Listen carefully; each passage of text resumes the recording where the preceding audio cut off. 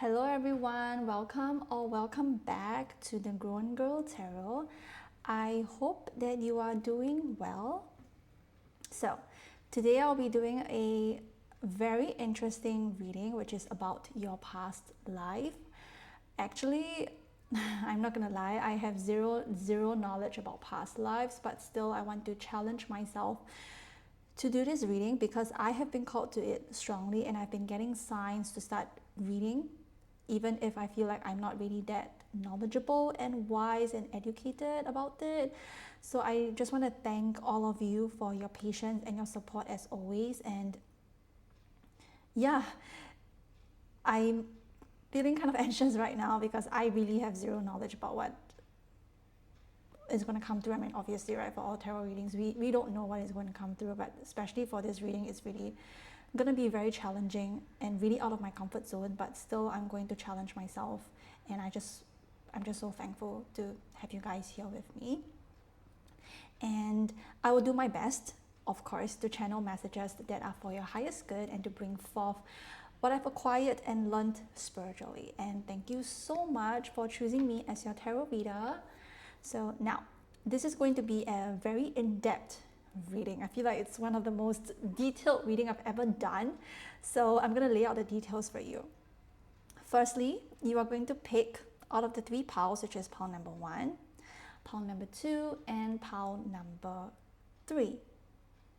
And after you pick your groups, we are going to look at a short energy check, right? And secondly, we are going to look at who were you in your past life, right? After the energy check, we'll just dive straight into the tarot. And thirdly, is it second or third? It's secondly, I think. We will see what qualities or traits that you have carried over to this lifetime using 1 tarot card and 1 oracle card. And thirdly, we will look at the gifts that you have carried over from your past life or past lives, also using tarot and oracle as well. And next, we will look at your desires, which is what your heart yearns that have yet to be fulfilled in your previous lifetimes that are meant to be accomplished in this lifetime. Again, using tarot and oracle cards as well. And finally, last but not least, we'll look at the Crystal Mandala Oracle from Elena Fairchild to see any final messages from you, either is it from your past life or either is it from unconditionally loving sources, whichever you believe in. And that concludes the entire reading. So yeah, so you have 3 cards for you to pick from. So this is pile number 1.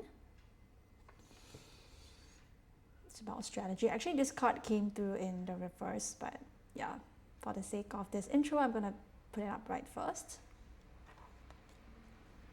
Next, we have pile number 2, which is the garden and the gate.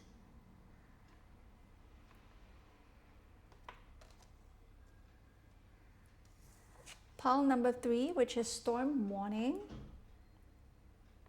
This card also came out in the reverse. So please choose your pile. I would actually suggest picking 1 because it's going to be a very, very detailed reading. But if you feel very, very drawn to more than 1, then you can listen to it all. You can choose like more than 1, or you can just, if you want to listen to all, then sure, so be it. And I totally welcome you here, right? And I really appreciate your time and your energy. I really do. Thank you so much for, even if you're just here for a few seconds, I'm already very thankful, okay? And know that I appreciate you all. So yeah, here are your piles, and please take your time. So I will see you in your reading, okay? And always remember that you have the free will, and always go with your intuition above anything else rather than rely on external sources. And you know yourself the best, okay? You know yourself the best, and trust your intuition. Trust yourself, please. Okay, so I'll see you in your piles. Bye. See you there. Hi, welcome back, pile number 1. So if you picked this card, then this is going to be your reading. I'll be starting with an energy check first. So if you would like to know more about the details on how this reading goes, do check out the intro, and please, please, please, please, please remember that this is a collective reading. Not all of the messages are going to resonate, and if it doesn't, please check out another pile or check out my other readings or check out other amazing tarot readers out there. Please take responsibility for yourself and listen with discernment. Always trust yourself first, okay? So let's get started. I talked about this card, which it actually came out in the reverse, which is the strategy card. And the first thing that I'm getting is that you could be very connected with your angels. You could have a strong connection with Archangel Michael, Archangel Raphael.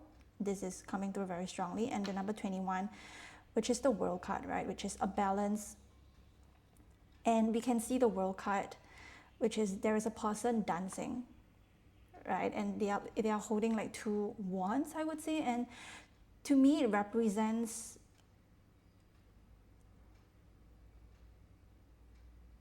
a uniting force within your feminine and your masculine energies, which is pretty obvious here, the 2 and the number 1, right? Which is the number 2 is the High Priestess, and the number 1 is the Magician card. So the unity of both feminine and masculine energy. So you could be very balanced in your feminine and your masculine energies, or you could be on your way to balancing both of these energies out. You could be understanding what it means for you to be feminine, what it means for you to be masculine. And please, I always need to make a disclaimer here that men and women, we both have feminine and masculine energies. Regardless of you identifying yourself as a man, as a male or a female, you have both.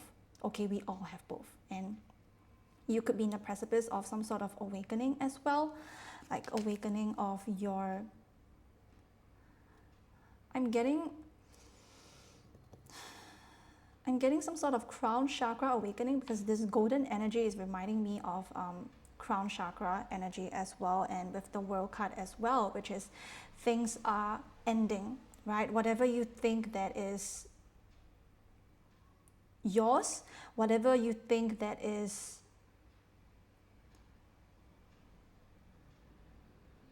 whatever it is that you have taken in from the matrix in itself, it is all ending already. And you are off to like a new state of consciousness, I would say. So, and the number 21, which adds up to 3, which is the Empress card, right? The Empress card is all about abundance. It's all about Venus energy as well. And I just feel such strong abundance coming in for you. You could be in a golden era of your life right now. You could be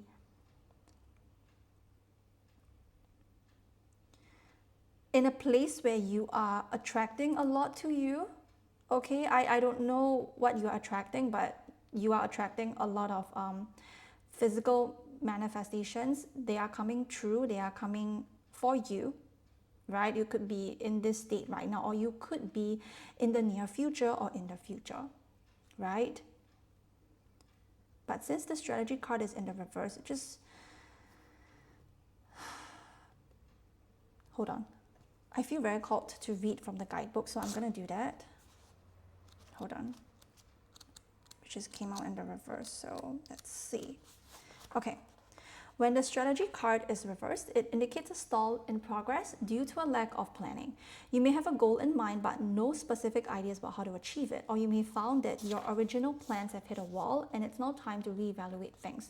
If this is the case, remember that the path of least resistance may be tempting, but it rarely leads anywhere new. Don't let the mundane task of life eat up all of your time and take you off course. Instead of floundering and wandering around in confusion, put some significant mental effort into starting or renewing a comprehensive plan of attack. This card reverse is wanting you to get out of the role of passive observer and become the author and director of your own destiny. Yes. Interesting. So it's also giving me the vibe of the Empress, but more of like in the reverse energy, which is like you have a lot of goals and plans, right? And you are birthing seeds in your mind, but at the same time, you are not really putting it into action, because the Empress card is all about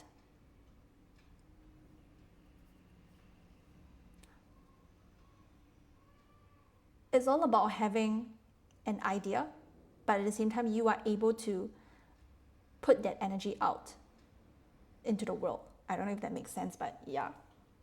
So you could be stuck in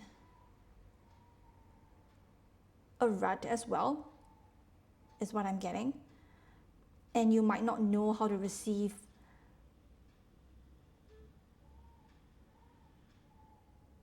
such huge abundance that is currently on your way, is also what I'm getting. There's another message here. You might resonate. I feel like there are multiple energies in this energy check, which why it can seem really all over the place.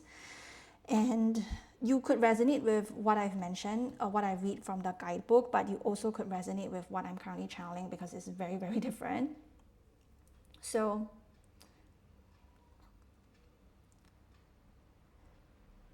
there is some sort of something that is stuck in your mind that you might not even recognize, or you have an idea that you want to do, but somehow it's hard for you to actually put it into plan, to put it in action. Just like what the card mentions, you could be too stuck in planning mode that you are unable to actually put out what it is out into the world. And I'm seeing the Emperor card in my third eye right now, so you could really struggle with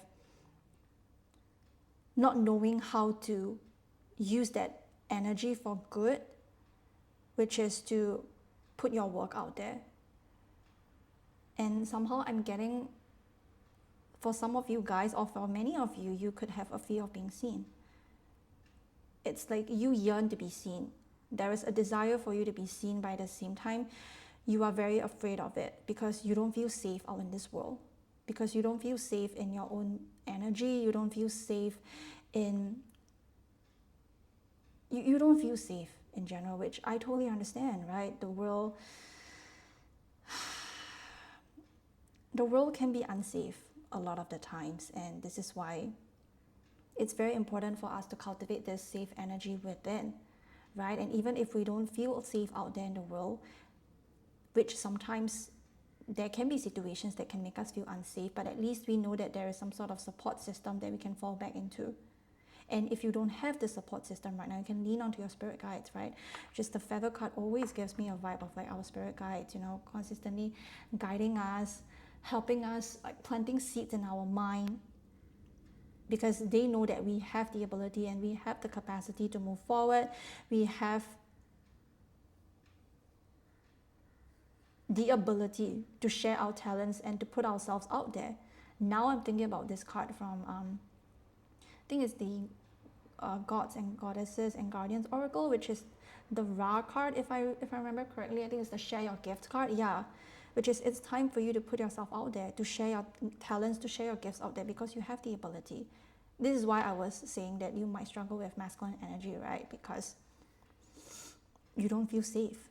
And feeling safe is necessary, is very important. Because if we don't feel safe, we are consistently stuck in survival mode, right? And it's very hard for us to be in the present moment. We are already in a survival mode. How can we even share our gifts, right?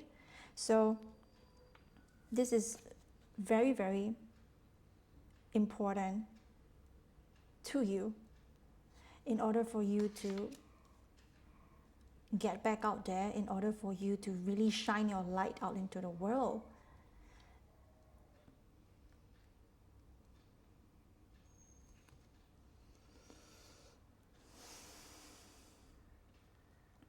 So, like I mentioned, with the World card, right, with the 2 and the 1 card, which is the masculine and the feminine energies, which is you are reuniting that within, or your guides are helping you to reunite these energies, or you are identifying what it means to have feminine energy, what it means to have masculine energies. I feel like understanding both these concepts are very, very important. And I'm getting another download, which is you could just be understanding them, but you are not really embodying their energy. This is why you feel very stuck right now, which is what is in the card, right? You feel stuck right now because you don't know how you are supposed to move forward. You don't know how you are supposed to get back out there. And this is understandable. I'm not shaming you, and this, like I said, this is your current energy, and you never have to feel ashamed because of it. You know, my eyes are towards the key here, and key reminds me of Archangel Michael.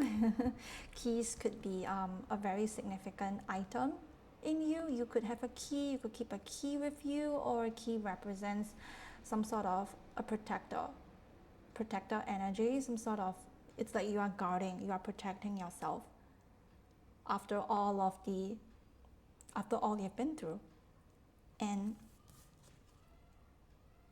this key doesn't look like it's turning. It's like the key is just stuck there and it's not willing to allow yourself to open up. So that could be your current energy. So your heart chakra could be blocked as well because of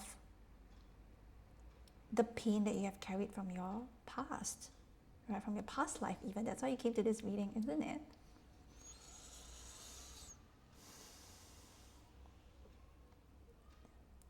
Your heart chakra, like I mentioned, could be blocked, right? You could be guarding yourself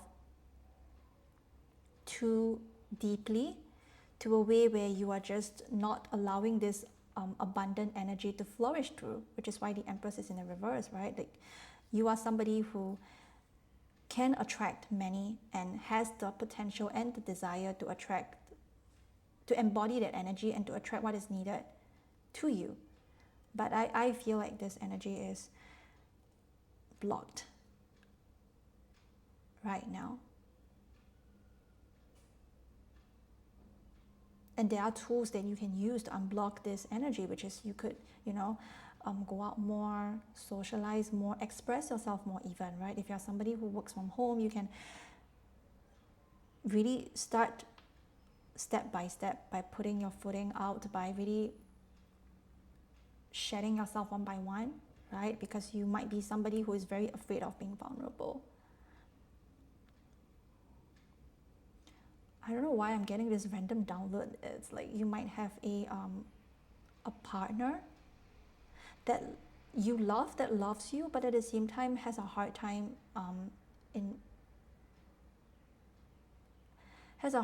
putting their walls down, has a hard time getting their defenses down because they are afraid of being vulnerable and you are afraid of being vulnerable. And if you do have a partner that you feel like, why are they not opening up to me?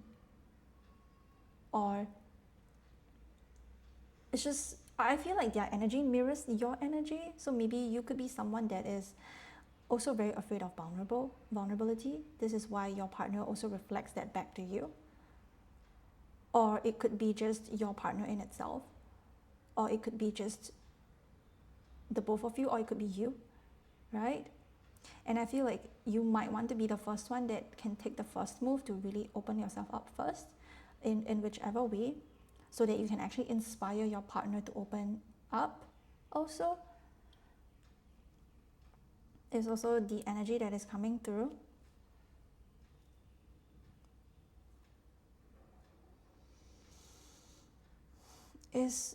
I'm hearing, if this is someone that you are very close to, if this is someone that you love, and they are a safe space for you to open yourself up, please do. And you can always be the one that make the first move. And I know it's hard, right? It's hard for me even just channeling these messages because I feel like it's something that I need to hear also. But if you feel safe in their arms when you're with them, do try to open yourself up first, because sometimes we gotta be the one that has to take the first step. Otherwise, the emotional depth, the emotional fulfillment that your heart craves and desires is not going to happen. And maybe you might wonder, why can't they be the one open themselves up first? Why do I need to be the one that open up first? I'm not saying that you have to open yourself up all at once, but at least show them that you can be vulnerable and they can be vulnerable too, right? By, for example, I don't know, maybe by sharing, I'm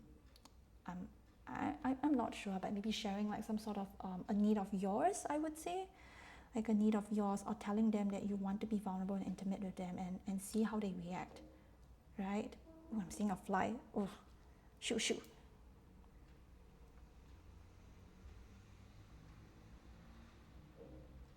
But yeah, it's just, you have so much unseen love and support all around you, but you might not recognize that they are encouraging you to move forward, right? They are encouraging you to open yourself up, to not put your defenses too high to the point where other people are not able to come in. And I understand that you are hurt, I understand that you're in pain, but if you are in a relationship, right, or if you're in an environment, or in with a friend, with somebody whom you know that you feel safe when you're with them, you can try to open yourself up. Try. I'm not saying that you have to go it all at once, but at least try. Okay? So yeah, that's the energy check that I have for you. I know that this can be a little bit messy, so please just take what it resonates for you. Okay, either you resonate with the guidebook that I've read or what I just channeled, and just go with your intuition. Okay. Yeah, we are done. So finally we are off to, who are you in your past life? Okay, so hold on. So we have the Queen of Pentacles in the reverse, Page of Wands in the reverse, and the Two of Wands in the reverse.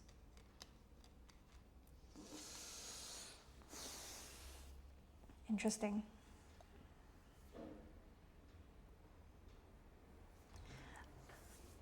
The first thing that I'm getting is that, because as you can see from all of the cards here, is the person here is static.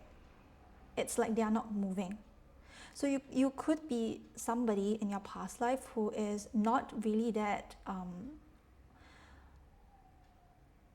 who is just very stuck in the comfort of their homes. That's what I want to say. You could have, okay, cool, thank you, Spirit. You could come from a wealthy family, right? You have everything. You have, your family can provide for you. But there is a yearning deep within for you to go out and explore. You want to explore the world. You want to go out and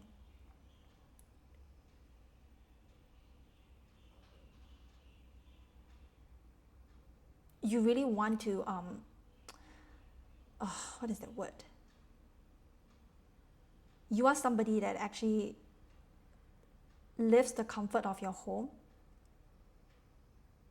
but at the same time, you don't want to just stay there forever. And I feel like that is who you were in your past life, which is,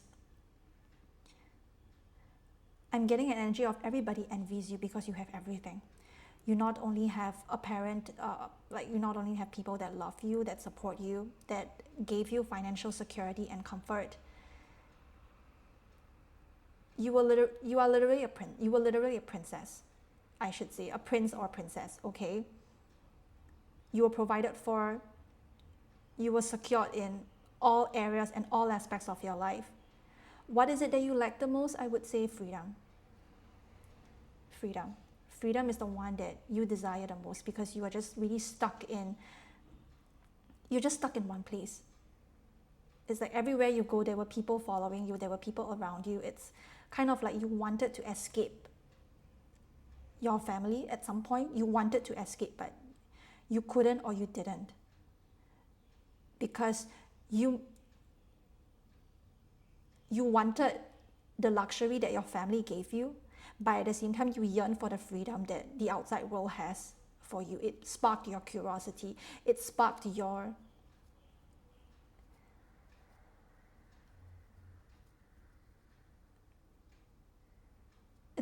adventurous kid, I would say, within you.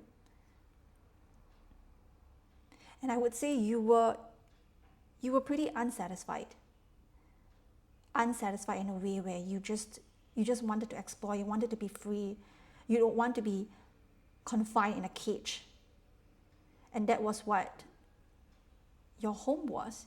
Even if you have everything, what was lacking was freedom.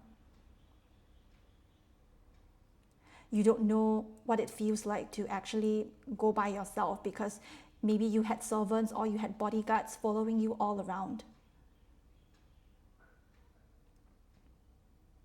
You just want to be alone, is what I'm getting. You wanted to explore the world alone. You wanted to just like get out of the confines of your family. But at the same time, you missed whatever it is that you had, because you thought that, oh, if I left this home, then I'm not going to get anything from my family. I'm not going to get the inheritance that my family is going to give me, or I'm not going to, experience the financial stability and comfort that I have. And I'm going to lose everything. I would say that you were very stuck in fear. It's like people around you fed you and told you that, hey, you were already living a very royal life. You are living in royalty, in a very wealthy family. What else could you even ask for? People couldn't understand you. They couldn't understand your debt. You have a strong desire to express and create and to really just forge out your own path yourself, even if that means, being misunderstood. But somehow, this wasn't a chance for you. Even if you wanted to, even if you told like the people around you, they think that you're just being silly. They think that, you should just be grateful for all that you have. And that you're already very lucky because you get to born into a very wealthy family. And I feel like there were many people envious of you. They think that you were just a spoiled brat, that you should be grateful for everything. But you still wanted to leave your home. They think that you are crazy. They made you out to be the bad guy. But I feel like your yearning, your deeper calling within is that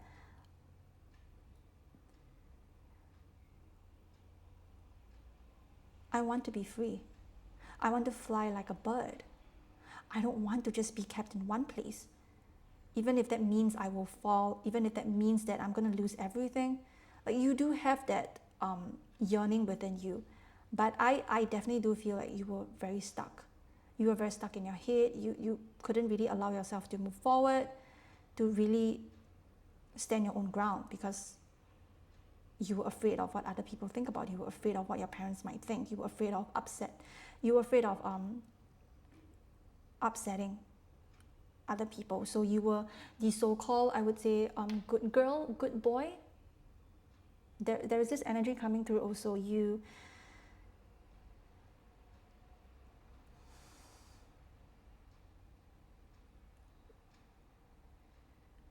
didn't want to defy your parents. You didn't want to defy your family. So you kept quiet, you stood still. Whatever your parents told you, you just listened. It kind of felt like I felt so restrictive channeling this energy, because there's so much for me to say, but it's very hard for me to put it into words, because that's the thing, isn't it? Is that you don't know how you want to say it, how you want to express yourself to other people, because they already think that you have everything. They just didn't understand you. Which, I'm not trying to put blame on those people, but because in different situations, we all have different perspectives and belief systems, and it's totally understandable for both of you guys, isn't it? But you just knew that there was something more out there in the world.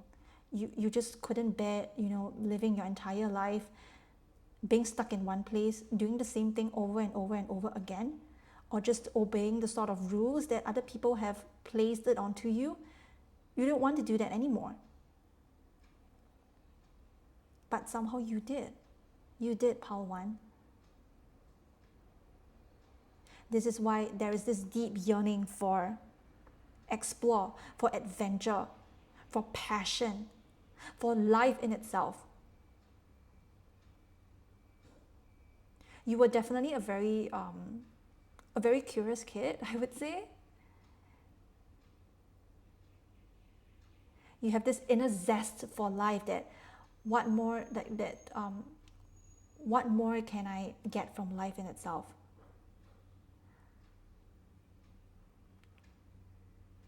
And you wonder.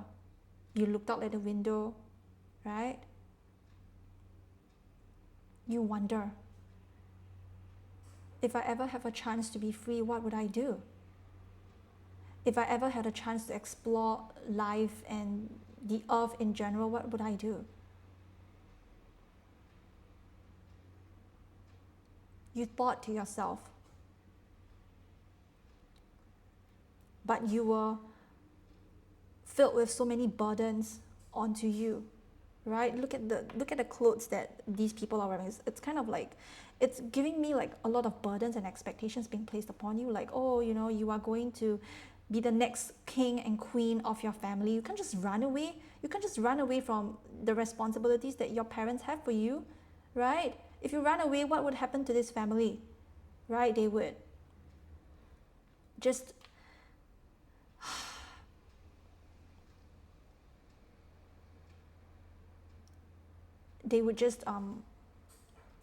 I don't want to use the word manipulate because that's kind of strong, but I would say they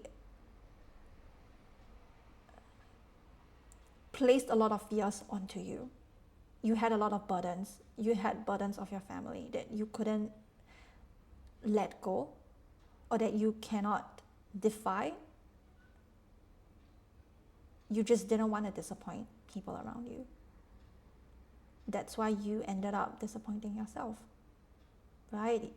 And I feel like, who were you in your past life? You definitely was somebody who were held in high regard. It's like people respected you and supported you, right? And they put you up on this pedestal because you are this king and queen of this family. You are this royalty, right? And no matter where you go, you receive just so much praise and just love and attention, I would even say that. But I feel like none of these things are what you want. You didn't just want to be settled and just, you know, be this king and queen. I feel like you didn't want to.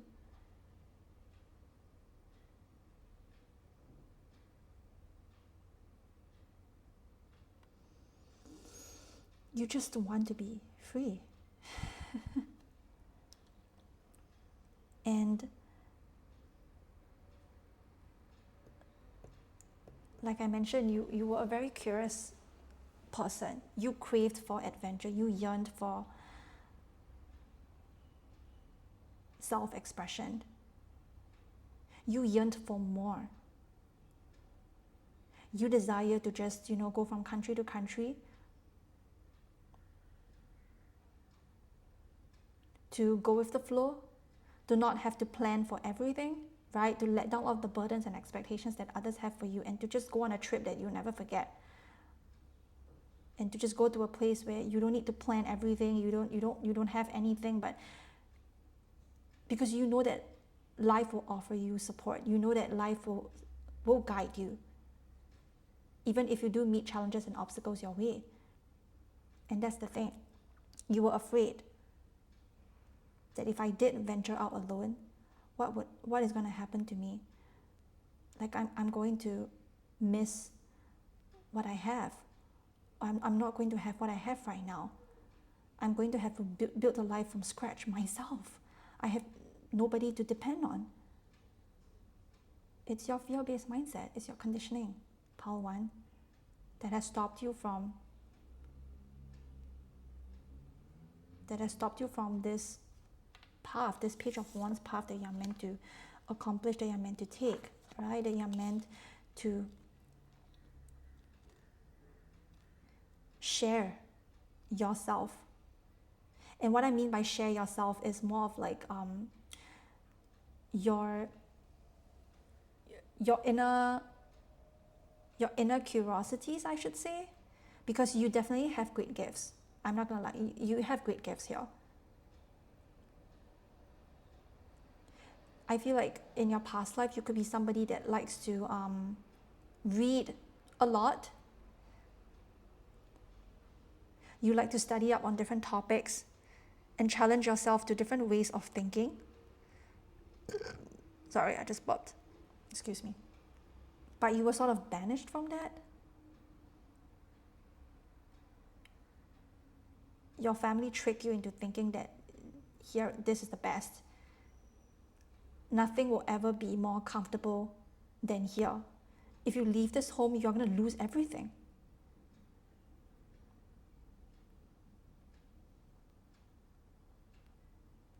You could be somebody that likes to participate in different types of, I'm getting poetry. So you could be really into poetry, you could be into painting, drawing, dancing, singing, some sort of creative talent that you have. And actually you are a very talented soul, you are a very talented being, that actually anywhere you go to, anywhere you went, you would have been successful, or honestly, you would have been successful. But what you lacked was courage.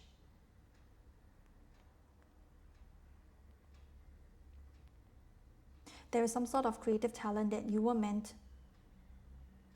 to share.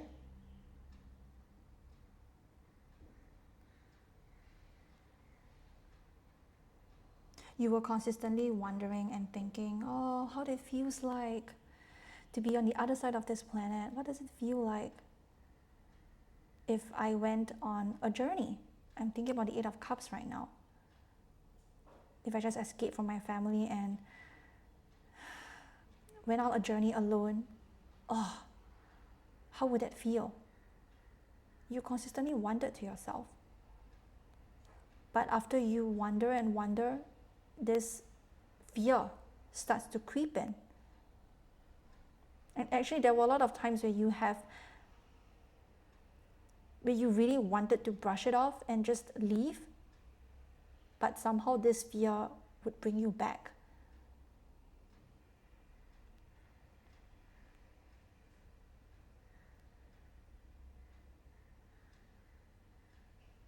And I feel like at some point in your life, you really hated what you were given, because this comes at the expense of yourself and you didn't want to. This comes at the expense of you sacrificing yourself, sacrificing your needs, sacrificing your personal freedom. And that is not what you want, isn't it? You have a very different way of thinking and a very rebellious way of how your life should be.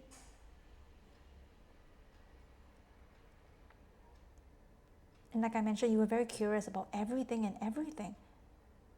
Anything you see that is just so new to you, you would just hit out and be like, oh my God, this is something new. I want to try this. I want to do that. I want to go for this. I want to go for that. But somehow your family will stop you. And they would say that, no, you need to do this. No, you can't try this. You're going to get hurt. Like, they would dismiss you, right? They would kind of think that you're just being childish, you're just being silly, you're just being naive. They would mock you, make you think that there's something wrong with you for pursuing your creative talents and for whatever it is that you have interest in. They just want you to do that single thing, whatever it is that they want you to do. Maybe maybe this is some sort of company, some sort of business that your family has. They passed it down to you, but you never wanted that. They never asked you what you want. They never cared for you. They only care about themselves. They only care about, their, what is that word? They only care about what is being passed down in the family line, like business, right? They never truly cared for you, I should say. And I know that this can be really hard to hear, in your past life. The ones that are supposed to take care of you, supposed to be the one that, understands you, but they are the ones that mock you and dismiss you and belittle you even, I would say. And that makes you, you have a love-hate relationship with your family. Because the love that you have, it actually comes from obligations. And the hate is that you just want to run away from them forever. You never want to come back again. And I understand how painful this is, Pile 1.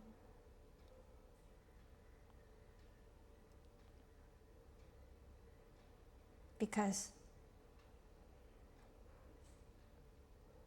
you have such an adventurous soul.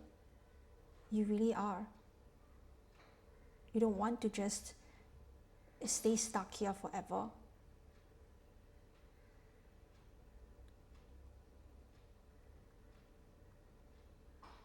You want to meet challenges head on.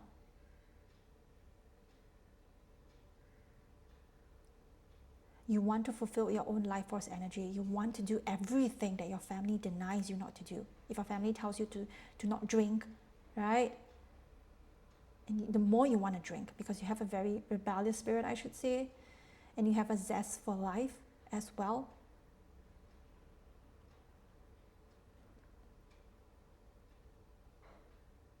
You are a very brave being in your past life. You were brave in a sense where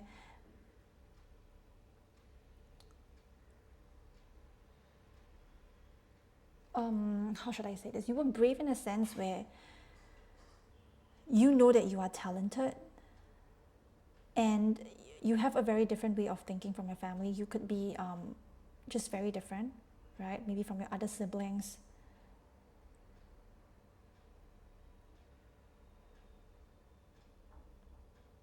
But because you were too different, and that's why your family wanted you to be the same like other people.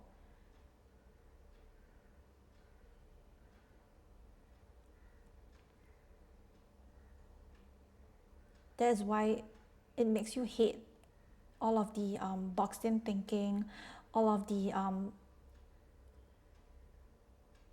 just so-called traditional beliefs that is being passed down, and you never believed in that.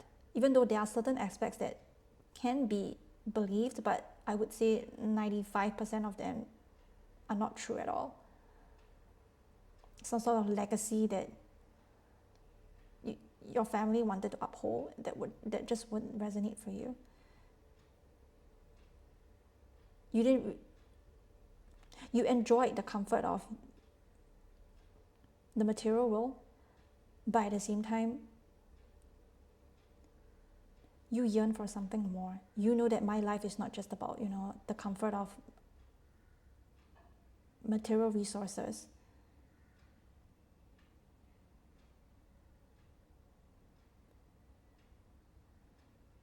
You were emotionally unfulfilled. You were not satisfied emotionally. The yearnings of your heart were being cancelled, I would say, again and again. This is why you have a love-hate relationship.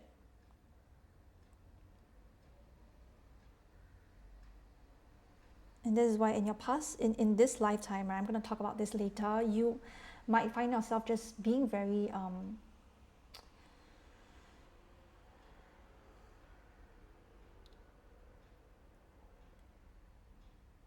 triggered when other people, place their expectations onto you or project all of their fears and insecurities onto you. For example, oh, you should be more of that. Oh, you should do this. Oh, you should do that. You really hated all of this because of one of your past lives. You felt so constrained. You felt so restrictive. I never want to do that again.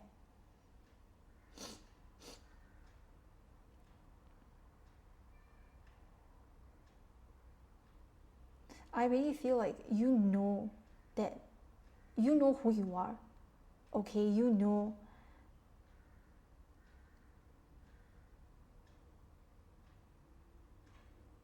that you're meant to create great change in this world, right? In that past life that you were, and that you can actually help people. you can trigger their thinking, their way of beliefs and how things work, but somehow it was very people were too afraid. Even if you did told them, they would say that you're just being ridiculous. That's why it left a scar in your heart. This is why you came into this lifetime right now, in this lifetime.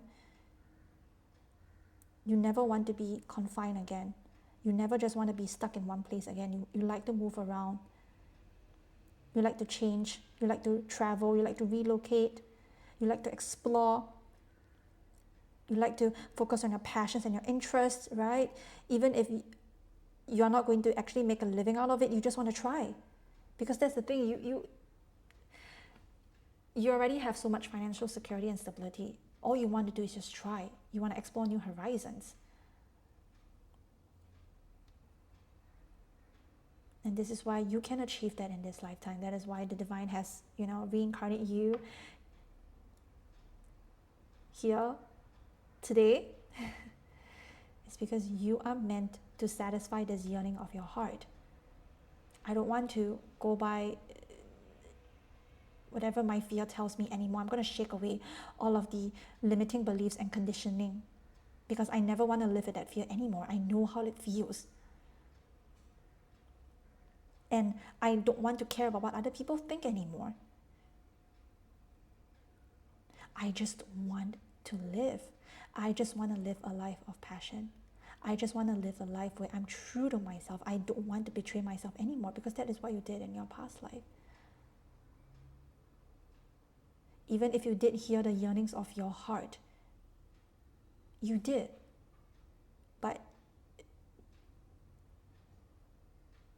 you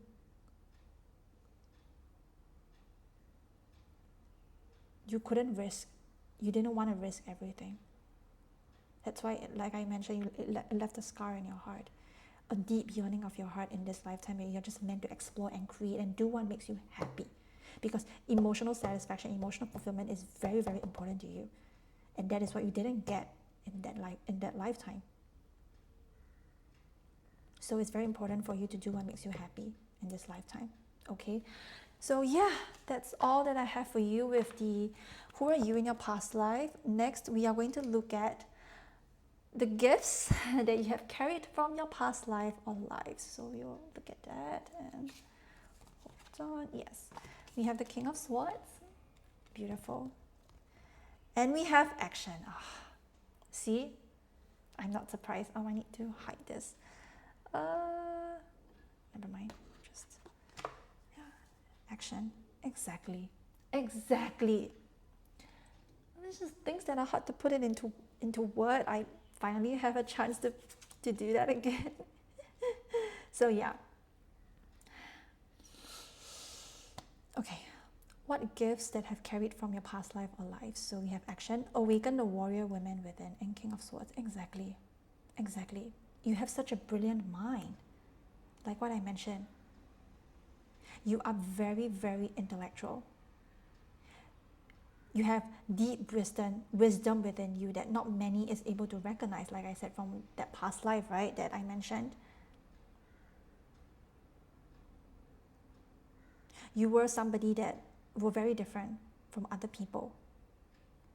You have a brilliant mind.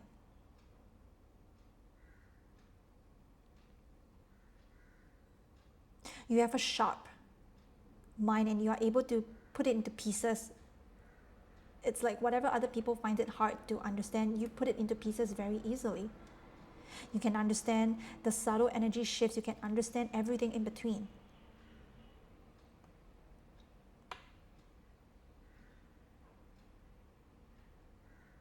And this is the gift that has brought you in this lifetime, which is you're able to open up your mind to new perspectives. You're not just stuck in one. You're not just like close-minded and all, or like you're just very ego-driven. No. You are very open-minded. You are very humble in a way where you are able to look at different perspectives, but at the same time still being able to stand in yourself and being able to inspire other people with what you believe in, right? This action card here, awaken the warrior women within. you definitely have this strong, fiery energy within. But this energy is stuck, right? It's hard for you to channel in that past life. This is why in this lifetime you are being given action. You are being given a strong will of persistence and resilience that whatever you set your mind to, you can always achieve them as long as you believe in yourself. What you set your mind to, you can do it. And the King of Swords gives me a vibe of somebody who is not only just intellectual in a sense where they have wisdom, but at the same time they awaken fully to their heart, which is they know that their heart is they know that their mind is supposed to be serving the heart. And that is what you have within you, the gift of intelligence, the gift of not allowing any people to tell you what to do or what not to do. You can stand by that beliefs in yourself. You know that whatever it is that you can achieve, you will, as long as you put your foot into it, right, the arrow, it will hit the dot right in the middle. You have a very, like I said, passionate force in itself for yourself, for the world in general, for your creativity, for your talents. You have such strong life force in it that is going to withhold you, that is going to stand by you, by your side.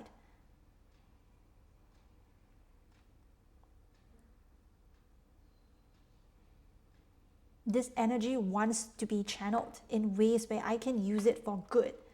I'm not using it for, destructive purposes. I'm using it to energize myself, to inspire other people, to challenge their ways of thinking, because you certainly do have the ability to trigger others, right? You certainly do have a very intimidating presence as well. It's also one of your gifts carried from your past life. Intimidating presence in a sense where whatever feelings that you have, you would always just, like, other people can see it very easily. You have it all on your face. And this is honestly, I would say it can be a great thing, but at the same time, it can also create a little bit of destruction, I would say. I mean, it's up to you, right, on how you use this energy.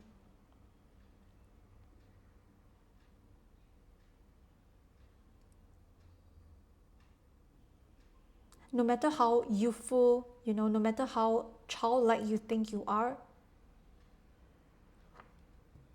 a warrior within. Okay? Not only do you have gifts and talents and a great intellect, a strong brain to fire you up, to help you,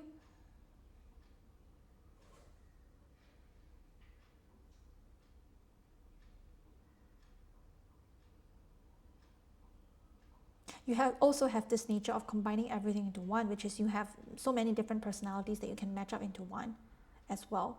It's like the King of Swords also gives me a vibe here, which is in different kinds of social situations, you are able to handle it very swiftly and effectively because you know which persona. I don't want to use the word persona because I feel like all of this is part of you. It all makes up who you are. But it's like you know what kind of face, I would say, to put it on who you want to face. Like different types of people, you have different types of faces, I should say. And different types of faces, maybe you have different kinds of makeup, or maybe you just have different self, I should say. Different types of personalities will come true. I mean, in Chinese, there is a saying called 见人说人话,见鬼说鬼话. It's the same thing, which is if you meet a person, you speak to them like a person. If you meet a ghost, then you will be like a ghost to them, right?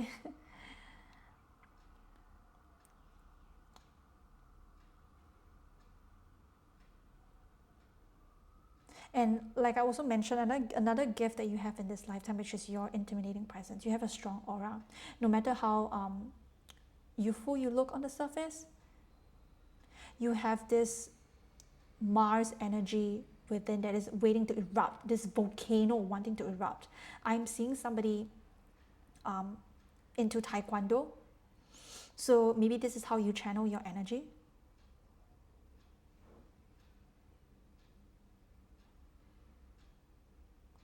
Your Mars energy is very, very strong. Aries energy is very, very strong.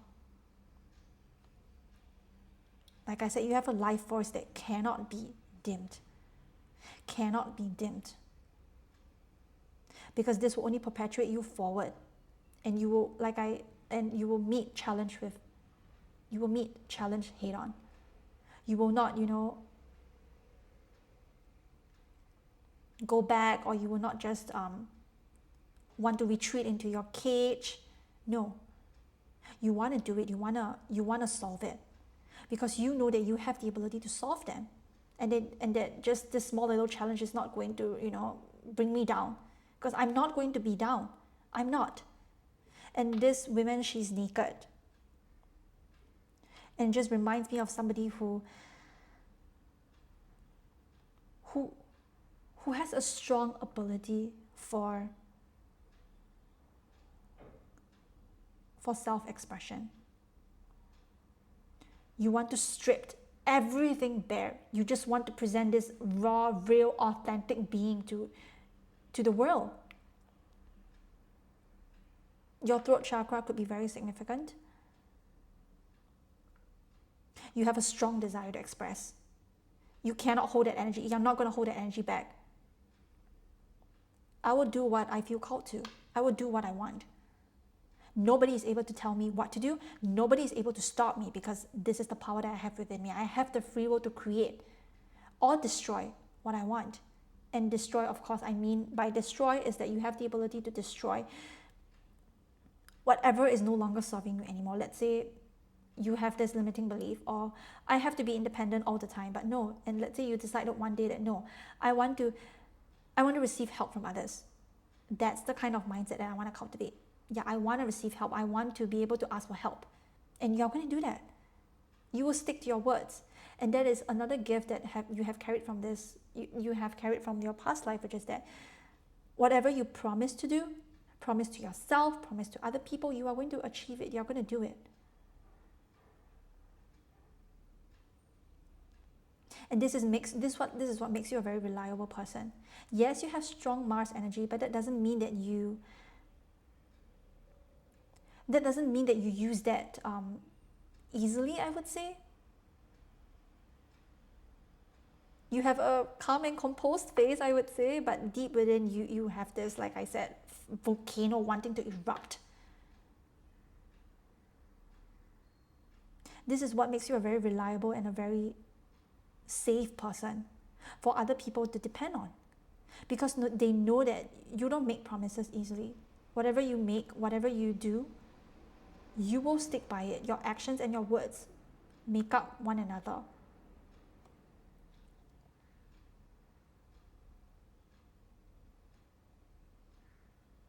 This is so beautiful, honestly. Yeah. A lot of the times we think that gifts are just like huge gifts, for example, psychic gifts and all, but sometimes really being able to have such a strong and sharp mind is also a huge gift. You can read between the lines. You can sense what is not being spoken.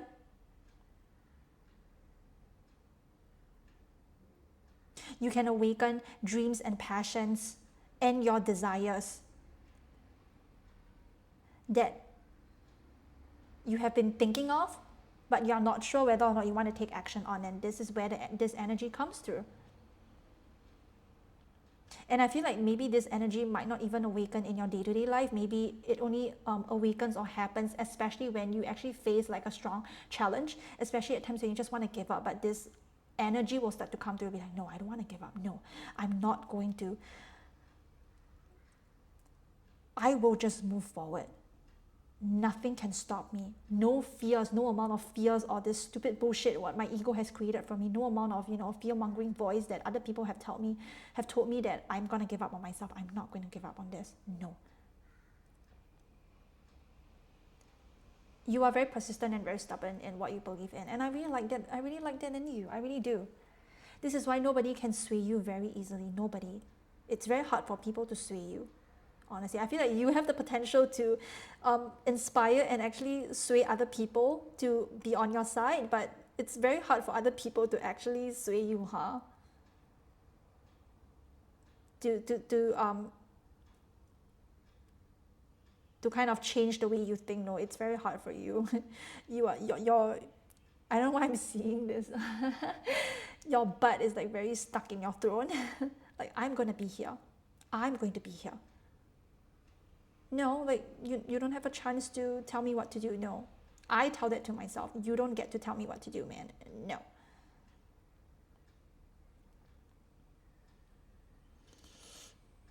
Really, if you haven't really realized this energy, this gift that is within you, maybe you can try it, right? Let's say there is something that you've been yearning. There's this idea that is being planted in your head that you want to do, right? That's something that you feel called to express. Can you try to do it? As you start to, take step by step, maybe this energy will start to uncover in itself, and you'll realize that, hey, I didn't realize how much power I have.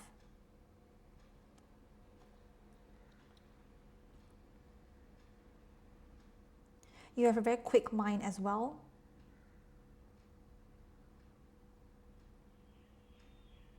You have a strong influence on other people's thinking. You have this, like I said, this gift it comes from your past life. That is because in that past life, nobody really understood you. But you brought that gift down, that different way of thinking, right? That out of the box thinking, that wisdom that you have learned from your past life, it's all being carried down to this lifetime. This is why sometimes you might say things that you don't even know that you don't even realize that you know what you're actually talking about. It can seem like, oh, like where did this actually come from? Like, how do I actually know this? It's from your past life. It's from your past life. This comes in a very maybe subtle way or in a very subconscious way, right? Maybe you're talking to other people and you can just subconsciously pick up on what is it that they are thinking, and they will be like, how did you know what I want to ask you? How did you know what I want to tell you, and all? You can just guess easily. And this guess comes from just being able to read other people's minds. Not in a way where you need to guess what other people is thinking, but you can just tune into their energy field, I should say. Don't underestimate this warrior energy. It can take you to great heights that you don't even recognize. It can make you open up to different worlds. For example, you pick up on things very easily. You learn pretty fast, right? Subjects that you are interested in, you can pick up on very easily. And what you see, you remember. This is why sometimes this can be, let's say if somebody hurt you, you may forgive, but you sure as hell will never forget. And I feel like that in turn can be it can serve as a reminder to you, right? To remind you to take the lessons.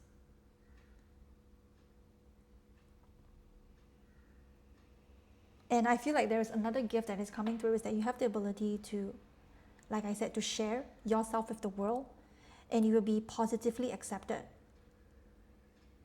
by the ones that are meant to accept you. You will be. Because you have had enough of, people judging you and all of that shit.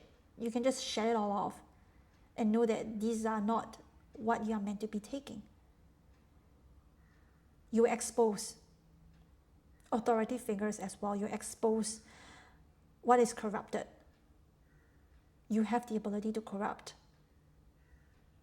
especially fear-based reality, especially the ones that use their power, they use their own status in order to control people. You are able to break, not only be able to break free from that, but you're able to expose them. Right? You're able to expose people.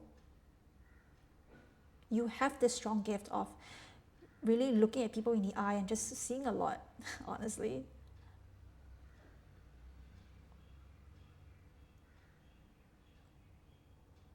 You can help other people break free from their own fears, but also from the matrix in general. And also, especially authoritative figures, like I mentioned, the ones that wants to control you and manipulate you and keep you in fear and keep you, doubting yourself, you are able to expose and see them as honestly as possible. One of your biggest gifts is you can hold the truth, and you're able to spread the truth out there despite whatever other people think.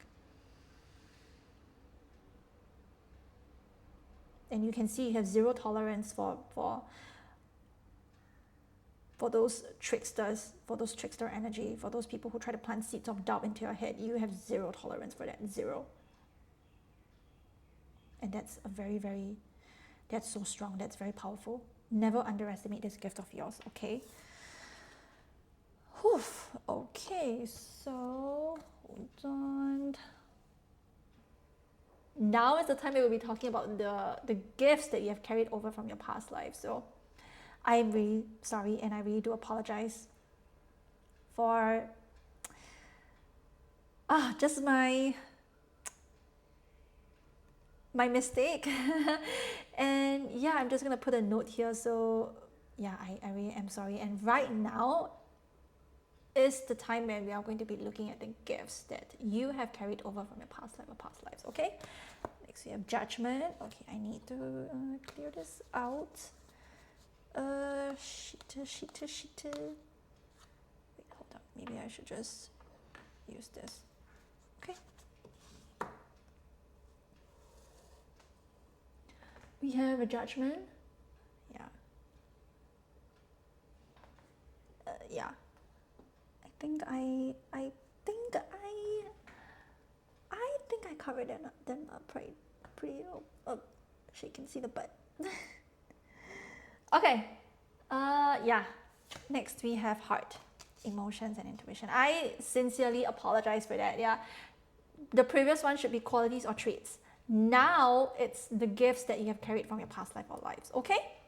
So, gifts that you have carried over from your past life or lives. So, for pile 1, gifts. It's the ability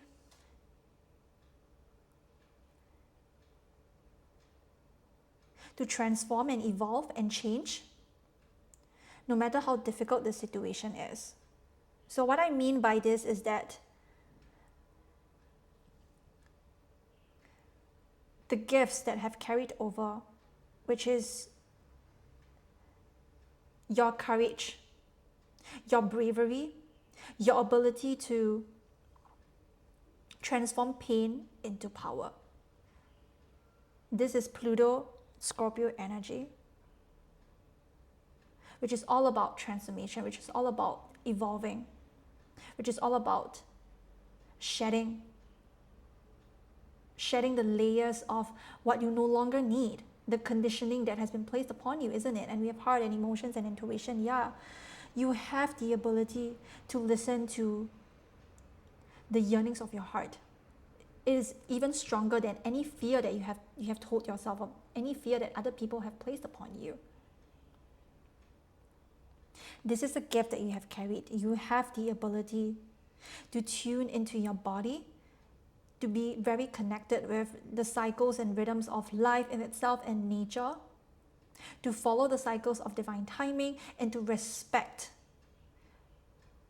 respecting yourself, respecting your heart, and respecting what is needed from you in order for you to evolve and transform. You have that gift within you. No matter how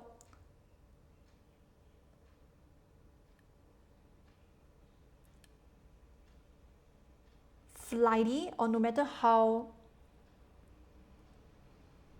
unbelievable things are, you have the ability to make any moment count. You can make any moment turning into your favor, is what I'm getting.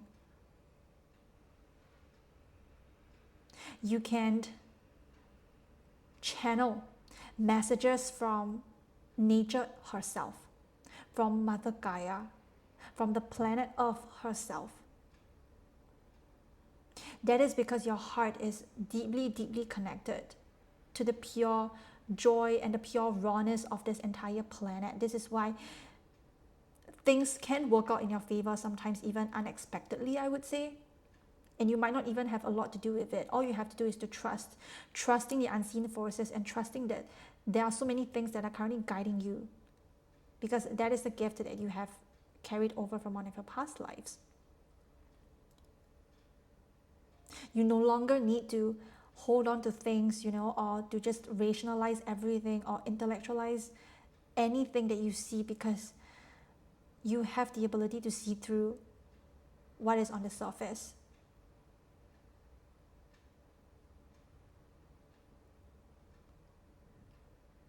And the ability to not just create, but destroy. Destroy anything that is not of unconditional love, anything that is not of for my highest good, anything that is not of the heart. You have the ability to destroy them and then create a new one. I'm seeing the Tower card in my mind's eye, right? Why does the Tower fall? It's because it's built on shaky foundations. It's built on shaky grounds. It's because you are not seeing things as they are. It's because you are living under a state of fear. You are living under a state of survival, out of lack, out of your fear-based mindset. That is why things have to crumble, not to destroy you, not to harm you, but in order for you to build an even more rooted one deep into the ground so that you are able to sustain them.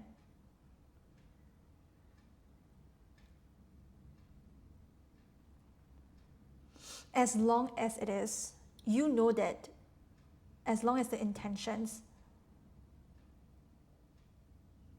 are for your own highest good and for the highest good of everybody,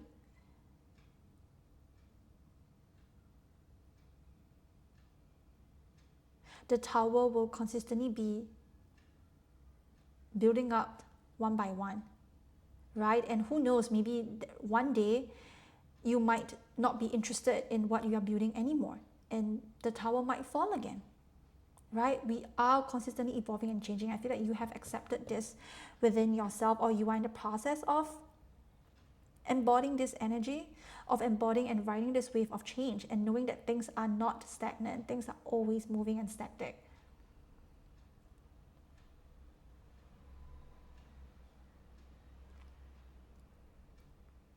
You have the power of the earth within you, is what I'm getting. You have the power to channel unconditionally loving messages, right? And channel, it doesn't have to be what I'm doing, right? It doesn't have to be divination and all, but it can be, let's say you are a Reiki healer, right? Let's say you are somebody that is into herbs, into candle making, so you use your hands to create something. Your hands are very powerful.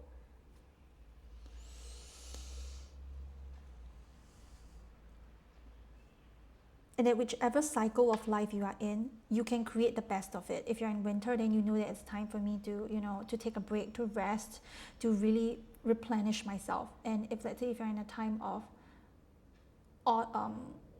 summer, right, then it's time for you to reap the rewards. I wouldn't say reap the rewards. I would say it's time for you to work hard, right? And maybe during autumn, it's when you start to reap the rewards, right?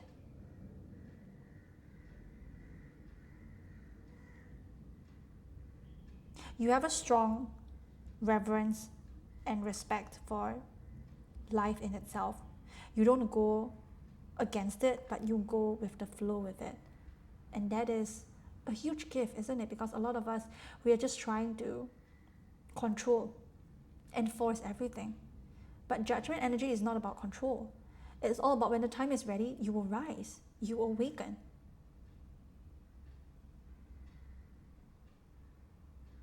It will start to reinvent itself. When they heard the trumpet call Archangel Gabriel, when he starts to,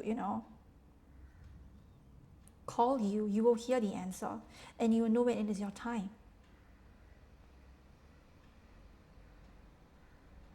And you will not try to destroy or dismiss any cycles that are not for you. For example, let's say you know that this is not the time for you, and let's say you have a friend, right? Maybe they are doing very great in their life right now, maybe you are struggling, but you will not try to be like, oh, but I'm struggling, right? You are doing so great right now, but what am I? I'm struggling, so I'm shitty and all. Like, no, you will not do that. You will respect that, hey, that is their time to shine, and I will have mine too. Is that you genuinely appreciate and allow other people to do their own thing, and not try to, oh, just because I'm going through a difficult cycle right now, it doesn't mean that other people need to be in a difficult cycle, because everybody has their time. That is a huge gift. And immediately with the heart and emotions and intuition card I'm getting, you could be someone who is a psychic. You have very strong connection to the earth, to the masculine forces and energy as well, is what I'm getting. Masculine energy and forces, what I mean is that in the 3D world, so it's that you have strong connections with financial stability, financial security, being able to be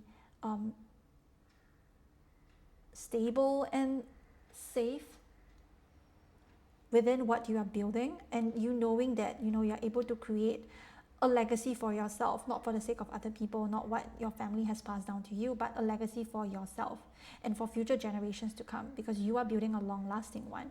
The tower doesn't break easily. The tower doesn't crumble easily unless this is something that has served you for a long time, and you want to change. You feel that this is not for you anymore, then yeah, the tower might crumble again, right? So this is a huge gift, a gift of creation and destruction according to your heart, according to your own intuition. You are able to help the earth by just sharing not only just yourself, but your gifts and your talents and your ideas, whatever it is. Because you respect planet Earth, you respect Mother Gaia, and you know that you will not do anything to harm her. This is why Mother Gaia is blessing you with so much abundance that is coming your way. The more you are connected to the roots, right? The more you are connected to your lower chakras, the more grounded, the more secure you are. You will not feel as lost, you will not feel as, dizzy, because you know that you have a place in this world. And I feel like Mother Gaia definitely, she wants to come through and wants to tell you that you definitely do deserve a place here. You deserve to have a place of support system that she's going to bless you with, right? And that financial security and stability is something that you never have to worry about, because the more you are connected to the yearnings of your heart, the more you are connected to your body, to what is being given to you naturally by the universe, God in itself, the more you are grateful and connected to the pure joy and pure rawness of everything on this planet, the more you're going to receive.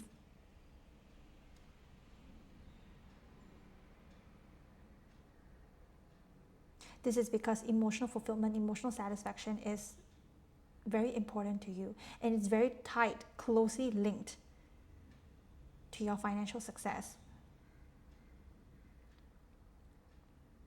And that your ability to initiate change in other people's lives as well is such a huge gift. People might see you as a tower. Like when you come into other people's lives, it might be a tower moment for them, because it's time for them to stop living in what has been created in their head, but more about like what is actually true to you, because you bring meaningful and authentic life to other people. You show other people that there can be a different way of living. You don't have to just go according to what is being told. You go against the grain. Even if you just stay at home for, I don't know, maybe for a month, and you are perfectly okay. And if you are just working from home, you are totally okay with that. And you are all for the simple pleasures and joys in life. Even a good weather can make you feel so happy for days. Even a smile from a stranger can make you just feel so alive. And a kind gesture from others can make you appreciate the world in general more. And that is what you are being led to. More curiosity, more generosity into your life.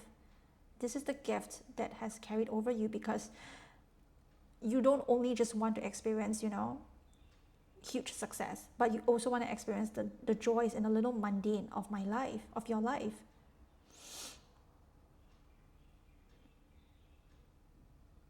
And when it's time for you to get out of your comfort zone, you heed that call.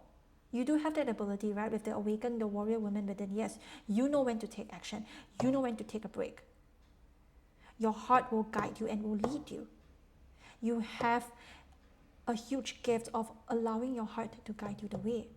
Because that is a very gift, Do you know how many people living here, living on this planet, their heart is very closed off, or they don't have a deep connection with their heart, but you have. You have. And you have this ability to also inspire and awaken other people's hearts as well. That is your power. That is your gift. The more you allow yourself to move forward and you guide your heart to guide you towards unconditional love, nothing can ever stop you. Nothing and nobody will be able to stop you, because you know that this is right for me. This path is right for me. This challenge or this lesson, it is meant for me. It's here for me to teach me something. And that my body is not here to harm me. My intuition is not here to lead me astray. It wants the best for me. You have a strong and powerful intuition that you must listen to. You must heed that call. You must listen to yourself. You must allow yourself to awaken first, consciously. And you have that gift. I will be surprised though if you are not yet already awakened to what is around you,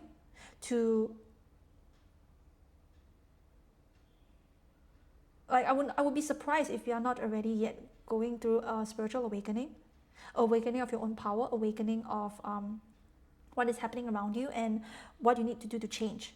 Because you certainly have a strong ability to change and evolve. It's like people meet you, like maybe they meet you for this first time, and maybe they meet you for, let's say they meet you maybe the next month or next week, and you are changing, you changed again.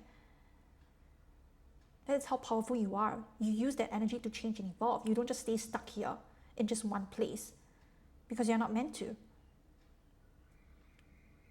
This gift of love, this gift of kindness as well within your heart is so freaking powerful that you don't even realize how much it can actually affect other people. Honestly, you affect people just by your presence, because you are so real, you're so raw, you're so unfiltered.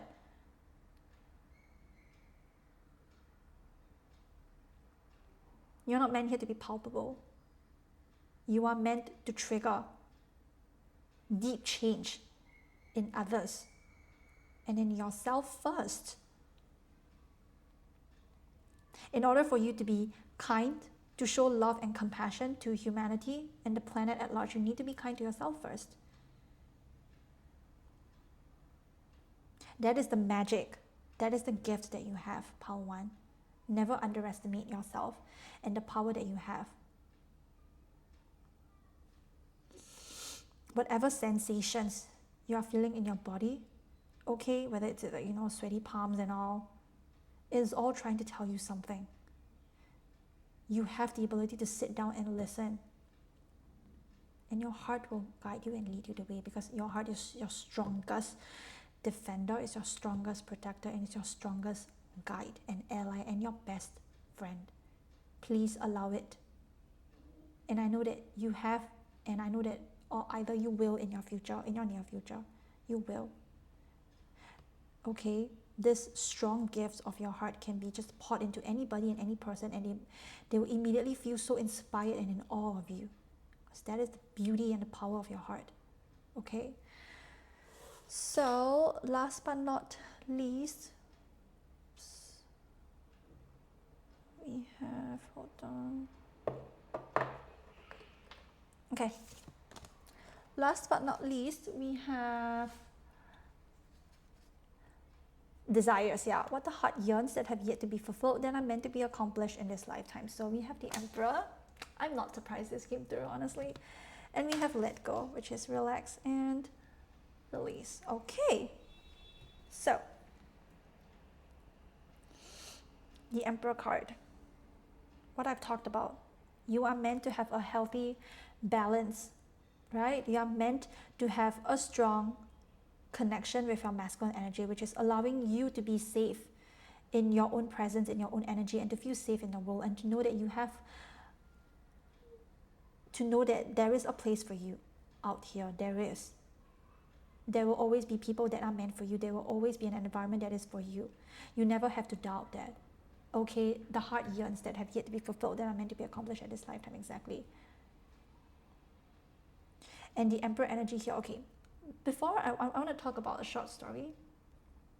For me, when I first get to know the Emperor, I didn't like the Emperor card. I really didn't. I wouldn't say I hated the Emperor card, but I just didn't have a good connection with it. I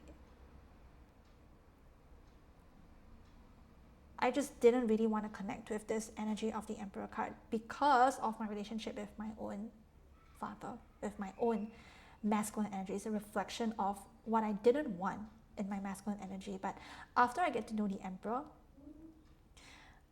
I realized that it is a reflection of how we feel about, our parents, our father, right? The masculine energies in our life, not just our father, but the authority figures that we have met, that we have been through. And yes, right, the father figures in our life that I've met, they are not, they operate in a very unhealthy and toxic masculinity, right? And this is not to shame like the Emperor energy and all, but it's just to recognize. And that's the reason why I have a hard time with my divine masculine energy, myself personally too.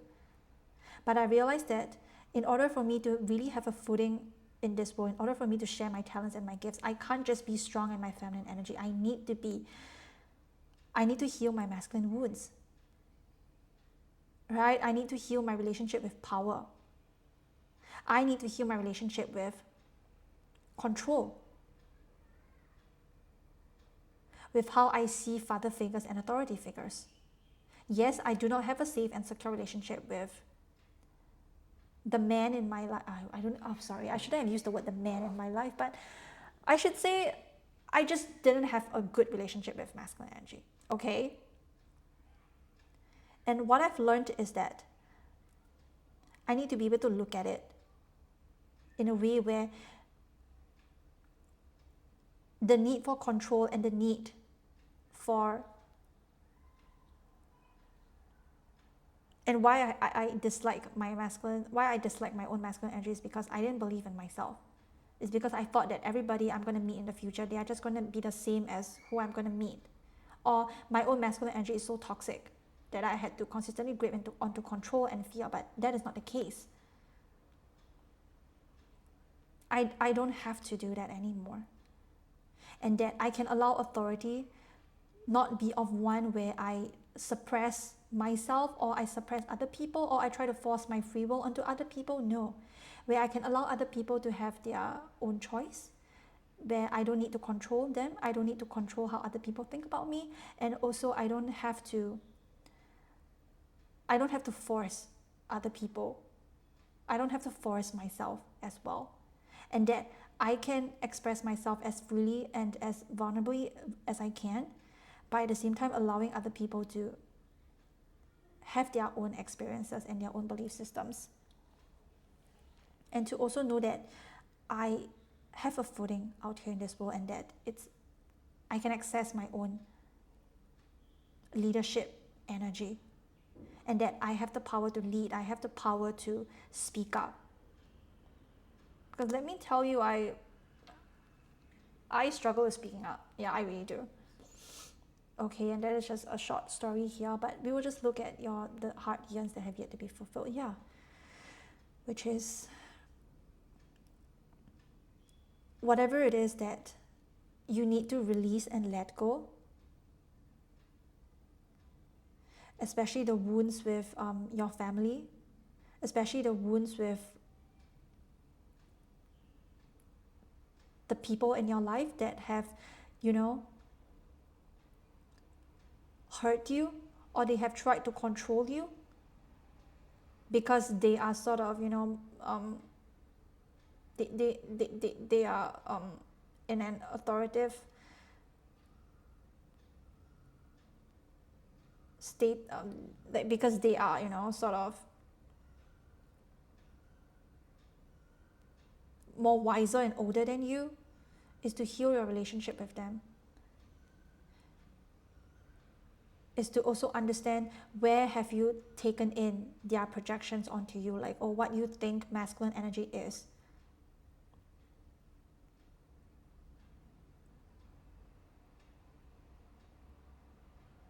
Letting go of struggles with power as well, and knowing that power can be a way where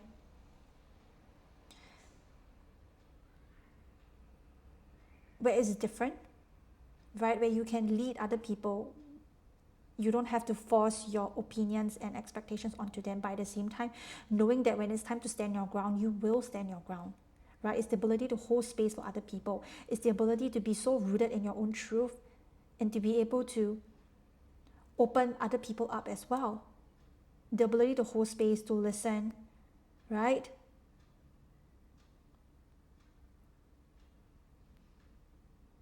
To not immediately let your ego get in the way, right? The superiority that you might feel, that, oh, just because this person has spoken up, it doesn't mean that they want to challenge you in your authority. No, right? And just because other people have offered a different perspective, it doesn't mean that your perspective is worse or better than them. No one is worse or better than you. No one. Everyone is great and best at what they do. And the most important thing is that you have to look into your own toxicity, especially in terms of your masculine energies, and also the masculine figures in your life that you have seen and you don't want to adapt, like you don't want to take in. You think that it's very toxic and you don't want to be like them. Write it all down, journal it down. Develop a healthy relationship with your power as well, your ability to make a place out there for you.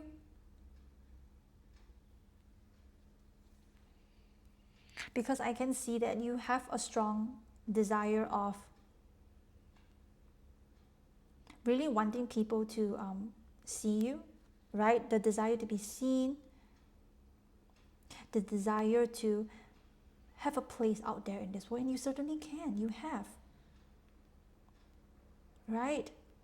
To be able to use your own talents and gifts to inspire other people, you certainly do. This is what your heart yearns. And you certainly can build a future, right? A life where you don't need to succumb to other people, where you don't need to just be like everybody else that tells you what you need to do or what you need to be.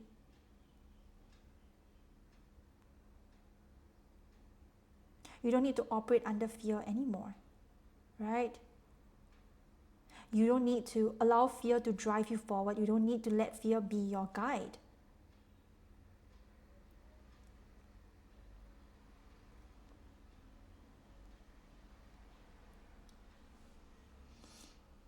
Because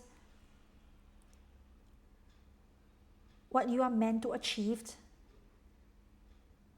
and what you are meant to be accomplished in this lifetime is building a legacy for yourself.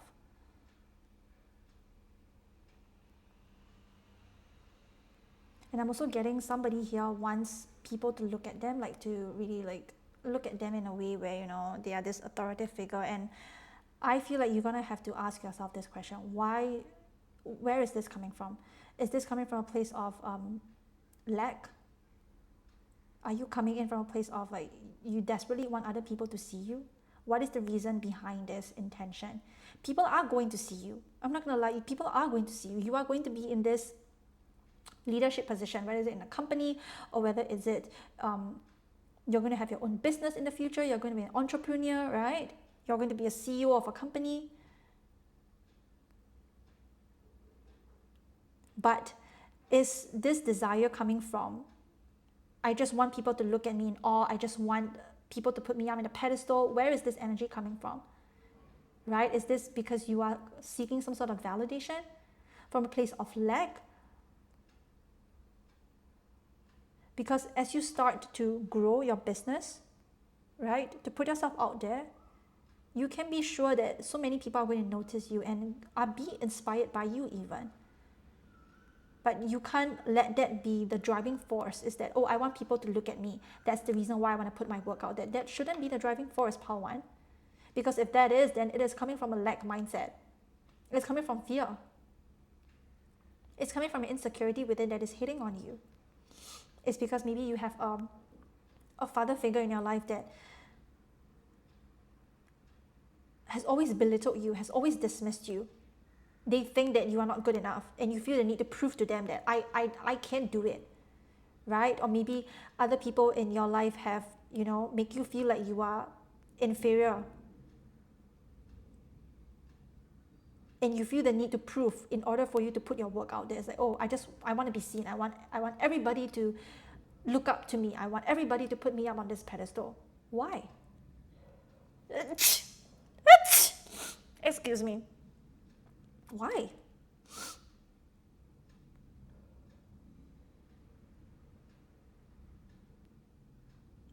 What is the driving force here? Right? So what does your heart really yearns? Your heart really yearns to be a balance between the feminine and the masculine energies, and knowing that the emperor can be devoted to the feminine, right? Can be devoted to my heart. Listen to my heart first. And whatever it is that my heart is calling me to do, I can put it out there. I can share more of myself with the world. I can be vulnerable knowing that my own masculine energy can protect me, can sustain me. Right? This is what your heart yearns. Your heart yearns for safety, for security as well within yourself. Because I can see this yearning of wanting to shine, wanting to, put yourself out there, wanting to create a legacy for yourself. But you can't just be putting your footing out there without your masculine trusting in your family, like vice versa, without trust from both sides. Because if the feminine can't be sure that the masculine can protect her, how can the feminine shine? Right? How can the feminine share her gifts?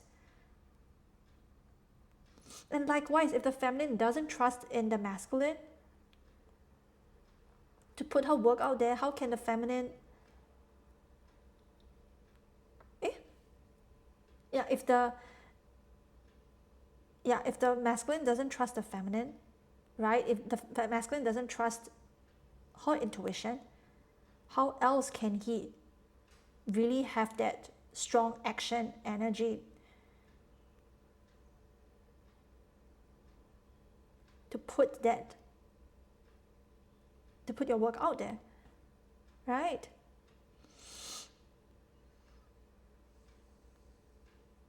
It all goes both ways. You can't just be putting your work out there and expecting trust from both sides when you haven't even done that inner work, because I can see that there are a lot of unhealed wounds. Your heart yearns for such strong connection, not only to the sky but to the ground, right? Mountains talks about unshakable strength and persistence and resilience. Is that no matter what you face, you know that you can continue persevering. Like, I have strong levels of endurance. I can do it.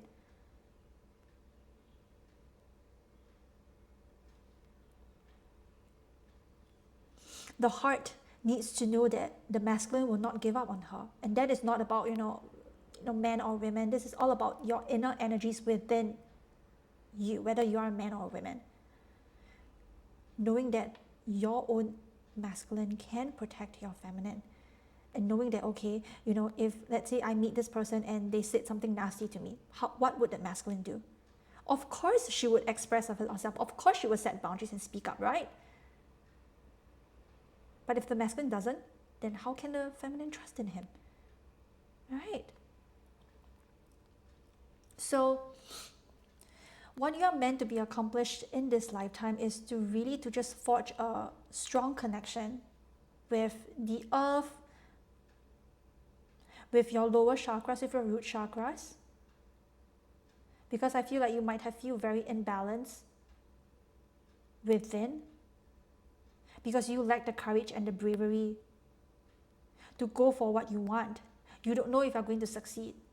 But even if you, in the end, if you don't succeed, can I actually take this as a learning point? Can I take this as a stepping stone, as a lesson?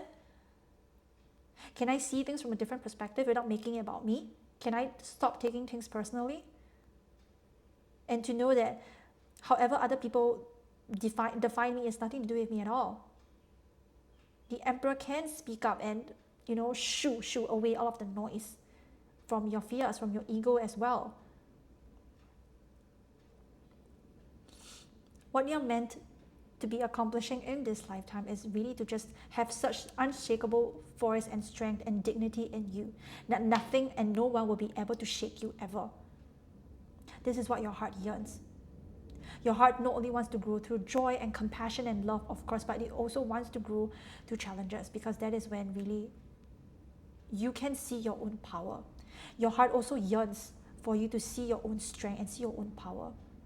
And to know that a challenge, no matter how big or small that my fears have created it to be, I have the ability to manage it. I can tackle it.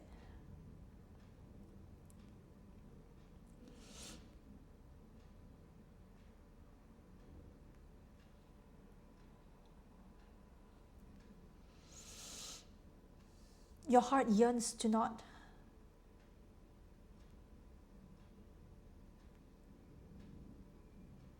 Your heart yearns to really just believe in yourself, really. And to let go of all of the woundings, especially with what is being passed down onto you, or what should you do? What do you need to behave? Or I need to hide away all of my emotions. No. I can be emotionally open and consistent, but at the same time, I can also be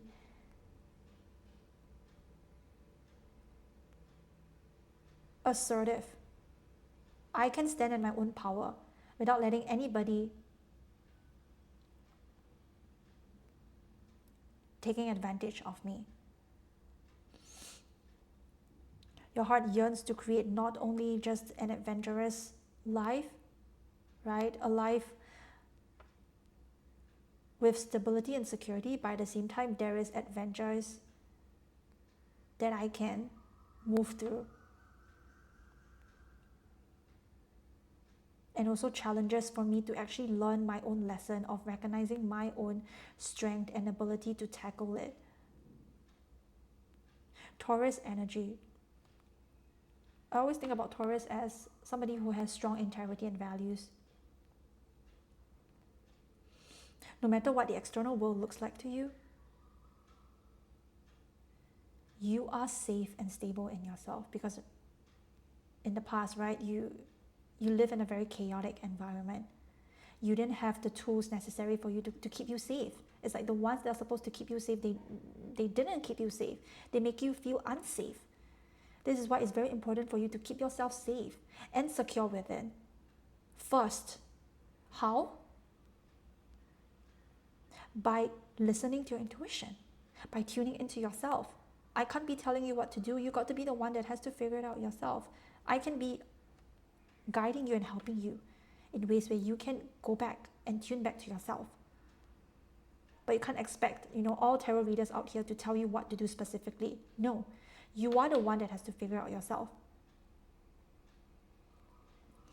Your values and integrity should be strong than any other influence that other people has on you. Values that tells you that, money is more important. You have to sacrifice your values for money. As long as I tolerate this person, they are going to give me a huge sum of money and yeah. Do you want to? Do you want to live in a misery where you're consistently tormented by this person just for the sake of earning money?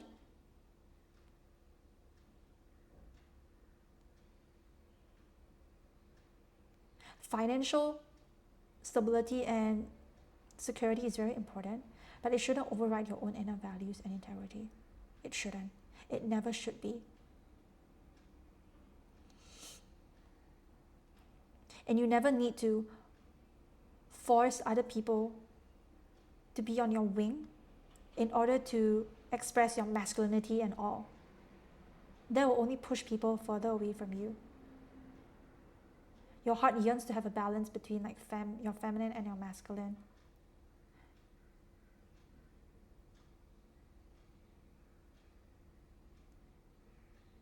It yearns to fulfill all areas and all aspects of your life. To regain your passion for life in itself. To know that passion can be a driving force. Whatever interests me, I will do it. I will do what my heart tells me to do. I will listen to my heart and surrender to my heart unconditionally. That's what your heart yearns to accomplish in this lifetime. I want to live a heart-fulfilling life. Heart, H-E-A-R-T. I want to live a soul, heart and soul life.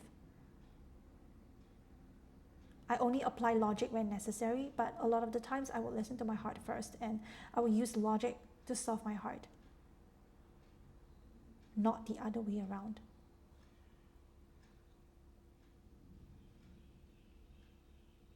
Okay? So, yeah, I really hope that this reading was great, I should say, because I definitely do stumble upon my words, and I just want to say thank you so much for being patient and for being here. Lastly, finally, we'll take guidance from the Crystal Mandala Oracle to see any final messages either from your past life or from any unconditionally loving sources in whichever you believe in. Okay? Your time to shine. Wow, I love this so freaking much. And you have the angel number 33, so yes. Okay, let's read the Crystal Mandala Oracle, which is your time to shine. Ascended Master Helios and Citrine. Okay. We bring you the blessing of your time to shine. On the divine path, you gain empowerment through surrender and alignment with divine consciousness greater than your own.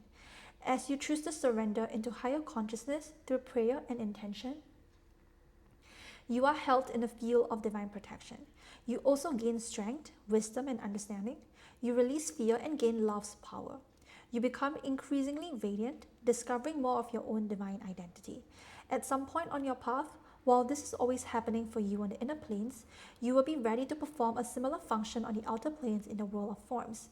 This is when you will be asked to bravely shine your light to help those in need, perhaps lost or in darkness of some sort in the physical world. Exactly. It's like your purpose here is to really help to shine a light, to shine brightly upon the things that matters the most to you, the ones that have been swept under the rug. You are meant to shine a light on these matters and to trigger other people's thinking in a way where they can start to awaken. Yes, that's the power.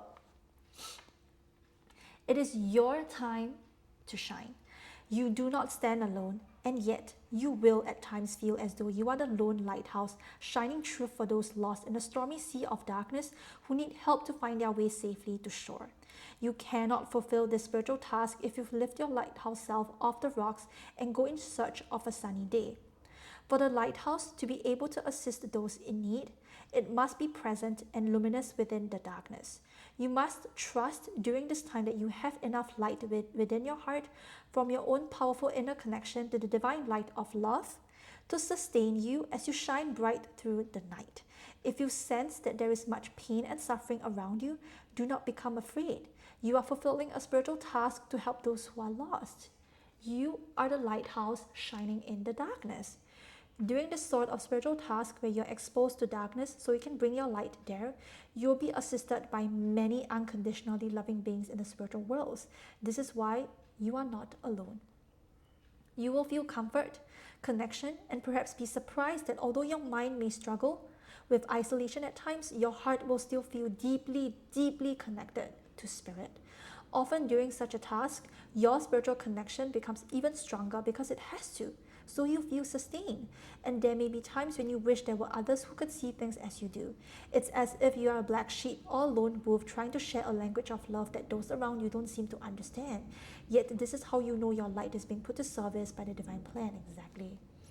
Just like what I was talking about in one of your past lives, right? Where you want to express yourself to other people, but you find it so hard to do so because there are nobody that can understand you.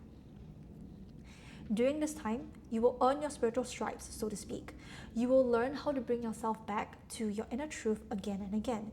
You will be the man on the ground, while spiritual headquarters keep an eye on what's happening in the divine playground, which sometimes feels more like a battlefield of Mother Earth. You will be strengthened and guided by the divine as you offer yourself as a powerful player for the team of love to manifest its helping hand in the world. You must acknowledge not only how much you are supported, but also your own courage, commitment, conviction to be able to take on this task. It means a lot to many hearts. Your work has value and your dedication is noted by the spiritual worlds. In fact, you were chosen for this task because of the compassion, love, brightness, and power of your spirit. I was getting this energy that you are a chosen one. You are definitely a chosen one. There will be a time when the way you self-love will change. The divine baton in the sacred relay of healer souls helping others in the world will pass from your soul to the next in line to fulfill this sacred task. Your divine task will change and the experience of life shall also. I was thinking about this, right? About the tower moment, right? It's that, yes, you are building a stable and secure foundation and it will grow and grow and grow. But there will be a time when it's going to come when the tower is going to fumble again, not because it is here to destroy you, but because maybe you want to try out something new again, right? That's when the tower will break open again because maybe you are not interested in what you're building anymore. Maybe you are meant to try out something new. That's why the tower will fall again, right? Yeah, I was getting that energy.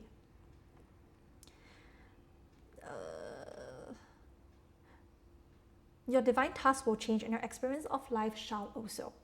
Whether you think of yourself as a healer or not, know that at a deep and true level, your light, your attitude, your strength and heart are an inspiration to many. I was getting that, right? It's that your heart is so freaking powerful. Your heart is a light to so many people. The amount of love you bring to other people, oh my God. I swear to God, you have no idea. You really have no idea how much you're going to inspire so many people. Yeah. Know that you have the power of love and light within you. Even if you feel the waves of the storm wash over you at times and you yearn for the end of the dark night, for the rising of the sun to mark the dawn of your new day, the power of that sun shines true and constant in you always. It is only a matter of time before the night becomes the dawn, and whilst you and others are in the darkness before that dawn, your light is shining bright. I was getting this. You are meant to shine. Yes, to summarize everything, you are meant to shine. Right? This is why you have to start to heal the wounds, especially in terms of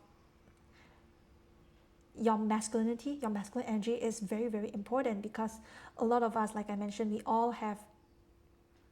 don't have a good connection with our masculine energy, right? We tend to push it away, right? And we tend to operate in a very unhealthy way. This is why the divine masculine is asking of you to awaken, right? To speak to it within your masculine energy, right? It's time to get rooted in your own truths to be able to understand why you operate the way you operate, what what have you been taking in from society or from the authority figures in your life.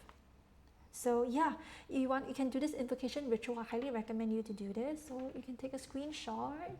Let's see. Yeah, you can take a screenshot. Next. Okay, so yeah. Oh my god, so that's all that I have for you today. Wow, that is really a strong an in-depth reading that I've ever done. Yeah, I think it's my first time in my entire life where I've done such deep in-depth readings, and I really hope that they are helpful. And I truly do apologize for their mix-up, which is I'm gonna write it down and I'm gonna label it so that you guys don't get messed up, and I really apologize for that. And just thank you so much for having so much patience with me, and right, for accepting me for who I am, right? And even if my English language is not really that great, I really hope that the underlying message is the most important. As long as you understand me, it doesn't matter how I come across, it doesn't matter how broken my English is. And yeah, thank you so much for your support, and thank you so much for your patience, and thank you so much to my the universe and spiritual team and my guides and your spiritual team for allowing me to channel messages for you. I'm forever grateful and thankful for that. And if you're interested, you can check out my podcast, which is Life by Pen by Podcast, on Apple Podcasts and Spotify. You can check them out. You can check out my blog, hiitspamela.substack.com, if you're interested in reading a lot of the nonsensical things that I have. But yeah, thank you so much for being here, and I really appreciate you, and I'll see you guys in my next reading. Bye! Hi! Welcome back, pile number 2. So if you picked this card, then this is going to be your reading for today. I will be starting with an energy check first. So if you'd like to know more about the details on how this reading goes, do check out the intro. And always remember that this is a collective reading. Not all messages are going to resonate, and if it doesn't, check out another pile, or check out my other readings, or check out other amazing tarot readers out there. And please take responsibility for yourself and listen with discernment. So let's get started. Interestingly, 2 cards came through for this energy check, so I went ahead with it and I used this for the intro. And actually the card that came through was, we have Daughter Romance.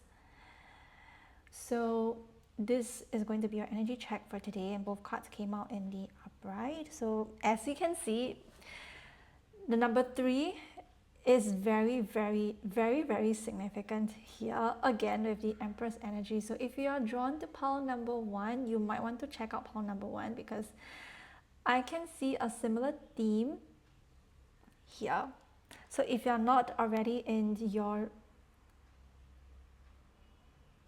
abundant season in your life, then you will soon be opening up yourself to either a new relationship, a new romance, right, which is pretty obvious here, or either a new future with endless possibilities for you. So I see here the Garden and the Gate, and the Daughter Romance is that I feel this as a very royalty kind of an energy, right? So you could come from a family that you could either come from a wealthy family, or it could come from a family that has provided for you materially. So you have a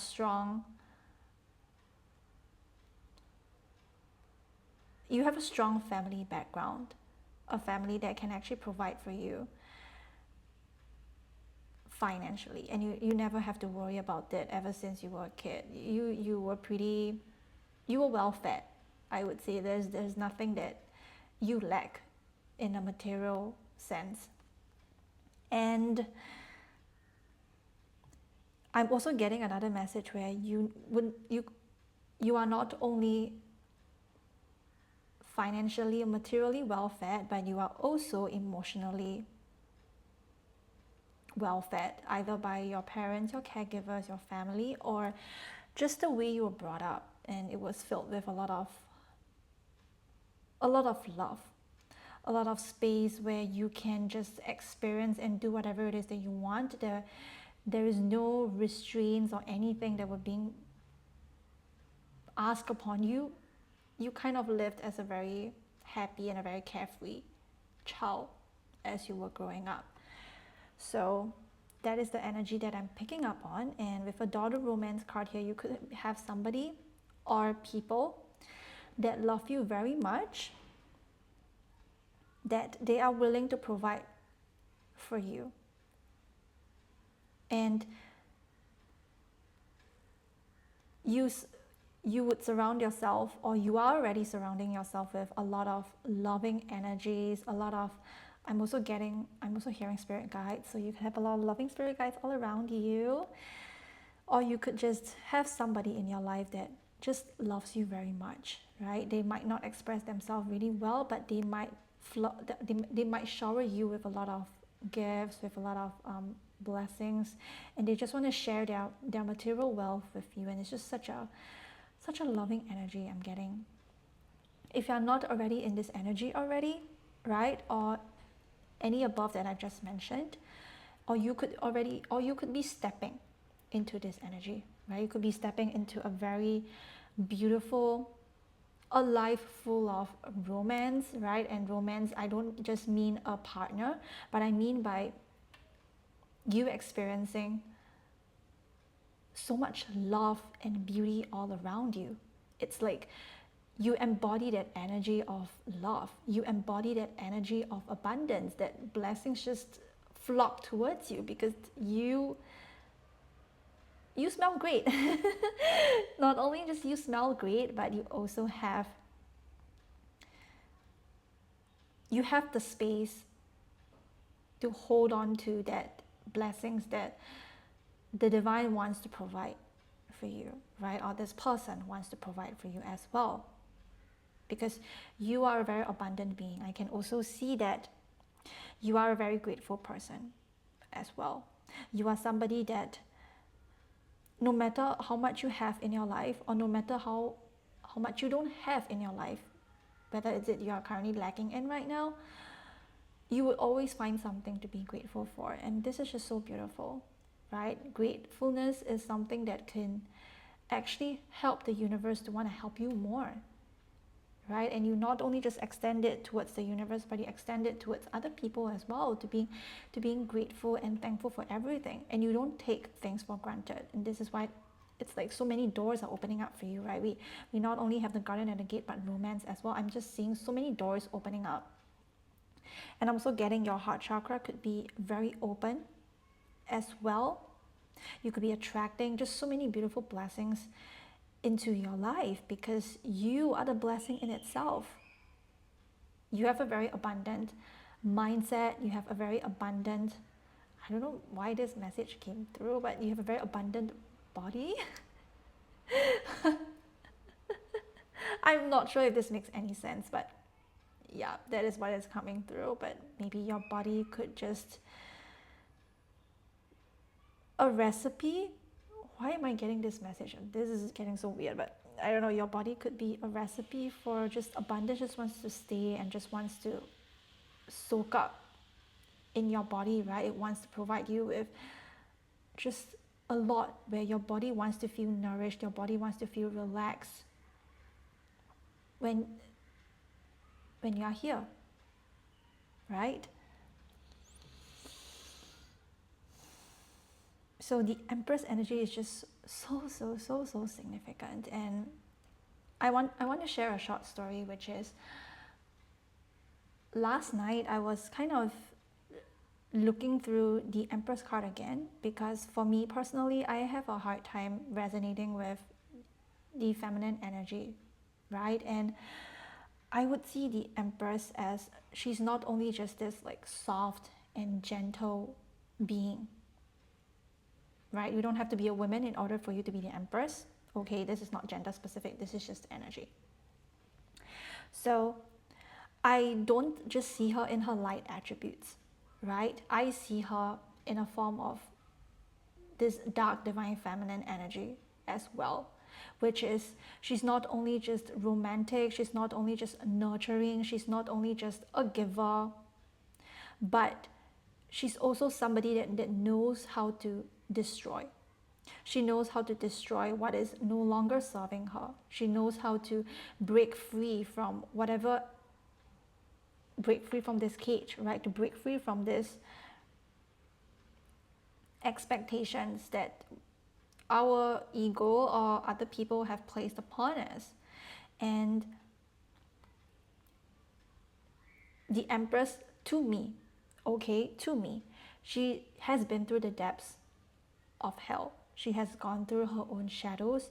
She has faced her own darkness and her own depths in order for her to be the Empress today. Because you can't just be the Empress by just thinking positive, by just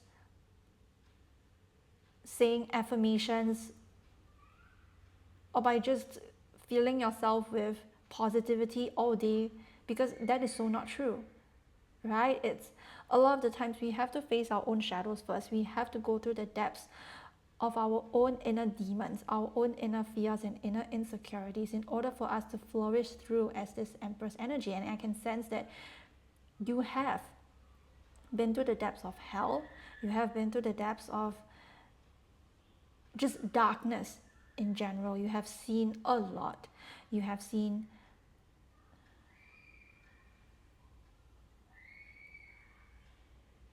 the downs. I don't want to use the word downs, but more of like the ups and downs of life in itself. And also you have experienced the darkness of humanity as well, as what I'm getting. But you have always carried a sense of hope within. You have always known, you have always kept your compassion, you have always kept your love towards the world. And that is very beautiful, right? The most important thing is that you have done it. And my eyes look at the backyard of this door. It kind of feels like this backyard feels someplace where it's just very foggy, very someplace where many of us, we are afraid to go into, which is our own inner demons, right? Which is our own inner fears. But you have break free from that.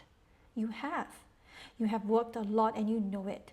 You know that these shadows, they are not going to stop you from being who you are anymore, because this cage is free and you're opening yourself up to so many unknown. I'm seeing the full card in my mind's eye right now, and that is just so beautiful. You have kept the optimism, you have kept the kindness in you, that you have not lost it, right? Even though you may have doubted at times, you may want to be like, oh, I don't want to be kind anymore. I just want to I just want to face everybody with my intimidating nature. But you are not. You are not somebody that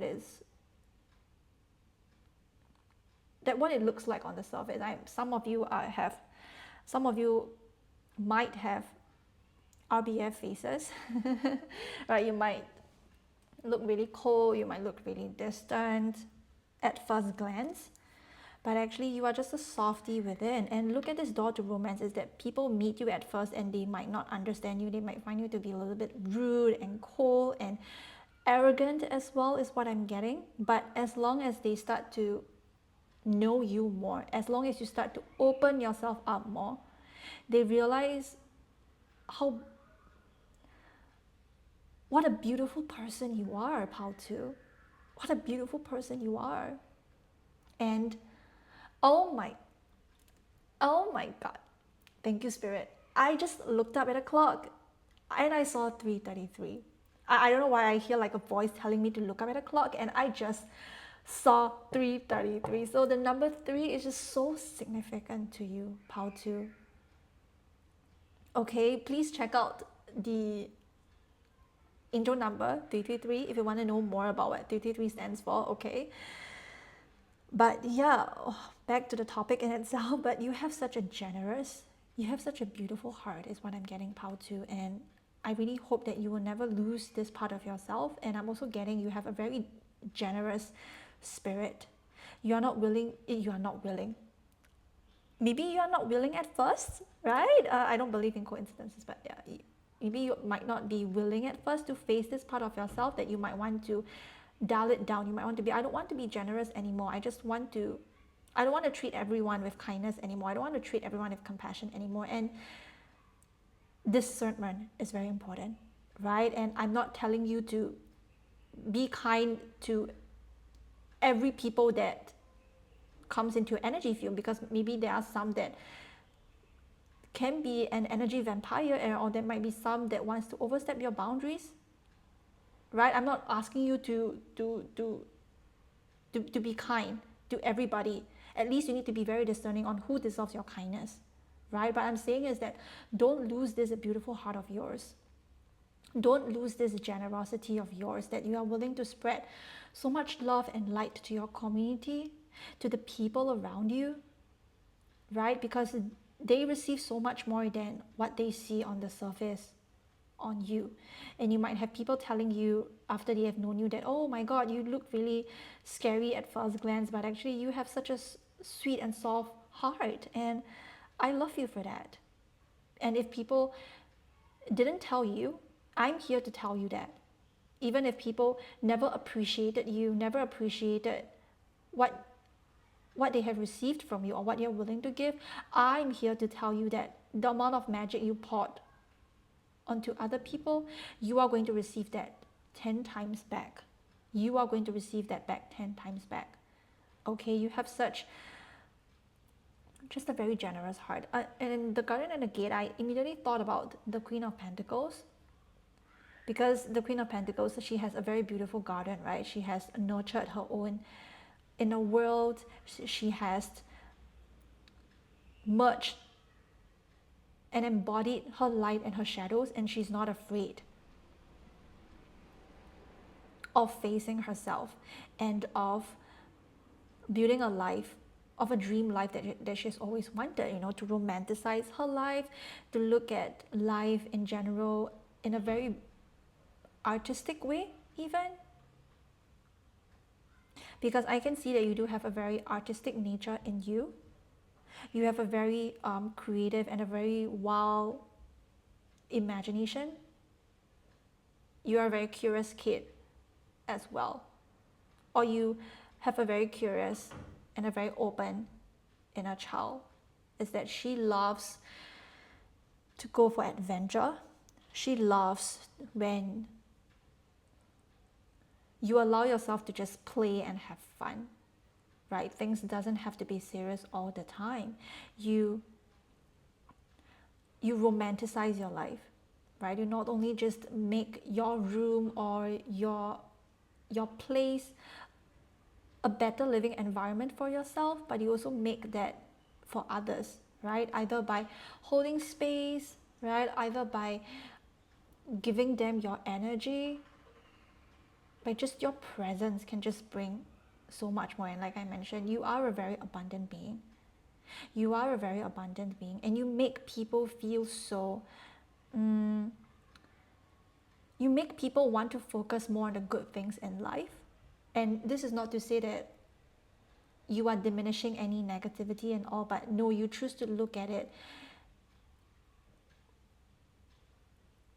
in a very abundant way, I would say. It's like, oh, maybe you have eyes. You have eyes that can see through even the most simplest beauty of someone. For example, let's say, what example should I give? Okay, let's say this bear, right? This bear that I have here. Maybe people would just only focus on this messiness here, or the just the not so perfect part of this bear. But you can see the entire energy of this bear is just so beautiful, right? Despite of this broken, I don't know what this is, but this broken thing here. And yeah, you might see the entire energy and the overall theme of this person or this object or this environment or this situation or this whatever it is. You are able to see, excuse me, you are able to see through the underlying energy of everything. Maybe this flower, look, it has, I mean, I lost the stem of the flowers, but it's okay, right? It still looks very beautiful, isn't it? It brightens and uplifts the entire space, I would say. And people might think that, oh, this is just ugly, look at you've lost the so-called legs, right? But it's still beautiful, isn't it, when you look at it? That is how I feel with your energy, is that you're able to look through into the most simplest and the most quote-unquote ugliness and messiness of things,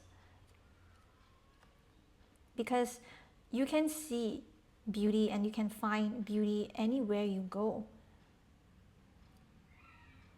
And this is not to say that, oh, you would always romanticize someone even if this person is not good for you. No, you're able to see through that very strongly as well. You don't just cover things up with beauty. Sometimes you would look to the truth of something, but the most important thing is that you see life in a very uplifting way, in a very abundant way. Is that you believe that our life is meant to be expressed and lived fully in blessings, right? It's like, I feel like you kind of have a mindset about we are not really here to suffer. We are here to evolve and learn. So you would treat every challenge, every mistake as a form of an opportunity for you to see life in a very new lens. And oh my God, it's just so beautiful, Pao. I love that for you. I really do. And that is the reason why you are able to receive so many blessings that are on your way or that are already here for you. You are able to continuously hold space for them because you are the Empress. You are this Venus energy. You are somebody that likes to experience the joy, the pleasure, right? The central side, the finer things in life. Because you embody that energy. You do.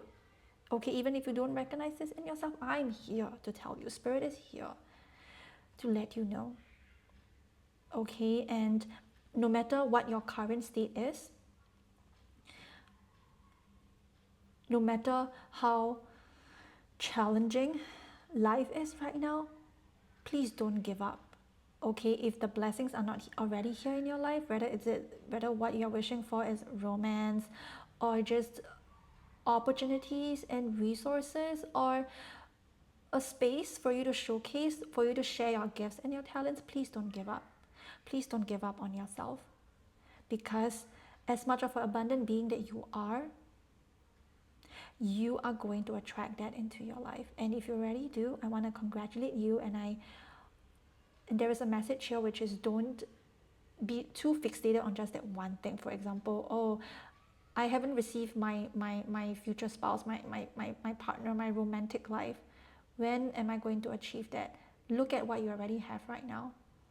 Okay, and remember to be grateful for what you have, regardless of what you think you should have. But what you have right now, it's already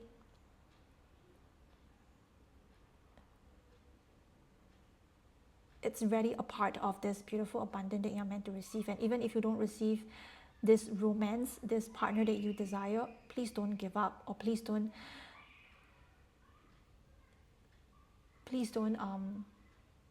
be like, oh, I received everything, where's my future partner? Please don't.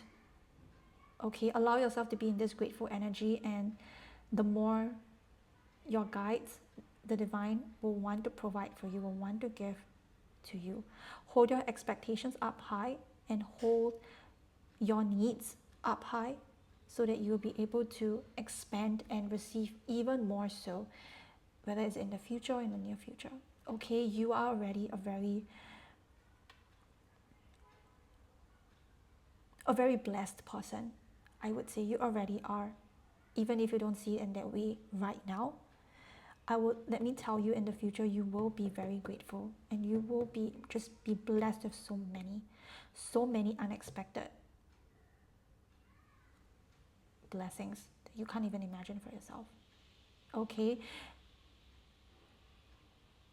embody that Empress energy. Okay, work on yourself if you haven't. Okay, your self-worth is also very, very important in order for you to really achieve your dreams. If some of you have been feeling insecure, right, remember to work on your limiting beliefs and your lack mindset and your self-worth. This is like a final message I want to give to you right now, or you might already be working on these right now, and I want to urge you to please continue to work on your self-worth and your limiting beliefs, because the more you embody this mindset of, yeah, I'm already blessed, I'm already abundant, I'm going to receive more, and I'm thankful for all that I have, you are going to get even more in the future. Okay? And to also, don't just wait for somebody to come and pamper you. Pamper yourself first. The Empress is not about waiting for somebody to come and save her. No. She's here and she's going to work hard on her. She's going to transform and evolve and change for the sake of herself, because she wants to live a better life for herself, and she's going to do it. Okay, and either you are already in the energy or you are already working on it. Please continue working on it, or please start working on it. Okay? So, yeah, this is the overall energy check. I really hope that resonates with you. So if it does, do continue watching. Okay, if it doesn't, you can continue watching it, or you can check out my other piles. Okay, so firstly, we have the Six of Swords, we have the King of Wands, and we have the Ten of Pentacles and the Reverse. Okay.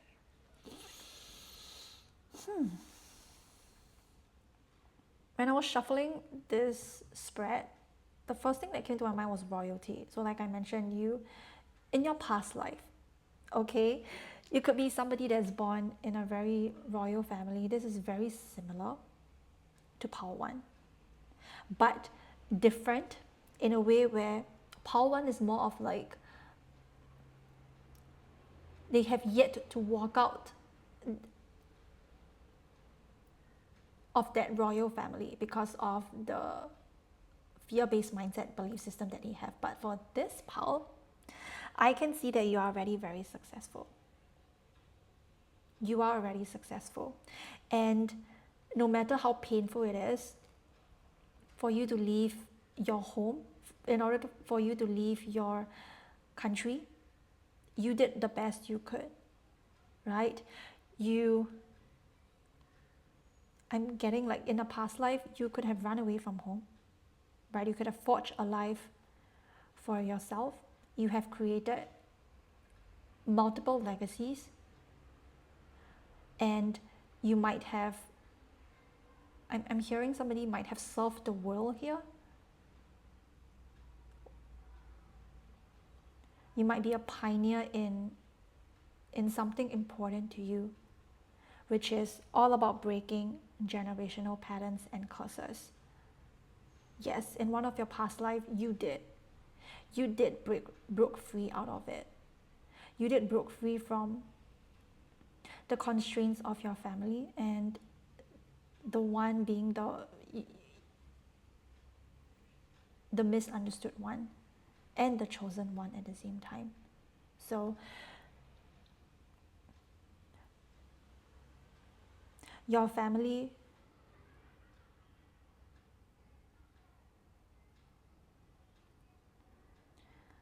might not have been supportive of you. This is why my eyes were locked in this boy and this woman here. Sorry, I mean this person here. Yeah, it doesn't have to be a woman. It's kind of giving me somebody who has done everything that they could. Has done everything that they could to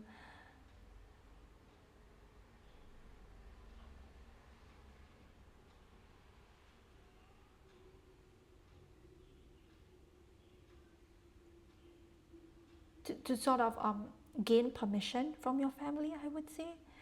But maybe your family didn't agree, and but you just went ahead. And like I mentioned previously, you might have run away from home because you just couldn't stand what it was like in that family.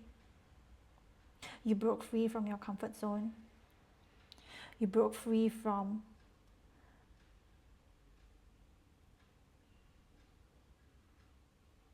your home, that place that you called home for many years.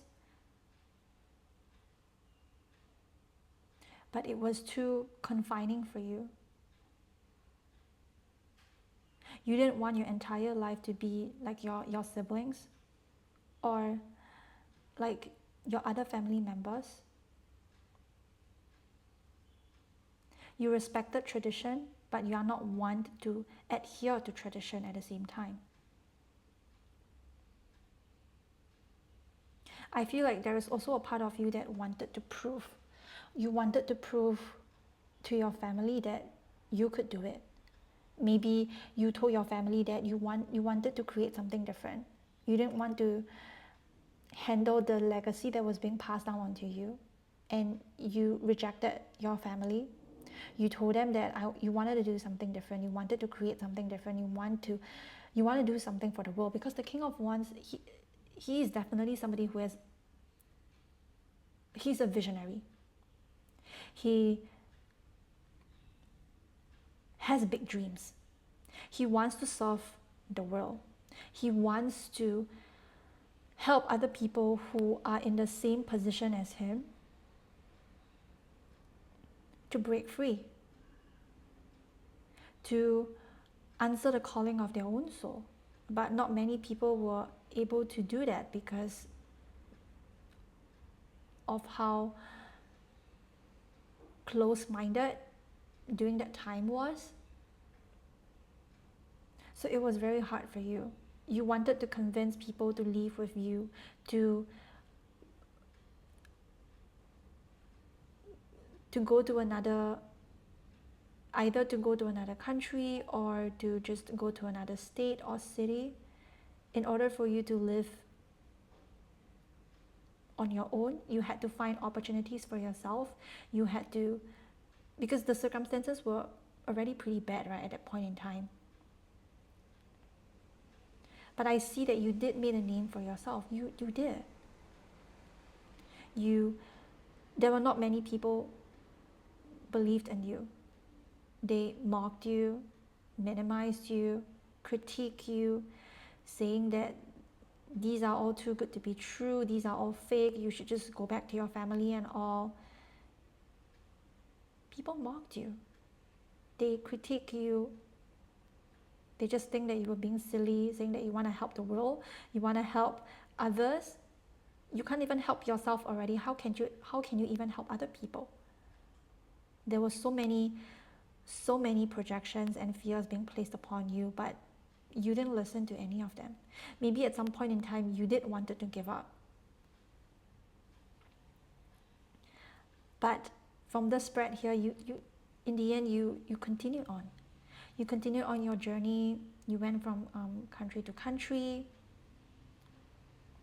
But I also feel like there were people that mocked you, yes, but there were also people that do see your potential and they do see your determination and your passion.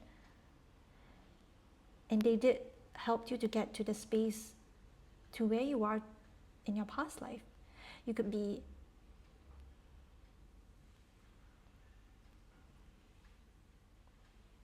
now I'm getting someone who could be a king of a state. You might be in political studies. You might study political issues. I'm not really familiar with politics, so don't mind me here. You could be someone that had a very strong vision and had a very strong voice. in order for you to help the less fortunate, in order for you to help your own community.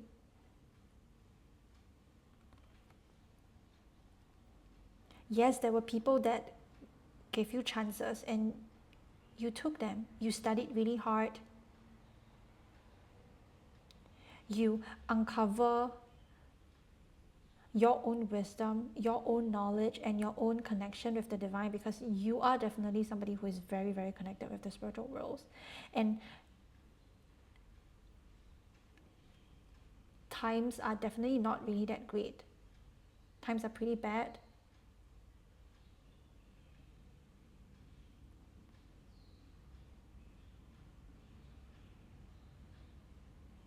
You searched and looked for support.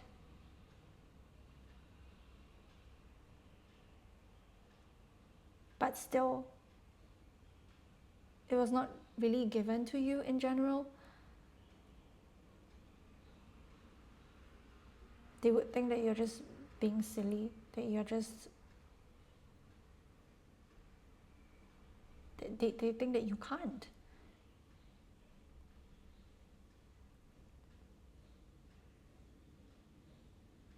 But I love this sort of persistence and determination energy coming from you.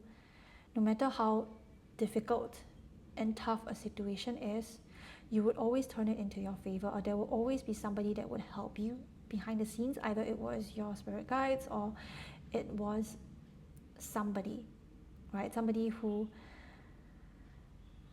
helped you, maybe behind the scenes. Maybe you don't even know who this person was, but they did help you. And I'm getting like this person that helped you, you might not even know who they are, because at that point in time, they were afraid of being seen that they were helping you. They didn't want to, they were afraid that the people around them, if they realized that they were helping you, they would be mocked at and they would be diminished at. But at the same time, they could see your persistence and your courage. This is why they helped you, like, behind the scenes. And not many people knew that. And you yourself didn't know too. And no matter how difficult at that point in time was, you did made a name for yourself, right?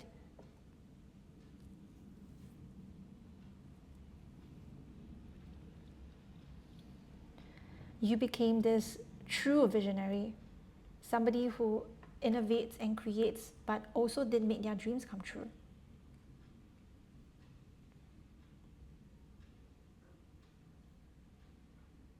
I'm seeing an image of someone who is just right in front of everybody, and you're just speaking full of grace, full of passion.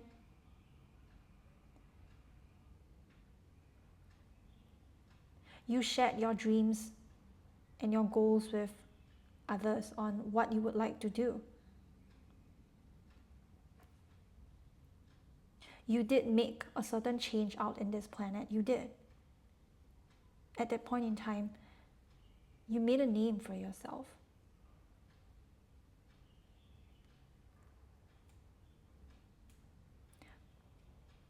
And for those that have mocked you and critiqued you, they had a huge change of their own viewpoints about you. They didn't expect you to be successful. They didn't expect that you can actually use your own creative vision to make a name for yourself. They didn't see how powerful you actually were, but you did. You never gave up on yourself, right? No matter how tough the situation was. Because at that point in time, so many people were just living in that state, right? That community or that society in general wasn't really open enough for you to accept like new viewpoints and new belief systems. But I can see that there were people that were very inspired by you. Look at how things are right now in our society. It's already pretty difficult. Imagine how it would be back then. This is why Your passion and your love for life is the one that brought you here. You were in this powerful leadership position. I wouldn't see yourself, sorry, I think you were really a king of some sort of a city or some sort of a state or like a country that you were. You ruled that kingdom. You ruled that country. I don't know how you became a king, but maybe somebody did helped you. But I do see that you are a very powerful figure. You were in this very top leadership position, right? Whether is it you are in a government sector, or you really did rule a king, or you really did rule like an empire of your own.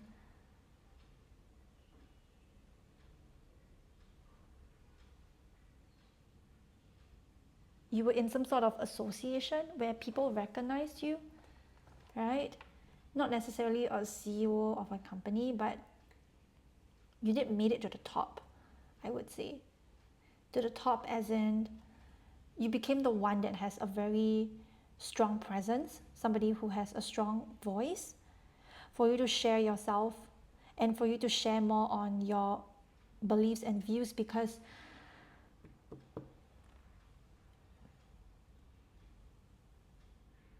you know that it would help humanity. You know that it would help people for generations to come. You left that wisdom in that place, in that community that you served.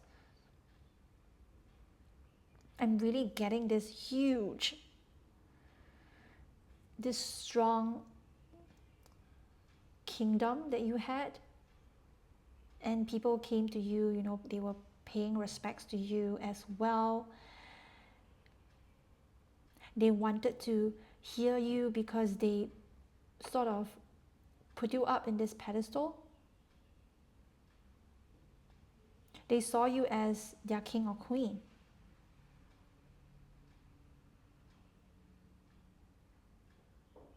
Your vision came true.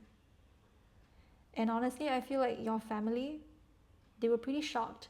I think you did went back to your family and they were actually pretty shocked by what you did.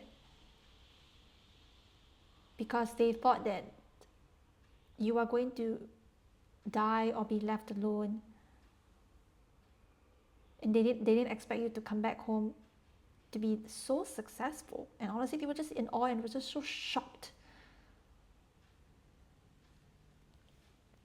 You break a lot of conditionings that people were having.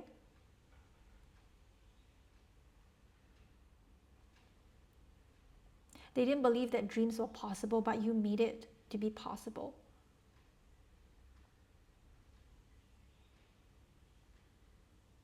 And this road was not easy. Okay, it was not easy. So many people left you behind. They've hurt you, they judged you, they abandoned you.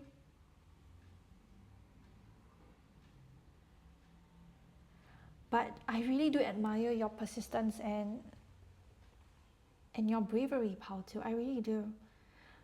Because at that point in time, I feel like at that generation of yours that you were in that past life, not many people has that kind of gift that you have. Really. The amount of grit, the amount of endurance, it was astonishing, honestly. And I feel like I'm learning from you. That's the energy here. I feel like I'm learning for you. I feel like if I give up right now, it's kind of like a disgrace to all that you have suffered. All of the suffering turns out to be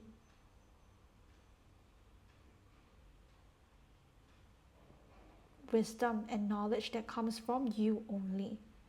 You make people realize that We don't have to rely on our family to be successful. You taught people that you can make a name out of yourself. You taught people that no matter how painful and how challenging and how intense that situation is, you can turn that into your favor. You can turn pain into wisdom. And you can channel that energy out into helping the society to become better, because you did. You made everybody more aware of what they are taking in, and how much they were brainwashed by in that point in time. You made people realize. But I'm also getting another energy of there were people that blamed you. They blamed you for breaking their family apart. They blamed you for speaking up, because why can't you just keep quiet? Why do you have to break our families? Look at my children, or look at my family member. They left as well because of you. As much as people were inspired by you, but there were also people that blamed you for breaking their family apart. They couldn't stand the fact that why did they have to learn from you, or why do you have to do that? And it was very nuanced, right? Some people are happy, but some people are just very angry at you. But you didn't care. You didn't care. You have been through so much to even care about other people's opinions about you. And this is how powerful you are. You empathize with it, you understand that situation, but that doesn't mean that you go along with it. And you know that everybody has a chance to chase their dreams. You do. Especially under that circumstances, it's actually pretty difficult, but people look up to you, you know. You are like a project, right? You are like the chosen one.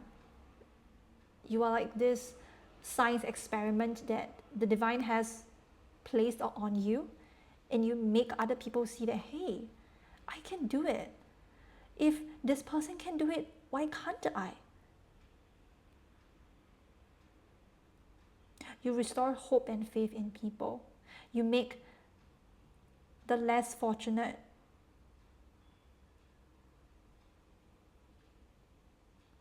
you make them feel seen.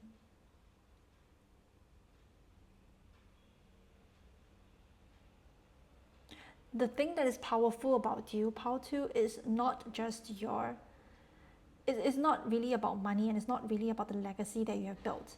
It's really about your grit. It's really about your determination. I'm just so in awe of this energy, honestly speaking. I love this. I love your energy, Pao2. Thank you. In your past lives. This is why you could have a don't give up attitude.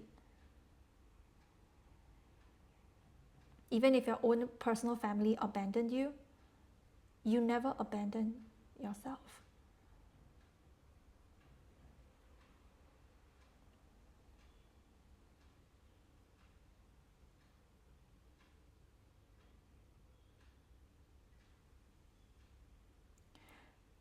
You are a change maker in that lifetime. You really were. You changed so many people's lives for good. You make people realize that there is not just one way of doing things. There are both.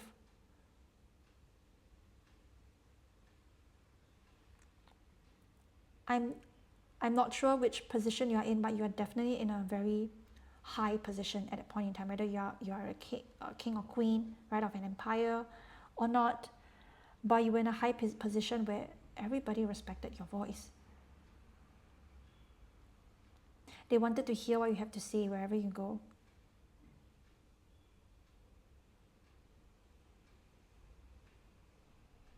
And yes, this process was not easy.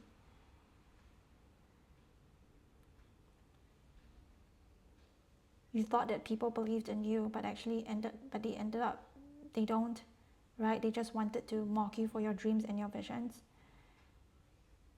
You thought that they were your friend, but they were not, right? Maybe they were spies implanted by your side in order to hear what you have to do so that they can crush you, right? These are all things that you have been through.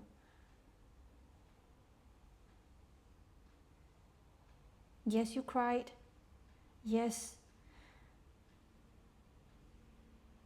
you were upset. Yes, you were angry. Yes, you rage. That sacred rage is the one that carried you forward, because you don't use that sacred rage towards other people. You use that sacred rage to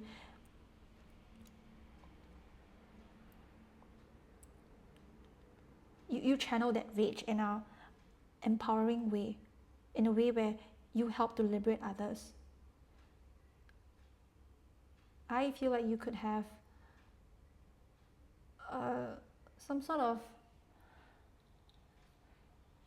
stone, like there is a name that is being carved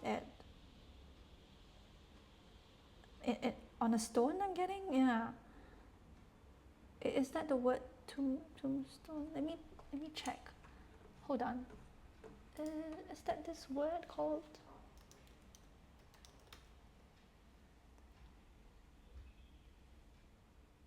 A tombstone can refer to a stone maker for a grave. Yeah, I feel like people carved your name.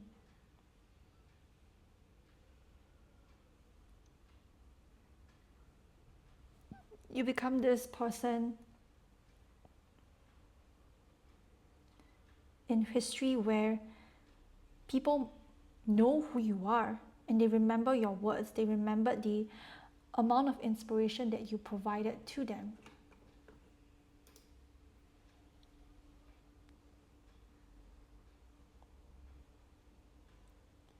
This is such a powerful energy, right? Yeah.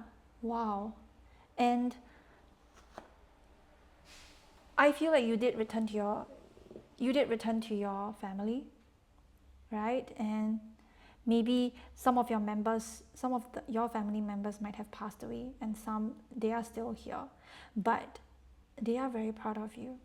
They really do. At first they were really upset that you left home, or that you just left without telling them, or they were angry at you disobeying them. But in the end, they saw the power that you have. They saw what you made for yourself. They were just they want to say that they are proud of you, and that they were sorry for not being able to understand you, and for forcing their own expectations onto you. They cared so much about their ego more than the well-being of the members of their family. And I feel like some of your family members in your past life could have really regretted it. They might really regret not understanding you more. They might have regretted, why do they care so much about their own ego and the validation of others, or just wanting other people to look up to them, be successful, rather than focusing on their own dreams and goals. They wanted to apologize that they were very ego-driven at that point in time. And they saw you, they were extremely proud of you. They were, and they always will be.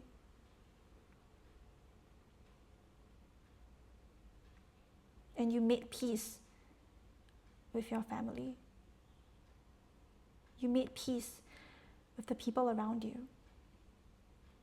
You forgive them, right? Even those that in the past they did mock you for who you are, right? People that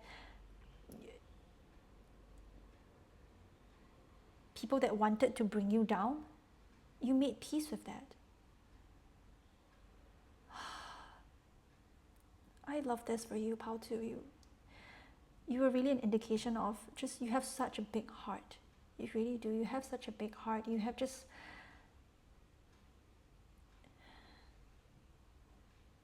you don't hold on to resentment. You don't hold on to things. In fact, you would forgive and you will let it go, because you know that in this lifetime there is nothing more important than making peace with yourself. And even though this might not happen really easily, but in the end, you did. They wanted to tell you, your family members, they wanted to let you know that love is really the highest honor of all, but the love that your family members used, it is not based in love at all. It was control, right? They learned a lot from you. You were really the chosen one of the entire family. You made your family members, right, realize that all of the time, it was not love that they had, it was control. But you changed their mindset, you changed their lives for the better. And I love this energy. I really do. Thank you so much, Pao Tu. Wow. And I really do see some resemblance here, especially with the energy check and with your past life energy. And I love this so much. Thank you so much, Pao Tu. Like, wow. That is just really powerful. And yeah, that's the end of this reading about who were you in your past life. So now we'll be looking at what qualities or traits that you have carried over to this lifetime. So let's look at the cards right now. Ooh, we have the Nine of Swords. We have the Nine of Swords in the upright. Interesting. We have gratitude with appreciate present blessings. Okay, this is so cool, honestly, and this is very interesting. I know that when we looked at the Nine of Swords, we get very afraid and we get very scared. But in this point in time, I feel like it's more of a reminder. It's more of like a reminder to me. So what qualities or traits that you have carried over to this lifetime?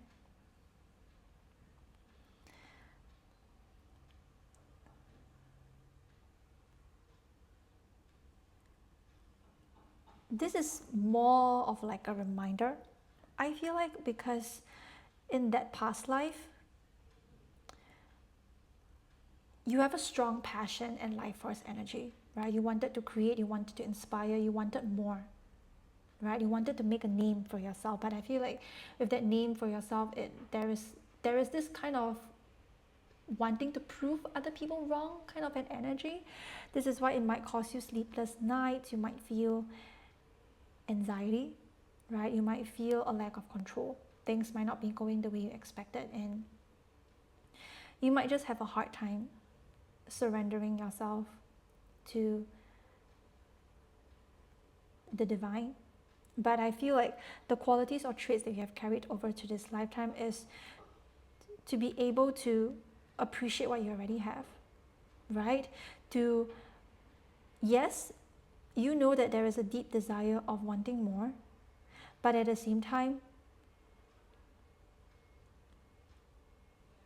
you are able to ground yourself in the present moment and to be able to appreciate what you already have, so that you don't consistently chase for more, right? In that past life is that, yes, you did succeed, but that comes with a lot of anxiety, that comes with a lot of burdens and responsibilities on your part.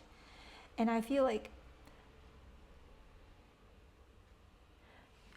hold on, you know what? Hold on. Spirit, can you clarify the Nine of Swords, please? Yeah. Spirit, can you clarify the Nine of Swords, please, with what qualities or traits that Pile number 2 have carried over to this lifetime? Okay. We have Justice in a reverse. Interesting. Okay. Interesting. Yeah. So, yeah, you are afraid that your efforts might not be recognized, right? This could be a quality or trait that you may have carried over to this lifetime, is there is a fear here. And I know that that's not what a lot of you might want to hear, but there is definitely a fear here. A fear of losing everything, a fear of not being able to achieve the kind of outcome that I want, a fear that my hard work is not going to be successful. There's a lot of fears. here that might be creeping up at night. And I feel like in this lifetime you might have a hard time sleeping, or you might have vivid dreams about the different types of places that you were at, or maybe different types of people might come into your mind that you don't even recognize them, but actually they are from your past life, and these are the types of things that might be haunting you. Or there is this deep desire of wanting to prove yourself to the point where you just like there is a part of you that you want to, like I said, you want to prove yourself, right? But it could be to the point of you losing yourself, or it could be to the point where you don't recognize how destructive your actions might be. So these are the fears and traits that might have been carried over to this lifetime, which is you might be so determined to the point where you lose yourself, or to the point where you don't know where the line is, right? Like for example, you might want to achieve, you might want to be successful to the point where you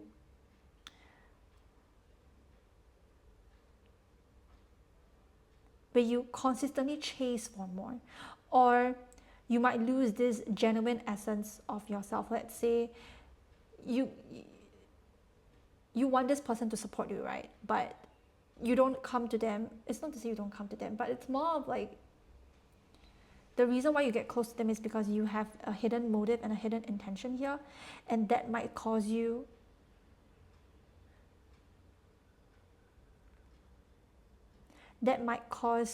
a little bit of consequences here that you might be afraid of, that this sort of guilt that you might be running away from. I feel like these are some qualities and traits that might have been carried over, which is this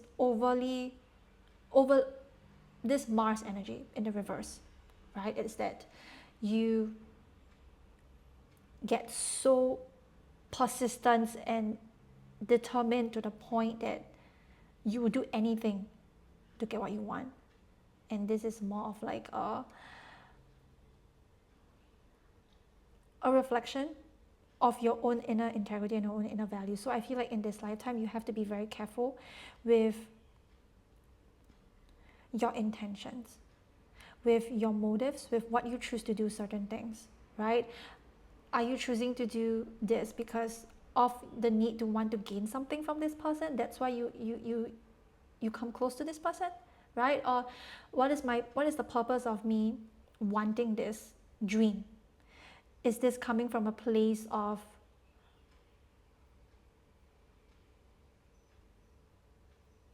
a good intention of yours?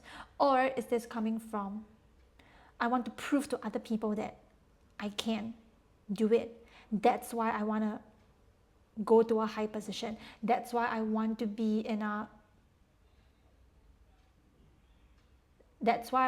this top. I want to be the best. I want to be the top. I want to be in a top position. So the intention here is very important. And these are the qualities and traits that might have carried over, which is kind of like your shadow side, right? There is absolutely nothing wrong with being persistent, right? With having this strong passion and strong life force energy within that sustains you, but at the same time you have to be very careful sometimes with the things that you do, because they might not come from a very good intention of yours, or they might come from a deep desire of just wanting to gain something. This something might not serve you well, or it might come with a consequence. So you gotta have to be very careful. And I feel like there could be some sort of karma there could be some sort of karmic debts that could have come over to this lifetime as well. This is why I feel like sometimes you might have strong anxiety, or sometimes when you sort of made a mistake, right? Or you did something that is out of character, you might struggle with strong sense of guilt, or you might have a hard time making peace with your mistakes sometimes. So that's why I feel like there's some sort of perfectionism energy coming through as well. It's like you want yourself to be perfect, to the point where you don't allow yourself to make any mistakes. But the justice here in the reverse is making me realize that you will make mistakes. But ultimately, what do you do with it? Do you run away? Right? Or do you take accountability for yourself and also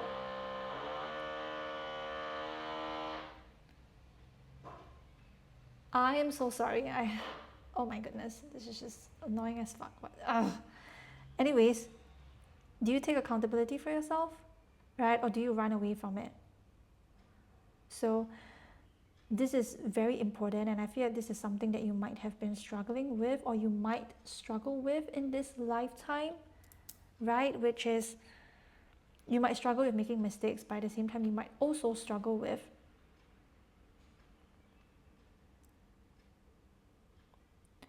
facing the consequences of your actions, which is taking accountability and which is about taking accountability. So there is a possibility of you running away from your own guilt, running away from your own emotions, because you are afraid that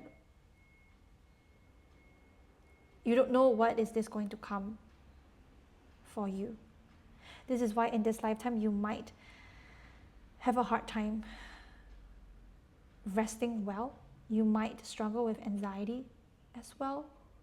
You might struggle with this burden, with this responsibility being placed upon you, that you want to do everything to the best of your ability, to the point where like nobody is able to critique you because of this past life energy, right? Because of what other people have did to you in that energy, and you have carried over to this lifetime, to the point where you are scared and you are afraid of it. Yes, you did make peace with the people back then, right, in your family members, and also the people who mocked you and criticized you. But I feel like at the back of your head there is also like a certain voice being carried over from this lifetime also, which is those people's like mocking voices. It kind of turned into your inner voice in this lifetime, right? It might be a voice that comes up that say, oh, are you sure are you sure what you're doing is correct, or do you think you're really that good enough? That is not your voice. Okay, that is from the people from your past life, or either that's being passed down to you in this lifetime also. So in this lifetime,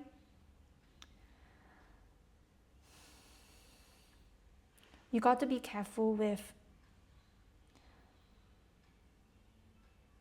especially with what you desire, with your desires, with your actions as well. You got to be aware of them.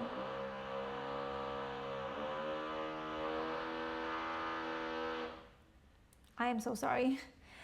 Anyways, you might just be very scared and afraid that what you do, it is not up to your own, if it's not up to your own highest good and for the highest good of other people. This is why it might create a lot of chaos and a lot of fears within as well. It might create a lot of nightmares for you. And maybe some of you may have a tendency of being very overly responsible for everything, or for carrying a lot of other people's burdens on your side as well, and that might create some sort of karmic residue. Because as somebody who is a king of wands, right, somebody who has strong vision, as somebody who has a strong desire to help the world, to help the community, you might also struggle with the tendency of overburdening yourself. So you might take in other people's karma, right? And it might kind of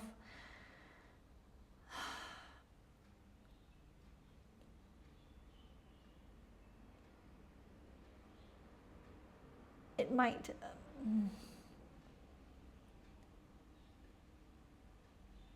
might not be good for the both of you, because you might also struggle with codependency as well. That is what is being passed down in this lifetime. So it's like you have a tendency to really want to help other people, but you help to the point where you lose yourself, or to the point where you don't know where to draw the line. So that is kind of something that you have to be very careful of. As well with the Justice card. And since the gratitude and appreciate present blessings is here, I also feel like there's a sense of you overdoing things, which is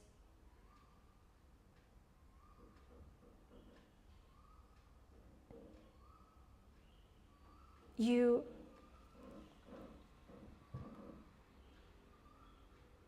might struggle with appreciating what you already have,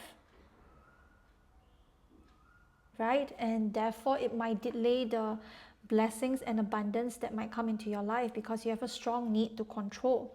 You have a strong need to plan on like how my next steps are going to be, and that how is this going to be unfold. So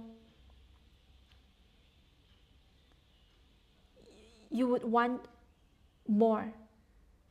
You consistently just want more and more and more, and you might have a hard time being in the present moment also, because you are always looking out to the future, like what does my future have for me, what does my future have for me. So you don't want to struggle anymore. You just want to move forward and go straight to the blessings, and that is not okay, right? We got to appreciate every present moment, even if it's tough and challenging. I know it's easier said than done, of course, but is it okay to be appreciative of what we already have first?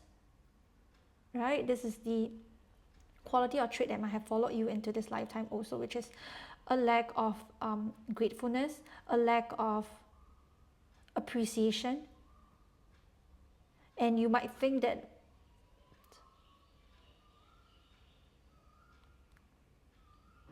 the future is the best,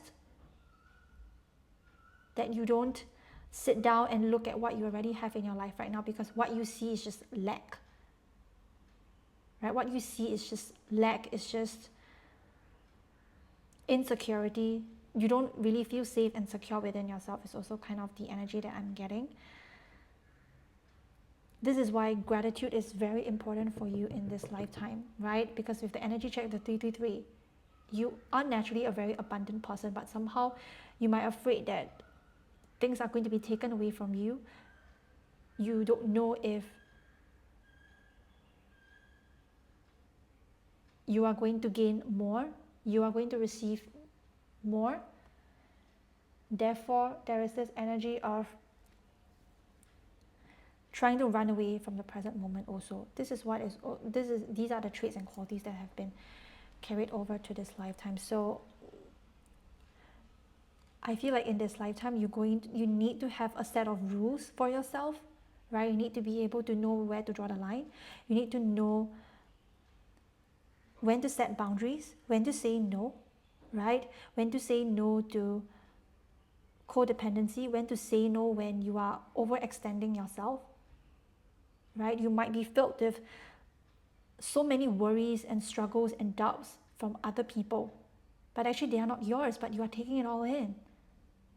And this is something that you might struggle with in this lifetime. Or maybe this phase of your cycle is over, right? Or this is something that you might still be consistently struggling with. So this is kind of like a note here. This is not to shame you and judge you for it, but it's to become aware of it, right? Since this is specifically mentioned, and I'm going to have to talk about it, because the Justice card, it's all about your choice, your power, your free will, your words, right? Your actions as well. They all have meaning and consequence to it. And when you don't use it right, it might only create unnecessary karmic debts for you. So in this lifetime, you've got to have to learn when to say no, when to stop, when to not overextend yourself, and also to stop living in the future as well, right? And to also allow yourself to not be perfect, to make a mistake, but at the same time knowing that after you have made a mistake, what do you do with it, right? What do you do with that mistake? Do you like run away, blame, or do you take accountability for it? That changes the entire story already. So this is very, very important for you, okay? Because I'm just getting strongly somebody who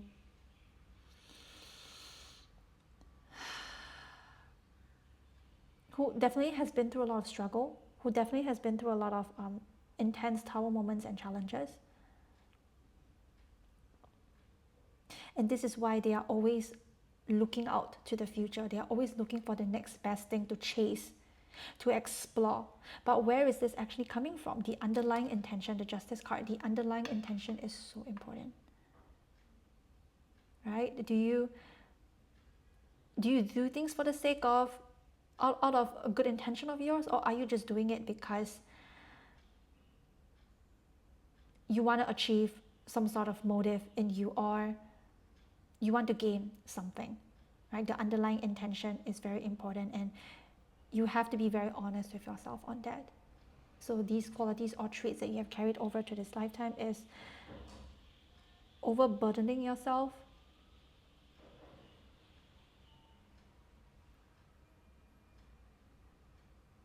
and also there is an energy of also like running away from consequences as well. Not knowing your thoughts and your actions and your words actually do create an effect in your world and in other people's world. And I'm not trying to scare you and all, but it is definitely something to be aware of, especially since this drive, this need of wanting to serve your community, which is great, right? I'm not denying any of that, which is great. And I'm very thankful for your service. Thank you for what you have done in your past life and what has been carried to you in this lifetime. But something that you gotta have to be very aware of. When you do have a strong need of service, you want to give to other people. And sometimes, right, when you are not really sometimes when you're in that stress energy, you would unintentionally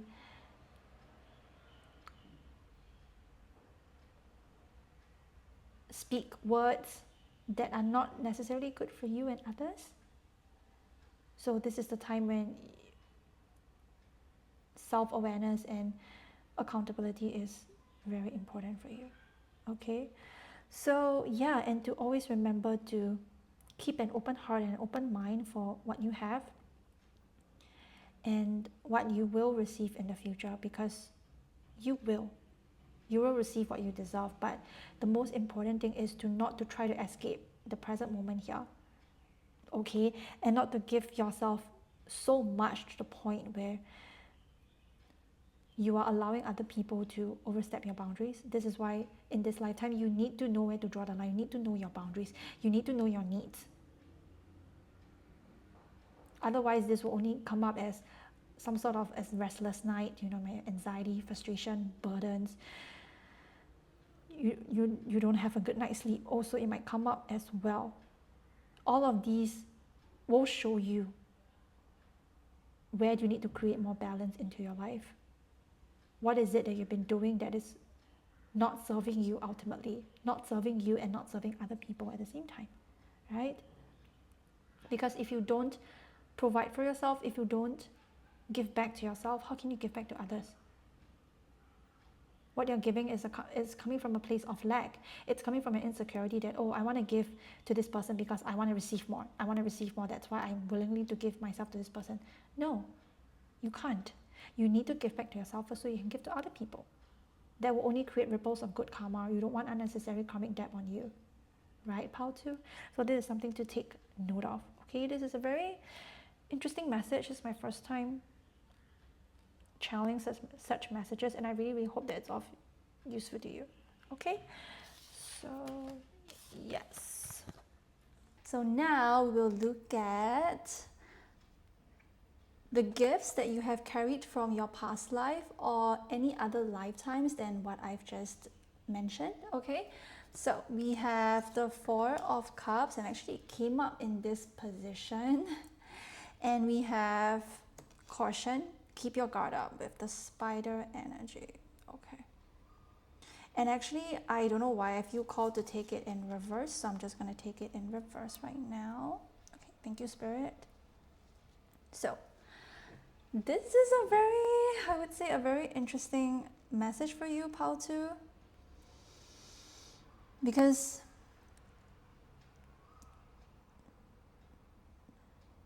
in that lifetime that I've channeled, right, with who are you in one of your past lives, and you had a lot of opportunities definitely being given to you, right? And you had this strong gift of discernment that helped you to pick up and pick on whatever it is that others may not be able to pick up on, which is the subtle energies, right? Which is body language, things that other people may have missed, right? Maybe non-verbal body language. Non-verbal cues are very, very important to you. You like to pay attention to somebody's actions, right? I mean words as well, right? Words, and you like to uncover the hidden meaning and the hidden intention of somebody's words. And I'm not gonna lie, it definitely is very tiring, right? But at the same time, you are able to pick up on cues very, very easily on your environment. Your sensory abilities are very heightened, I would say, and this is one of the gifts that you have carried over one of your past lives. I don't want to say that it is a good or a bad thing, but definitely it did help you into picking up others may not even realize or others may miss out on. So I feel like you are very, very sensitive. You are somebody who is able to pick up on you're able to read the energies, right? And this is what is necessary in today's world, right? Because there's just so much information out there on social media, and we do need to be very discerning on what we read up on what we look up on the different websites, even on social media, what we consume. All of these things are able to help you to find the real gems, and that is one of your huge gifts. I don't know if you can hear, but there's a crow that is squawking, and crows could be really significant, or you could be very, very connected to animals. You have an ability or a gift of reading messages from spirit as well, right? Not only just people, not only just from your environment, but as well as from different spirits, the spirit realm. You can sense and you can help guide other people through the subtle realms, right? You're able to pick up on the different energies, and you're able to use it to your advantage, right? You're able to use it not only to empower and to protect you, right? But at the same time, you're able to help other people free themselves as well. And this is such a huge gift that you may not even realize it yourself. And maybe in this lifetime, when you come on earth, and then your sensitivity might be used against you, right? Or you might not even know how to adapt to the different situations and this gift that is being given to you, because, right, there are a lot of people that shamed our sensitivity, and they think that, oh, you are just too sensitive, right? How many times have we heard the word, you're just too emotional, you're just too sensitive, oh, just get over it, or just feel, or whatever shit it is. And you don't deny and you don't hide away from any of your ability to feel, because you know that that is your greatest strength, and that is able to bring you to heights that you might not even recognize, right? And I feel like and I feel like that's one of the reasons why so many people were willing to be inspired by you. So many people are willing to help you, to give you opportunities, right? It's because they sense like an emotional connection with you. It's like you are able to hold space for other people's emotions. You are able to allow themselves to just be, right? You don't hide away from you don't hide away from the feelings in your body. You don't hide any of them. right? You're able to protect them, and at the same time, you're able to create a safe space for yourself, right? You're able to have this, this is another message that is coming through. One of your gifts that you have carried from your past life is that no matter how chaotic, no matter how stressful your circumstances are, you are able to have space, you're able to create a safe environment for yourself, for your body, right? Because safety is very, very important, and especially at that time, right? And that is just such a powerful gift that you have carried over to this lifetime, because you not only are able to hold space for yourself, but this gift allows you to be able to extend that gift to other people, isn't it? And that is just very, very powerful. And that's one of the reasons why I get, like, in one of your past lives, people are very, very drawn towards you, right? They are able to provide you with not only just opportunities, but comfort, right? But allows you to not feel alone, and allows you to connect with everybody. And I'm not trying to say that you have to connect with everybody deeply, but you certainly do have the gift of allowing someone to go into, like, the emotional depths of their own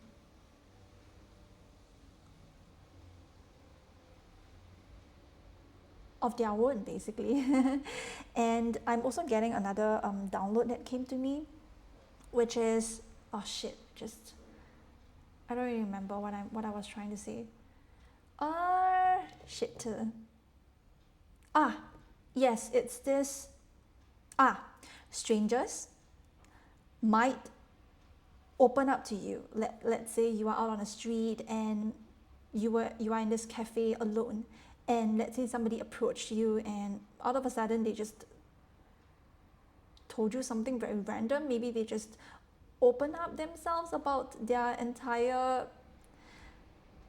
what they've been through, and you might find it really weird. I mean, it might not be extreme to, this is just an example that just came to my mind, but yeah, it's that they can sense this emotional depth that you have, and they know that you are able to hold space for them. And I know that this can be very tiring. This is why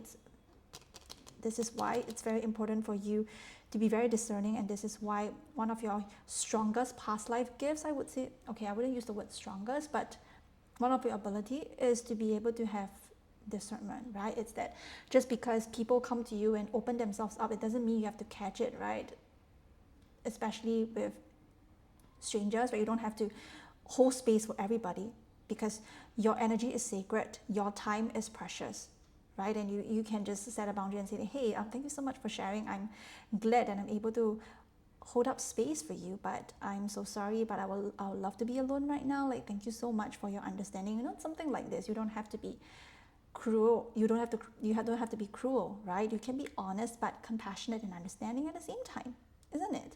And that is just one of your biggest gifts, is that even if you do set a boundary, you are very loving and respectful at the same time. And I'm also getting another download, which is your words are very powerful. Your words have a strong effect on a lot of people, right? Not only just your ability to hold space for others, your energy, right? But at the same time, your words have a very powerful effect on others as well. They can affect people not just emotionally, but mentally and physically as well, during their entire bodies. And this is why I feel like you might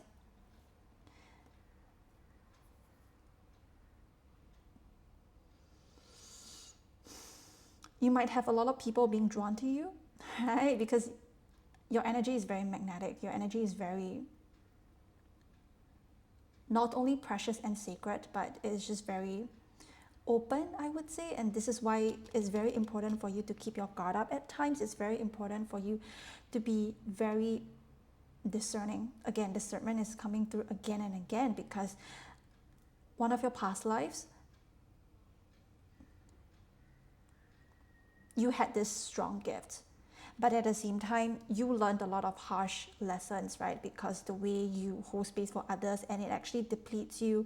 It left you feeling very empty. It left you feeling very isolated, and it might left you feeling very overburdened because you're just carrying all of this emotional responsibility for other people. And I feel like in this lifetime, you might, you might struggle with emotional boundaries. You might struggle with codependency. You might struggle with consistently taking responsibility for other people's emotions even without you actually realizing it, and you are just thinking, why am I so tired, or why am I consistently so fatigued? It's because you are carrying things that are not yours, right? You might not even recognize that, but at the same time, this is why you have this gift of discernment, and this is why every interaction, how you feel, it's a huge sign for you to recognize. Our body is not a weakness. Our body is incredibly intelligent. It can pick up on subtle cues that we might not even recognize and realize within ourselves, isn't it? And this is why every other interaction, if you feel like you're just very tired and just very fatigued in usual, you gotta be very careful, right? You got to not only protect and cleanse yourself regularly, but at the same time, you're able to set a boundary and set a limit on these interactions, because your body is telling you that, hey, we feel very drained after this interaction, because it is literally sucking away your life force energy.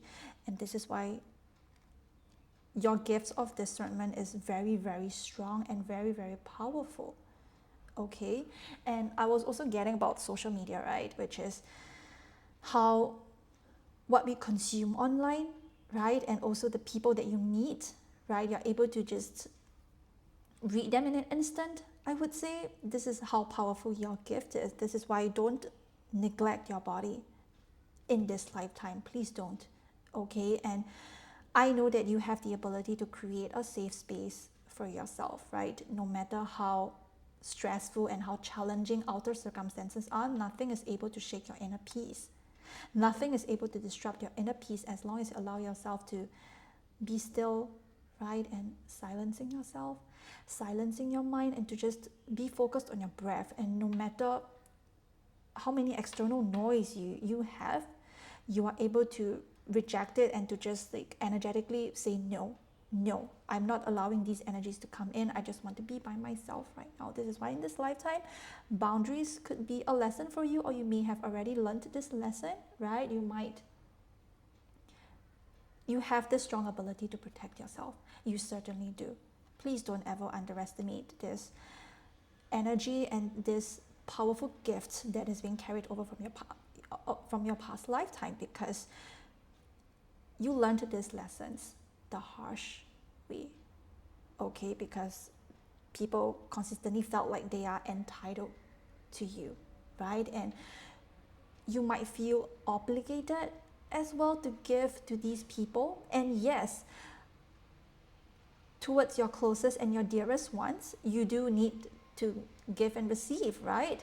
But with people that you are not really that close with, or to the people whom you just feel like our energies just doesn't resonate with one another, or you know that these are just not your people, always remember to set your boundaries, to protect them as fiercely as possible. And I feel like Spirit is saying that please don't feel guilty for your boundaries, because your energy is very precious. It is very valuable, because once they take and take and take, and there is no protection here, you might just feel very exhausted. You're just feeling, I'm seeing the 10 of Wands in my third eye right now. Thank you, Spirit. Yeah, you are overburdened with so many other people's emotions and responsibilities, and you're not supposed to be carrying all of them, Pao too. I know that you are very kind, you are a very giving person, but always remember to pour into whoever pours into your cup. Not only just people who pour into your cup, but they overfill your cup, right? And because the way you give fully and passionately is what I'm getting. But always remember that in this lifetime, not everybody deserves you. I'm sure you know that, and I'm sure that you are doing what you need in order to cleanse and in order to protect your sacred energy. This is your huge power. Don't let anybody take it away from you, okay? And for the ability to hold space for other people as well, right? And to set a limit on it. If you sense that this person is just draining your energy, you are right. Don't doubt your intuition. It is more, it goes beyond your conscious mind. Okay, it doesn't reason, it's not filled with reason and logic. It is not. It is just something that you can sense very easily. This is why I feel like you are a very sensitive person, and you need to be very careful with who you surround yourself with. I know I've been saying the word careful quite a lot, but it's very, very, very, very, very, very important for you, and especially for you to find people that truly resonate with you, people who overfill your cup. Okay, they don't just pour into your cup, but they overfill you, so they are able to give it not only to yourself but to others as well, right? And you have a very compassionate and a very giving nature. This is definitely from one of your past lives, and that is the reason why there is like an instant connection that other people feel with you, because you make them feel safe, right? And that is a good thing, but you're not supposed to be holding all of it all at once. You are not supposed to. You're just one human being, okay? And you have the right to say no. You have the right to set a limit. You have the right to set a boundary here. Unless those that are able to pour into you generously, as much as you give it to other people, they need to pour into you. This is why there's this saying that goes, a giver should find a giver. Because that is very true, right? Unless, I wouldn't use the word unless, but yeah, a giver should find a giver. It's very important for you to, as much as you love pouring onto others, you need to allow people to pour into you generously, passionately as well.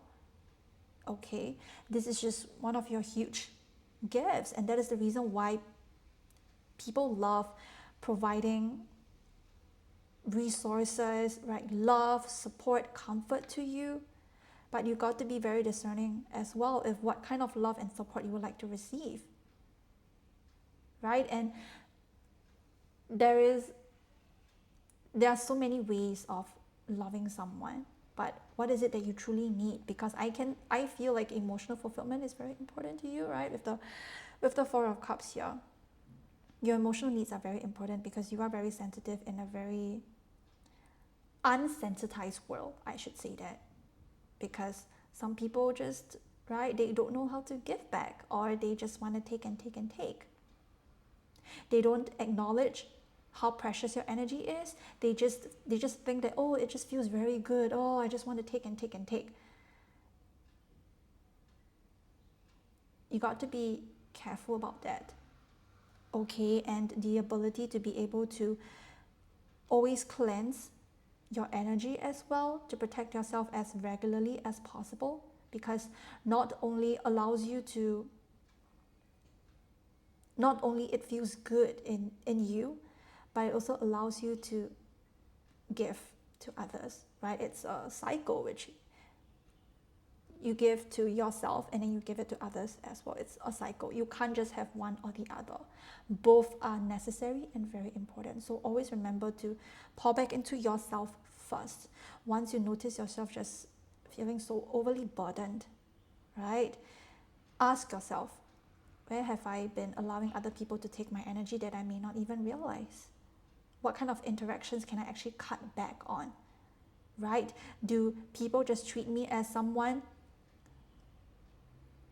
Do people appreciate me and my time and my energy? Or do they just take it as it is? They take it for granted, right? This is your job, your responsibility to protect yourself how to.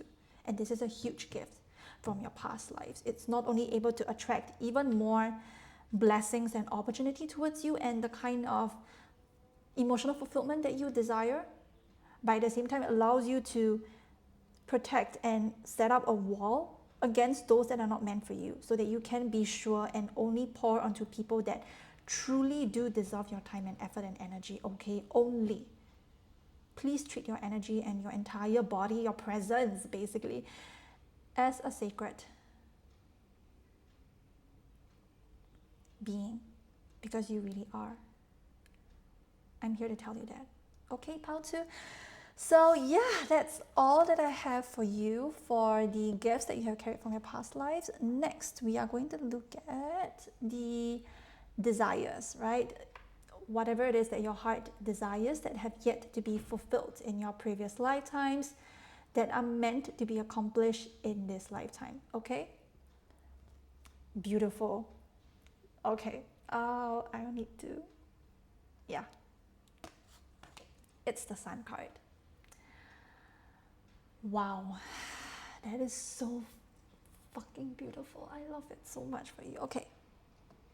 We have 2 cards from the Cosmic Guidance Oracle. We have Joy. I was getting this. Ah! I love this so much. We have Head, Logic, and Evaluation.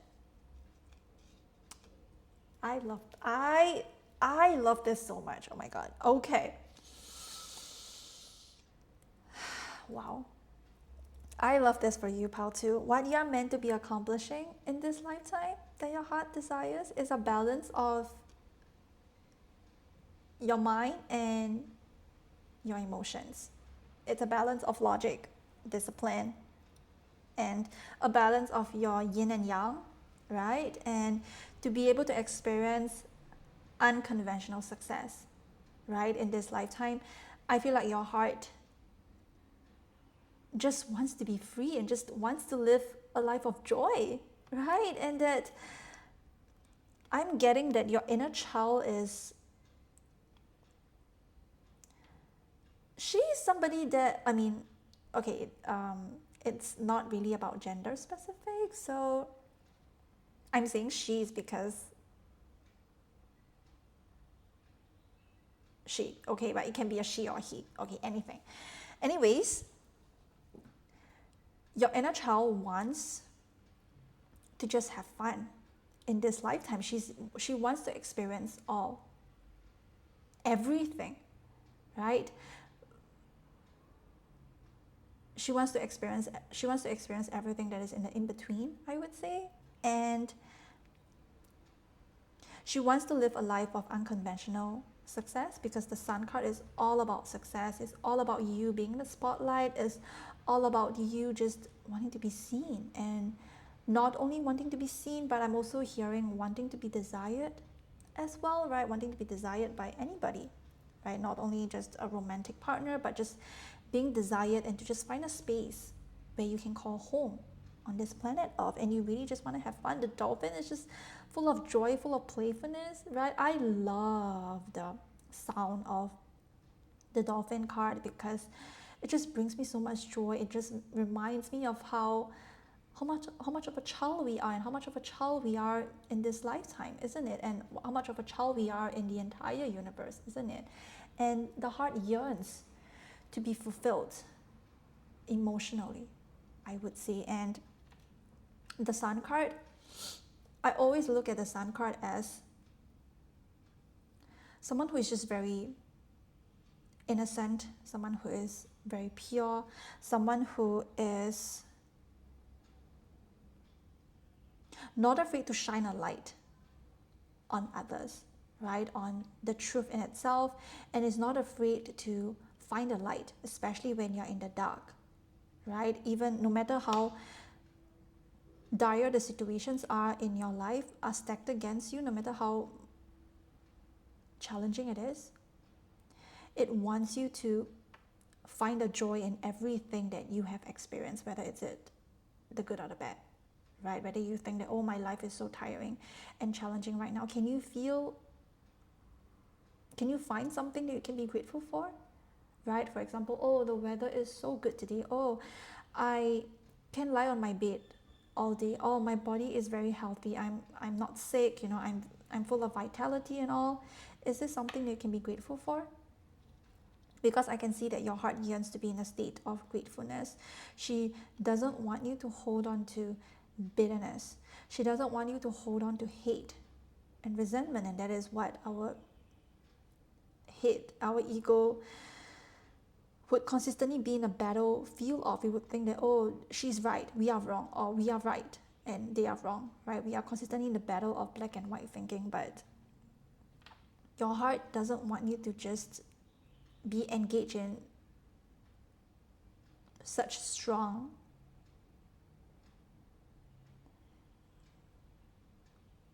your heart doesn't want to participate in such thinking, because it knows that life is very nuanced, things are very nuanced. And I do agree that there are some things that are black and white, right? Things that are closest to you, things that are important to you, they can be black and white, but life in itself is meant to be experienced, right? We don't want to just hold on to anything. We don't just want to control, right, other people, or we don't just want to control, or what is it that is currently in our life, is to just allow our heart to guide us through what we want to experience, right? And to understand that we don't have to suffer, right? And I know that this can seem very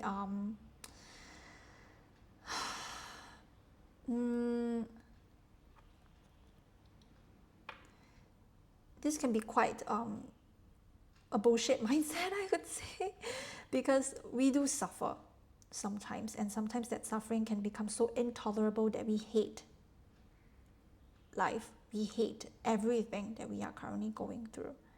But what I'm saying is that if there is some sort of suffering that we don't have to go through, for example, that is related to let's say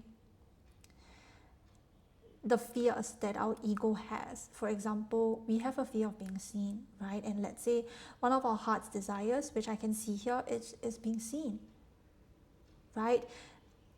It's being seen as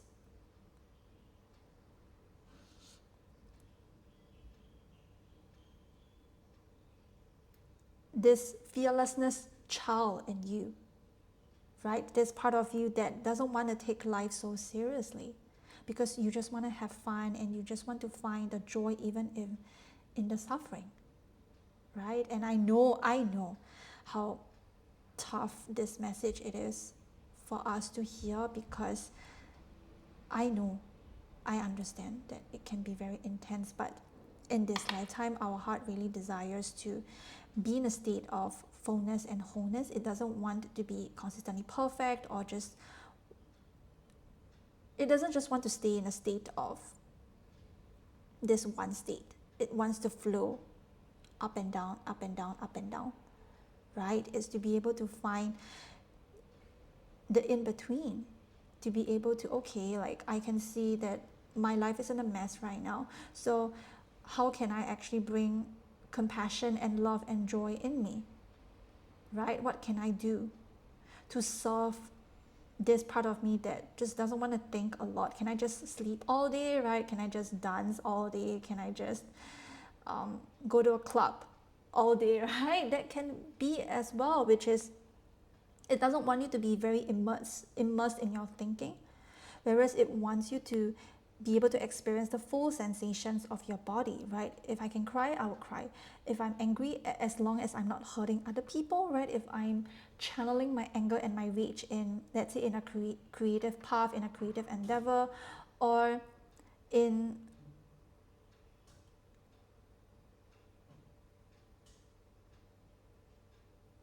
something that can actually allow our anger to come through. For example, boxing is coming to my mind, yeah.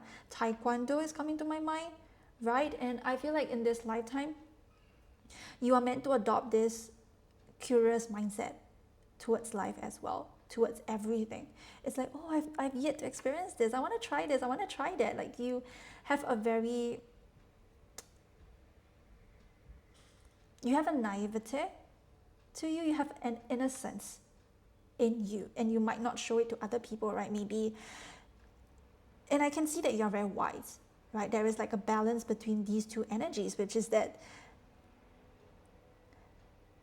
you are very wise, you are very, very, very, very intelligent, no doubt. You are somebody that likes to observe, and you are somebody that likes to study the different aspects of life in itself. You might be very engaged in philosophical and the history, right? You might like to study, you might just like to learn and like to dive deep into knowledge, right? I'm getting something about your right brain. Maybe your right brain is very active. I don't know the difference between the left and the right brain. I'm not somebody that is knowledgeable in that, so take what it resonates. Maybe you might somebody that likes to study the brain, right? You might be like, ooh, so that's what our brain is. Ooh, so that's how our body adapts. Oh, so that's how our body have fun. Oh, so that's how we gain oxytocin or dopamine and anything it is, right? It doesn't want to just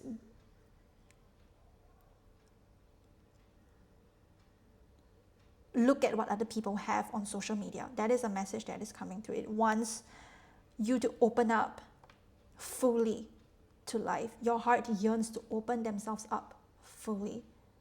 And I know that this can be a very scary process because our ego, our brain might be like, oh, but what if we get hurt? What if we get betrayed? What if we get left alone? And I feel like your inner child is here to say that even if we do get alone, even if we do get betrayed, we know that we are able to pick ourselves up, and we know that there is a lesson in it for us to learn, and that is not to hold on to anything, right? And I'm not trying to say that, oh, everything that you have is going to pass right by you, or you are not going to gain like a community, or like you're not going to gain like a person that loves you forever. No, you will still gain them. You will still. But what I'm trying to say is that you don't hold on to things so tightly. You are not afraid of letting go. You're not afraid to open up, and you're not afraid to let go. Most importantly is to let go, right? It's knowing that, okay, I can see that our paths are very different, or that we have different values and all, and I'm ready to let you go, or I'm ready to release them, right? And this is not an easy process, right? I'm not denying anything that you have been through, because I know how challenging and intense. I struggle with letting go. I struggle with control. I struggle with surrendering myself to the divine. I struggle with it because a lot of the times my mind is just in a constant state of anxiety and anxious on what is it that I'm going to lose, right? I'm in a constant state of fear sometimes even. And I know this can be a very, very hard lesson. I'm not denying or condemning any of the things that you have done or anything that you have been through, right? I totally understand them. But what your heart yearns is that it doesn't want you to hold so tightly to control, because it knows that nothing will come out of it. And the harder you hold on to, the more difficult it is for you to actually allow yourself to let go, because you will just be stuck in this state, or you'll just be stuck in this environment, or you'll just be so stuck in that person that you're not willing to look at another one, right? You're not willing to believe that, okay, since this is what it is, this is the ending, and I trust that something better or someone new that is perfectly curated for me from spirit, that is going to come towards me, right? That is going to fulfill me, right? And that is a very important lesson for all of us, because eventually the day we die, we return back to nature. We are just ashes, right? We literally return back to nature. Our ashes probably are just going to be I don't know, in the bottom of the sea, or in nature, in Mother Gaia's arms herself, because I myself believe that we'll just go back to wherever we came from. And that is why, to be able to understand that our life is really, what's the most important is our life well lived, really. And I feel like with the Sun card here, I was talking about success, right? I was talking about unconventional success. Is what does success actually mean to you? What do you want to achieve out of life, right? When you're old, when you age,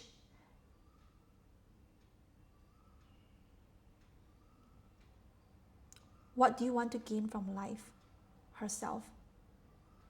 What means to be to live a fulfilling life? What is meaningful to you? Right? It's the balance of your heart and your mind.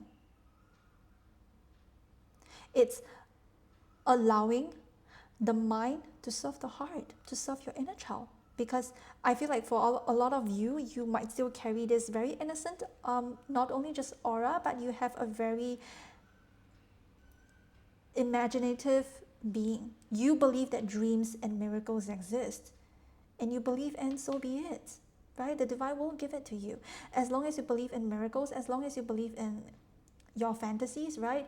Do you think that your fantasies are just whatever it is that you fantasize about? Do you believe that they are going to come true? Let's say you have a fantasy about, oh, I want to live with animals. I want to live with wild animals. Let's see an example, right? And who knows, maybe you might get a chance, or you have a strong connection with the sea, I'm getting as well. Maybe you might have a chance to, I don't know, live underwater. Maybe, right? This could be an opportunity for you. You might live near the ocean and you might get a chance to encounter a dolphin, right? And maybe you might develop a connection with a dolphin, right? Who knows? Things might just happen. Is that, are you allowing your mind to deny that, oh, that is just an illusion, that's just a fantasy, it's never going to happen, or that, oh, these are just bullshit? No, stop that. These are achievable. If you can think them, why don't you think that they are not achievable? Why don't you believe that why don't you believe that I can live a life of fairy tale? Right? That my dreams can come true. Whatever I set my mind to, it's going to happen for me, isn't it?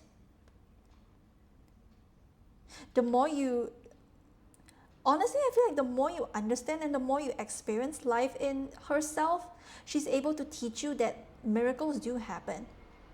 She's going to break, she's going to break your ego apart. And I'm not saying that, breaking your ego apart as in it's going to, yeah, we do need to go through ego deaths, right? We will awaken.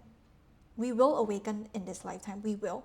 Okay, but what I'm trying to say here in this situation, what your heart yearns, is to be able to break your ego open and show that,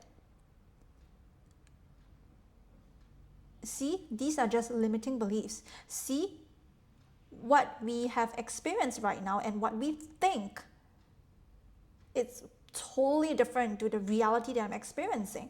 My mind denies and thinks that it's just fake or it's bullshit, right? But it's true. It's true. And I love this energy so much, because I don't know if I'm able to do this service, but excuse me, your heart really desires to, just wants to be. She really just wants you to just be who you want to be, right? She doesn't want you to get stuck in what your mind or what the society tells you that you can or cannot do. Why can't you just live a life every day? When you wake up every day, you can just have fun, you can just dance, right? You can just soak in a bath, right? You can just drink red wine. Why can't I live a life like this? Why do I have to go through life consistently struggling, right? And what I mean by struggling is that I'm not denying any of your strugglings, okay? And what I mean by struggling is that consistently stuck in fear. Why can't we live a life of passion? Why? Right? And I know that a lot of us, we might be like, oh, but I don't have any money, or what if I gotta pay my bills? And it's understandable. I understand that. But why can't we allow our passion to guide us, right? To be like, okay, if this is my dream, why don't I just work for it? Why can't I pair up my heart and my mind together? My heart desires this. Okay, my mind is going to do the best that I can to achieve that. And speaking from personal experience, okay, I desire financial abundance too. I desire that I need to pay my own bills. I need to live in a real life, of course, right? We all need to eat, we need to live, right? But is it possible for us to at least surrender ourselves a little bit to our passion, right? If I'm not trying to say that you have to quit your part-time job or quit your job that you're currently doing right now, but at least to maybe set a little time for you to engage in a passion. Who knows, it might actually bring you your dreams that you want. And the divine is saying that all is possible, everything is possible in this lifetime. Okay, and if you're listening to this and you think that that's just unrealistic, I don't know what to say to you. Okay, because this is something that no matter how much I put out there, I'm not supposed to be convincing you, right? Because you are the only one that can be picking yourself up. All I want to say is that your life, your heart wants you to uncover what it truly is important to you. If you're interested in studying something, why not go ahead? Go ahead and uncover. You might actually uncover something that, I don't know, maybe it might be like a new scientific discovery that might actually bring you to the top of your position, right? Why can't we act as if like we are the main character of our story? And that every day is a new opportunity, every day is a new chance for us to engage with life very differently. It's just a mindset. It's a mindset change. It's like, okay, I decided I want to live a different life today. Okay, maybe I'm going to take a different route to work today, or maybe I'm going to dance for an hour. Maybe I'm going to I don't know, maybe I'm going to create something. Maybe I'm going to paint something for an hour every day, or maybe I'm going to practice cooking every day. You know, these are like small little things that might actually help you. And plus, social media and technology can help us, right? It can help us to serve where we want to serve. And I can see that this group, like this PAL too, okay, you do have a desire of being seen. You want to show other people that we don't have to be stuck in fear. Because my eyes are always going to this cute little child. It feels like she's just enjoying herself, enjoying her time.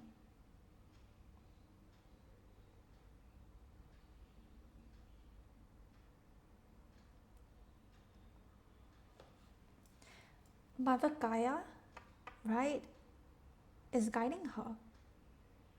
And as long as you devote yourself to unconditional love, devoting yourself to the divine, she will provide you with financial abundance. I don't know why, even I myself have not actually received that financial abundance, but I just believe in it because deep within, I believe that this can come true.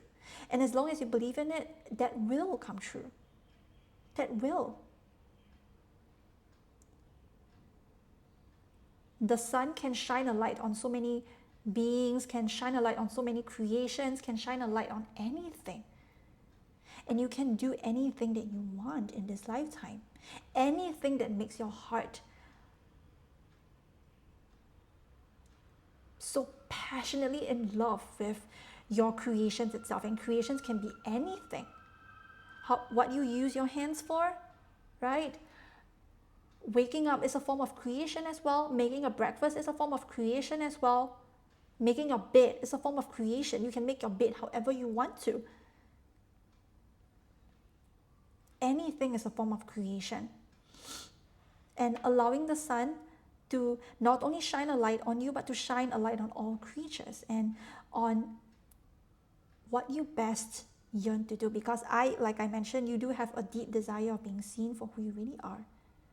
And not just this wise and mature and intelligent woman, but most importantly, it's the inner child of yours wants to be seen, wants to be loved, wants to be desired, wants to be loved and desired, not just in the spiritual realm, but as well as by your own community, by your own people. right? By your work that you want to share, that you want to put out there, that is a huge success for you in this lifetime. And I'm not trying to say that, oh, this is yours, this is going to be your type of success. You decide what kind of success you want. But you have a chance to shine a light on whatever it is that you want to be seen about, right? Whether it's you yourself, right? Your creations, your ideas, anything that is, it can come true. It can. Just because the sun is in the reverse, it doesn't mean that it's not going to come true. It still has that energy. It's just this energy is stuck.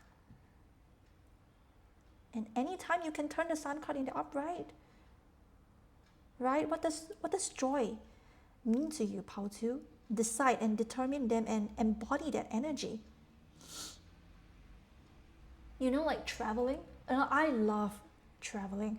Every single time when I travel to a new country, or not only just traveling to a new country, but when I'm in the airport or when I'm preparing to go to the airport, I am so excited because I'm heading to an unknown country and I'm going to be on a plane. Isn't that so exciting? Right? Isn't it so exciting? And the most important thing is to adopt a curious mindset as well, because you certainly do.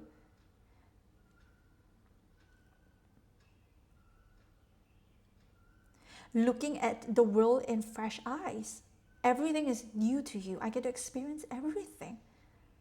Oh, hey, look, this candle is a new thing. I love this candle, right? Treating every day as a learning experience, treating every single thing as a learning opportunity, right? It's like, I don't know what this means. Okay, then I have a chance to learn. I have a chance to Google, oh, what does dolphin mean? Or what does this blah, blah, blah mean? Or I get to research and just look at the world with fresh eyes, right? Is to not to think that I know everything. It's knowing that I have more to learn. And I'm adopting that mindset that, okay, what is there for me to learn? What is this lesson? What is this challenge trying to teach me? Right? And your heart really, really desires of not holding on to things that tightly as well, but also looking to the world with fresh eyes and to determine for yourself, what does your heart really yearn? Right? Joy is very, very important to you. You just want to play all day. You can. Cultivate. Every day you can play with something. Maybe have a coloring book. Paint something. Color something. Dress up in the way that you would love to, even if nobody looks at you, right? Because obviously, the dressing up is for yourself. It's not for anybody. Right? Engaging in books, in knowledge, in insights. Anything that interests you, that you believe that, okay, I want to learn this for myself. I really want to adopt this knowledge because I'm very curious in it. Just like for me, I'm very curious in the divine. I want to know everything about the entire universe, right? And that is my goal. That is my passion.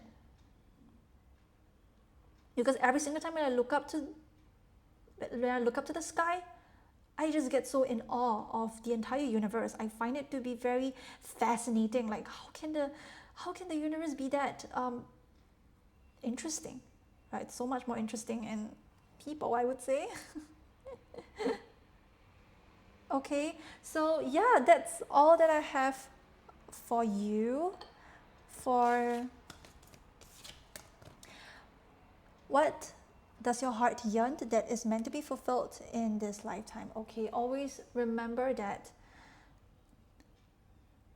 the heart doesn't want to be consistently stuck in fear.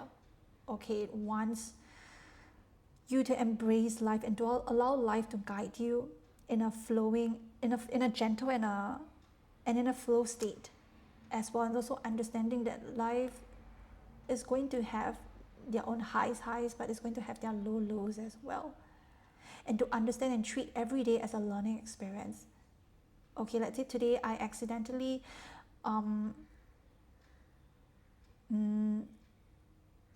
let's say I stumbled on my words, for example. Is this a chance or a learning opportunity for me to accept that I'm not perfect, that I'm allowed to stumble on my words? right? It's knowing that life is not just, like, we are not trying to gain perfection from life herself. Look at nature. Nature is not perfect, but she's uniquely perfect. Uniquely perfect, right? That is Mother Gaia's creation, nature's creation. And to allowing passion to be your driving force, okay? And allowing your mind, your head, your logic to serve your heart, always.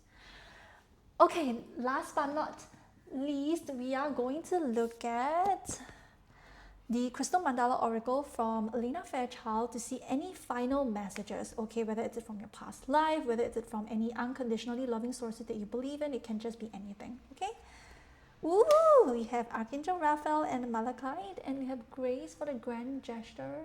Ooh, yeah. So I don't really remember, but during the energy check, did I mention about Archangel Raphael? But yeah, you have a very strong connection with the angels, definitely. And the number 15 could be very significant, and the number 15 is the card of the Devil card, if I'm not wrong. Yeah.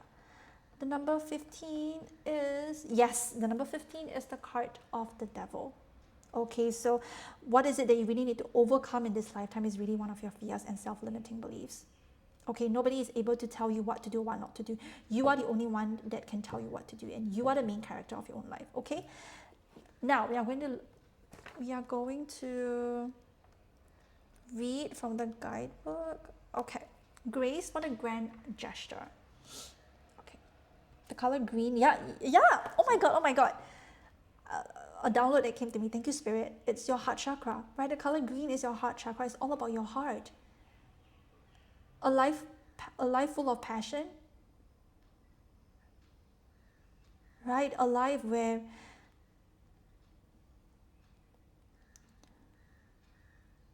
we allow our heart to guide us, to surrender ourselves to unconditional love, to surrender ourselves to the divine, and knowing that our heart will never lead us astray. Whether is it in unknown territories, right, when we might be interested, we might be passionate about, but at the same time we have a fear. So are we going to listen to that fear, or are we going to listen to our heart, right? That's the thing that you have to overcome in yourself, okay? Okay, we bring you the gift of grace for the grand gesture.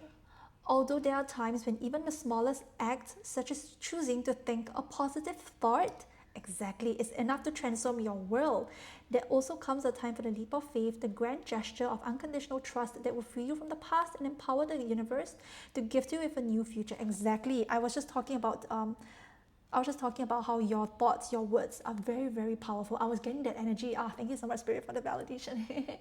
But yeah, your thoughts have a strong impact on your life. Okay, just choosing to think something differently can be so helpful. Instead of thinking that I'm awful, I hate myself, why not transform to no, I choose to love myself today. No, I choose to think positively today, right? And your actions have to reflect it. Let's say you made a mistake. Do you blame yourself, right? Can you caress yourself and think that, okay, it's okay. Hey, it's okay. I made a mistake and I'm allowed to make a mistake, right? Okay. The grand gesture is the big step. The willingness to say to the universe, I trust you, and I know it is time for life as I've known it to give way for a bigger, a bolder experience, and I am willing to allow you to lead me into it. Yes, it's to surrender yourself to the divine. You then make an offering which confirms your declaration and empowers the universe to reward the faith you have demonstrated. The grand gesture cannot be forced. If it comes from a place of should or uncertainty, then you are not ready. The grand gesture must be unconditional. It must be something you offer, not for what you can get in return exactly. Although the rewards will be rich, the most important thing is what you can offer, not only to yourself, but what you can offer to the world, what you can offer to your community. That's very important, yeah.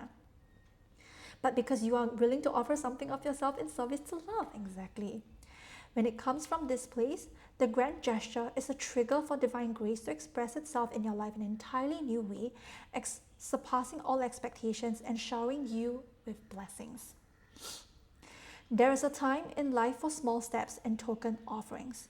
These can be very powerful and trigger an outflow of enormous compassion from the universe as they generate opportunities and connections to encourage you to continue building upon those first steps with greater strides.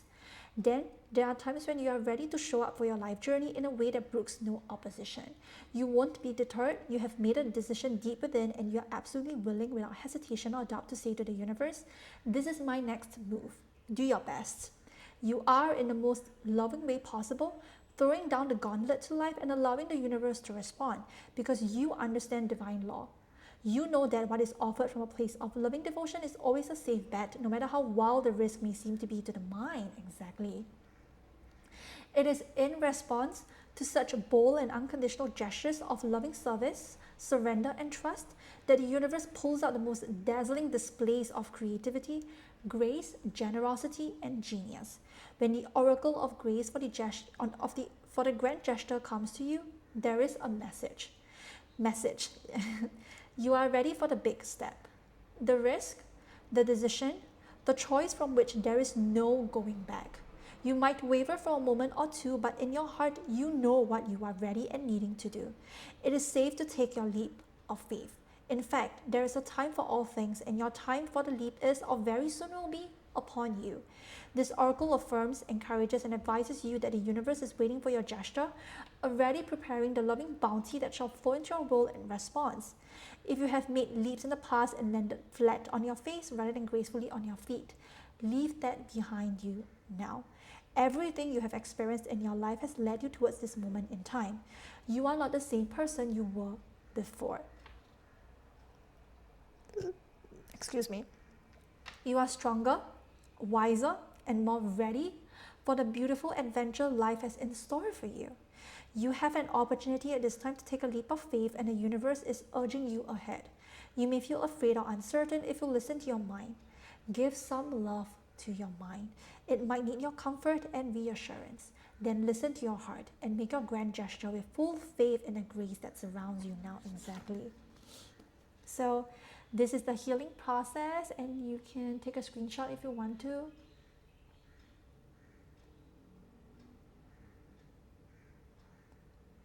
Okay, so wow, that's all that I have for you today, pile number 2. I really hope that this message will resonate with you and will allow you to take a leap of faith, right? To think things through on what your heart really desires and to really embody that energy by actually going for it. I'm wishing you all the best, okay? And thank you so much for being here, and thank you so much for giving your time and energy to me. I really appreciate it. Thank you so much for allowing me to be myself as well, for allowing me to be imperfect, for allowing me to stumble upon my words. I know my English is not really that great, but as long as as long as you understand what I'm trying to say, that's the most important thing, right? Whether it's my vocabulary sucks or anything is it, but thank you so much for allowing me to be imperfect, and thank you so much for being so kind towards me. And also, if you're interested, you can definitely check out my podcast, Life by Pam podcast, on Apple Podcasts and Spotify as well. And if you're interested in my blog, you can check out hiatspamela.substack.com. And yeah, do like and comment and subscribe if you're interested. Thank you so much. No force here. Of course, do whatever it is that you want. And thank you so much for showing kindness and love. And also thank you to your spirit guides and to the universe for allowing me to read for you. I'm utterly grateful and blessed to have this ability. And thank you so much for just being here and for allowing me to read for you. Okay, and yeah, that's all that I have for you, Pao 2, and I will see you in my next reading. Bye. Hi, welcome back, pile number 3. So if you picked this image, then this is going to be your reading for today. I will be starting with an energy check first. So if you'd like to know more about the details on how this reading goes, do check out the intro, and always remember that this is a collective reading. Not all messages are going to resonate, and if it doesn't, check out another pile or check out my other readings or check out other amazing tarot readers out there. Please take responsibility for yourself and listen with discernment. Okay, so let's get started. So if you picked this image, which actually it came up in the reverse, which is this storm warning card, and it's the number 10 card, which is it reminds me of the Wheel of Fortune, right? And I feel like you might be rejecting some form of transformation that is currently happening in your life right now. And we have the sea, we have tornado, we have lightning. I'm immediately thinking of Zeus, Father Zeus. Maybe you work with Zeus, or maybe you work with the Greek god Poseidon as well. He's also coming to my mind. And yeah, and Hades as well, the Lord of the Underworld is also coming through. So you might be a witch, is what I'm getting. I mean, I'm not really familiar with witches, but yeah, that's just the knowledge that I know. But you might be working with the different Greek gods, or you might be into Greek mythology as well. So yeah, and I'm immediately seeing like the storm warning here. It's kind of like a transformation that is meant to happen. It's kind of like a breaking, some sort of like a breaking, like a breakdown that you're meant to be having, but you are kind of rejecting this process, or you're kind of rejecting this transformation because you are not sure if this is going to bring you, like you are afraid of it. Like you don't know if this is really going to be the best solution that is going to be happening right now for you, right? And also with the Wheel of Fortune card, definitely there are a lot of changes that are happening, whether internally or externally. But yeah, you could be going through some sort of change in terms of like whether is it an internal change or whether is it an external change as well, that might be turning your entire reality upside down, right? And I'm also getting some sort of truth that you are realizing within, or that you are realizing in society, or in a person, or in a situation, that you are meant to clear out, and you are meant to reestablish a new foundation for yourself. And I'm also thinking of the Tower card as well. The Tower card is what I'm seeing in my mind's eye right now. So you could have,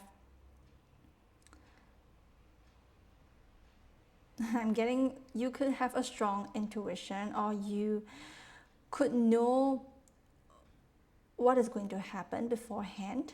So you might be really connected with, you might know what is going to happen for you next. So you can kind of sense like, okay, I can sense like these energies are going to be breaking down, or this thing has sort of reached like a breaking point in your life, and it is meant to be broken down. Like this is something that you might be able to sense it, right? I'm also getting somebody who has strong clairsentient abilities as well, that is also coming up. So you could have a very strong connection with nature, right? With thunder, with the tornado, with the storm, with the sea god Poseidon as well, right?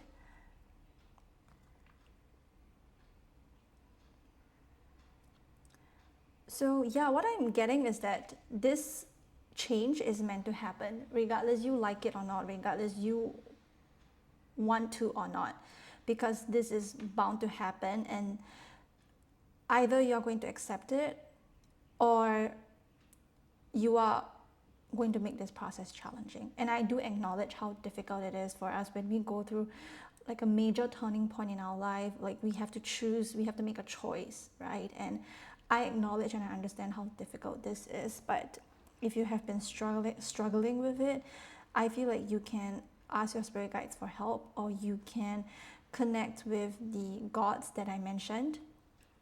You can connect with the gods that I mentioned, or you are already connecting with these gods, and you can ask help from them, or you can ask help from the divine, from Mother Gaia is also what I'm getting, to help you with this process, and I guess I could say soften the blow a little bit, right? I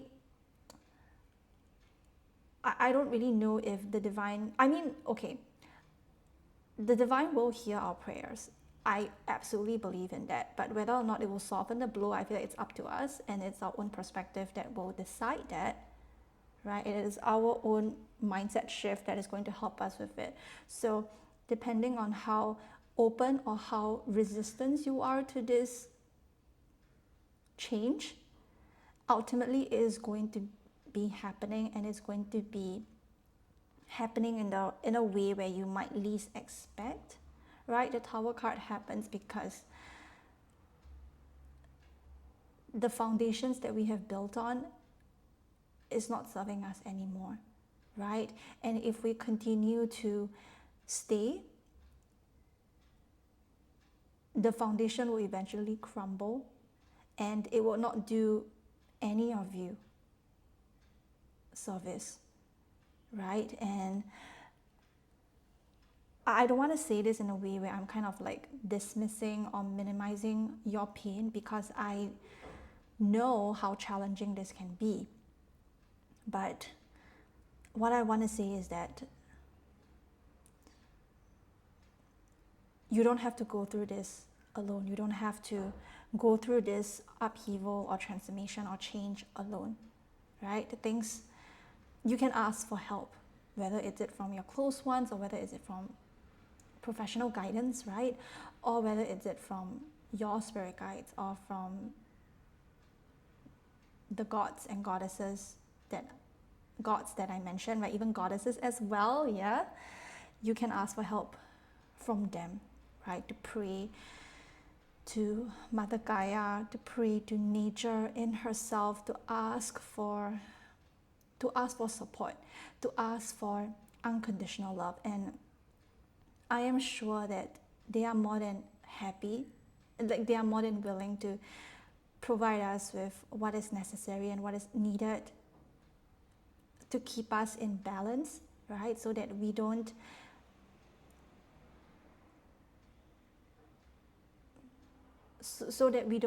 what is that word? So that we don't get cast aside. Yes, so that we don't get cast aside, so that we know that even when we're in the midst of this storm, right, we are always protected and guided by our spirit guides. Okay? And there is like a perspective shift in your life as well, and in how you view challenges is also what I'm getting. So there is some sort of reconstructing of your belief systems, of your values, of even how you view challenges and life in itself, because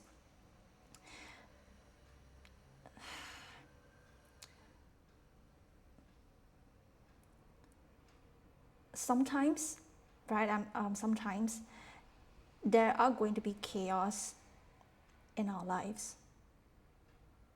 There are going to be endings in our life, and maybe this upheaval is making you see the truth of what it is, and making you realize that destruction is necessary in order for us to rebuild something new, whether it's it from a new identity, right? Whether it's it a new belief, a new idea.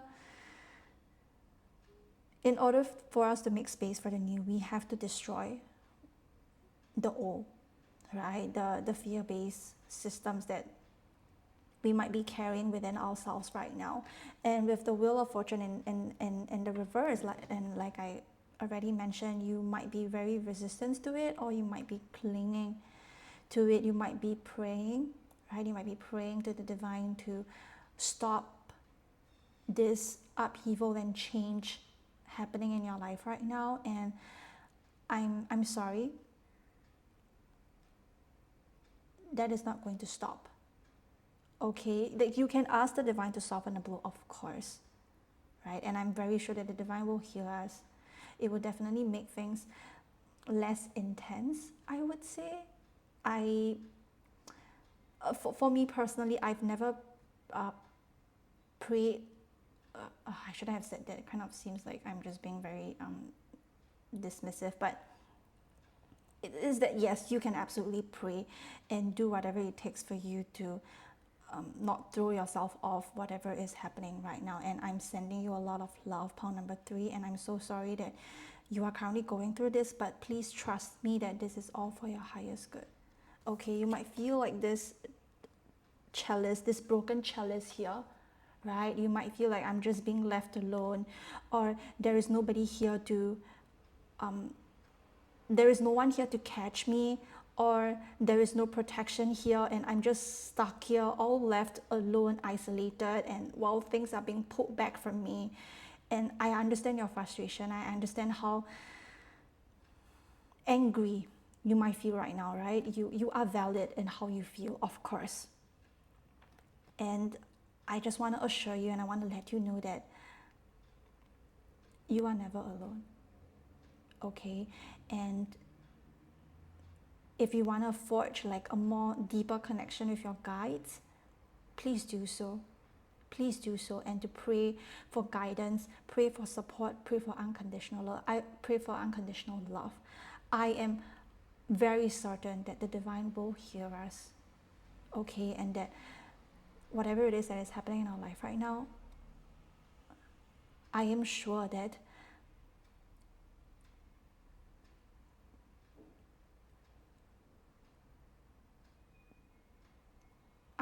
no matter how intense this situation is, or how intense this change is, I am very sure that you can get past it. Like, you will, okay? You will. You will. I am here to assure you that you will. Okay?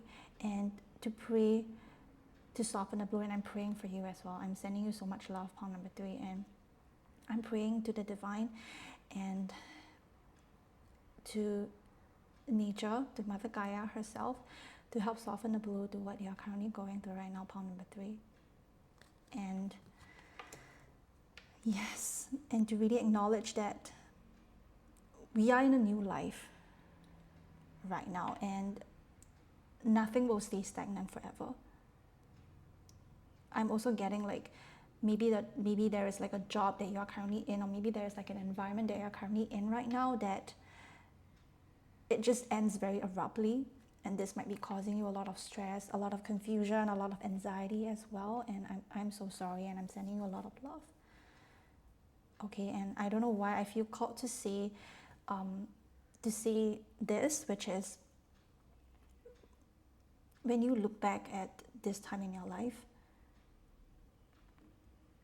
you will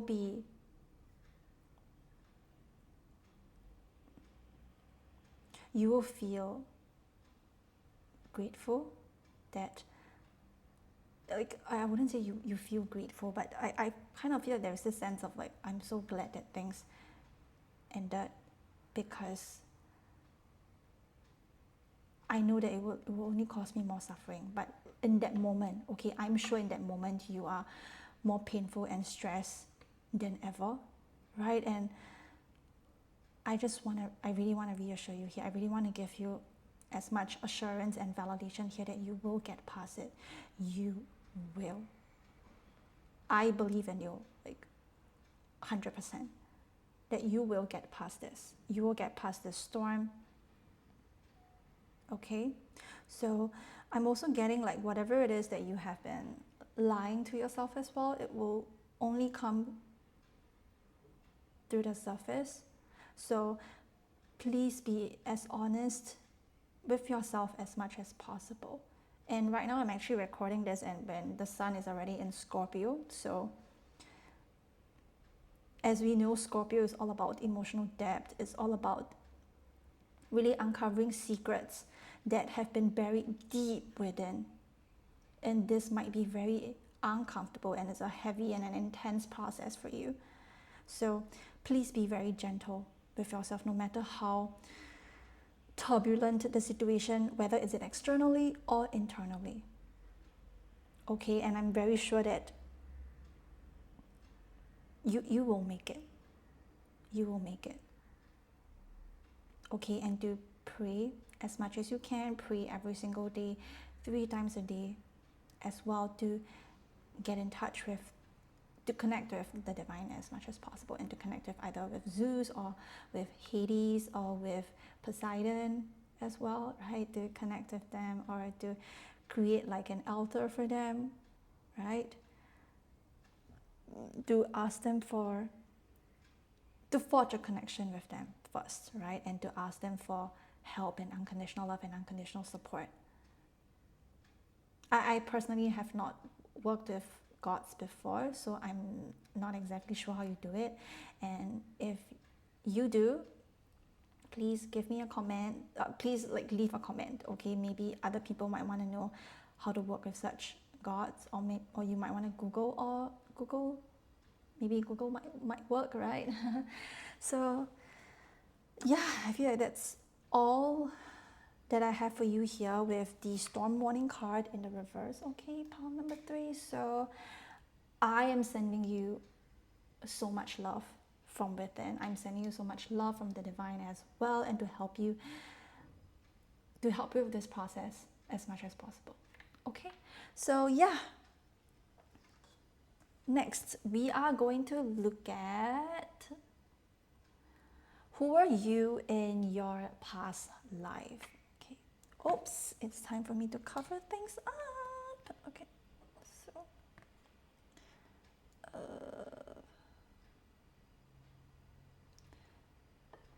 never mind, I'll use this instead then. Okay. Shit.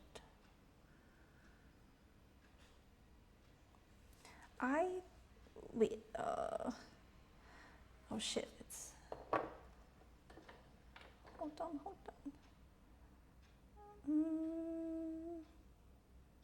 It's okay, I think I'll use this card to cover things up. Okay. So we have the Lover's card. As you can see, I'm struggling to.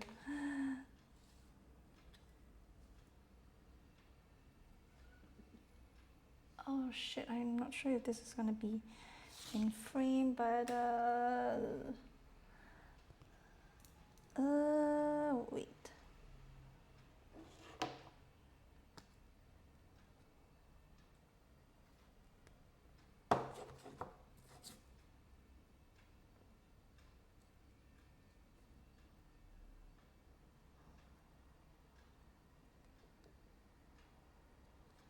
Is this okay? Okay. Oh, finally. We have the Six of Cups in the reverse, and we have Death card in the reverse. Very interesting energies. Who are you in your past lives? Okay. Is this in frame? Okay, cool. So, who were you in your past life? I'm getting you could be somebody that worked in a medical industry.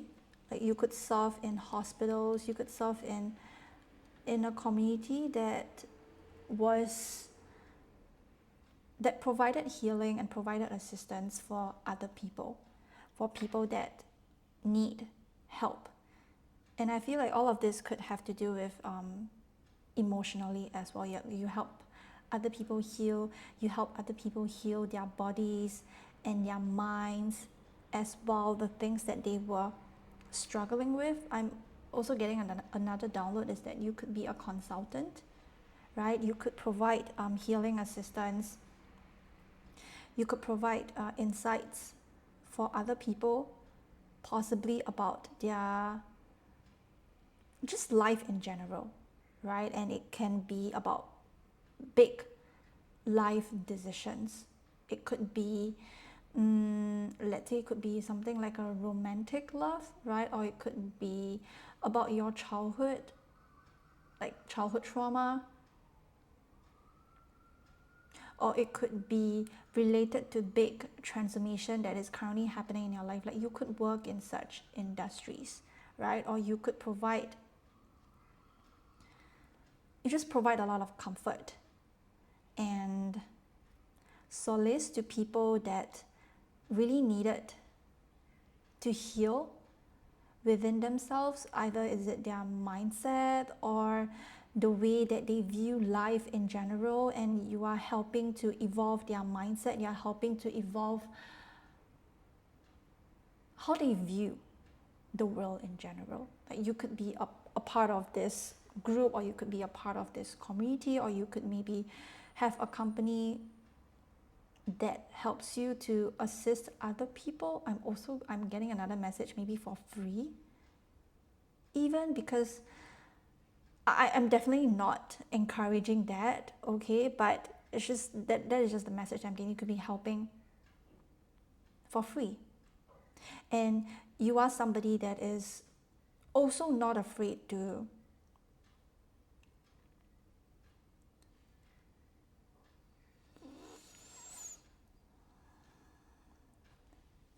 you are somebody that is not afraid to provide help for others. And help can be many ways, maybe financial assistance, or it could be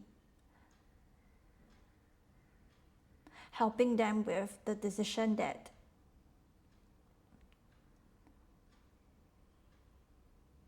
they need to make, right? Maybe you have some sort of influence over these people, or you might let them know the consequences between two choices. For example, let's say, I would just give a very random example. Let's say it's about a romantic love, and you might be unsure of who to pick, and they might come to you, right? They might come to you to ask you, who do you think I should pick in a romantic relationship? And you might list like the pros and cons, and you might tell them like, okay, so if you pick this person, this is the pros, this is the cons, or like the other person, okay, so this is the list of pros and cons. You can see what is it that you really want. So you might be really dedicated in helping other people as well. I'm also getting helping other people to heal their inner child or their unfulfilled wishes and desires as well, especially in their lifetimes, right? It's based on my knowledge. Okay, I'm not really knowledgeable in like history and all that stuff, but what I'm getting is that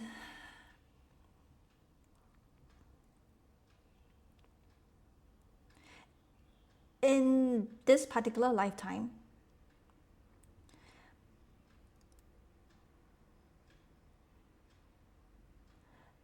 you weren't really celebrated for what you did, because they might label you as this odd kid or odd person because they couldn't really fully understand the depth of your beings. So this is why you had to do these works in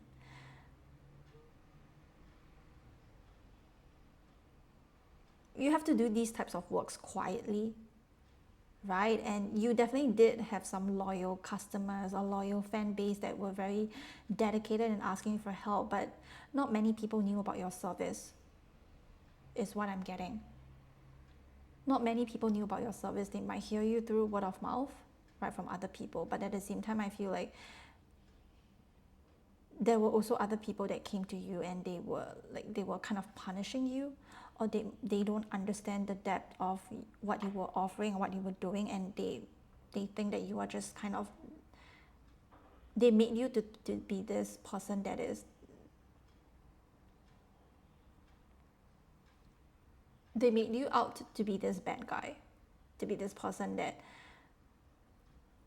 shouldn't be here. And I'm also getting another message. You might be outcasted from, so you're definitely an outcast, right? Or you were labeled as an outcast, or people pushed you away, is also what I'm getting. People pushed you away, and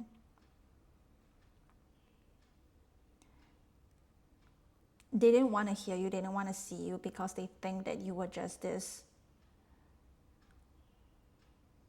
person that will only harm like the entire society. Like you were definitely not the one that is being controlled, because you broke free out of that, is what I'm getting. And also actually another message wanted to come through, but hold on.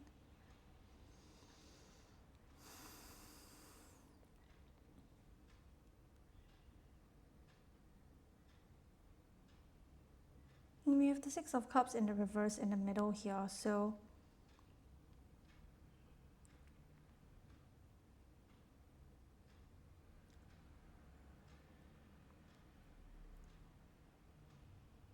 you made people realize that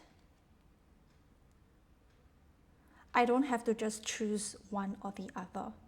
I feel like you would definitely, and you are definitely somebody that a lot of people find comfort with, or a lot of people think that you are just this very naive or just this very innocent person on the surface, but actually deep within your depths you have a very raw and passionate power within your feminine energies. That is the message that I'm getting. You are a strong advocate for feminine energies. Okay, and this is not about gender specific, this is not about men or women, it's just feminine energies in general. Because as we can see from the society right now that we are in, women all across the globe are all rising, right? We are all rising, we are awakening to our powers. Feminine energies are rising, I should put it this way. But in the past, in this particular lifetime, you were definitely an advocate for feminine energies. You wanted people to realize that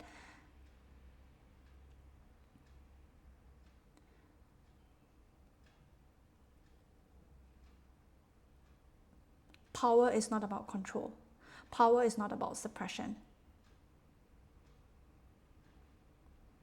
Power is about transforming your deepest, darkest desires into a source of wisdom. It's about uncovering the shadows within.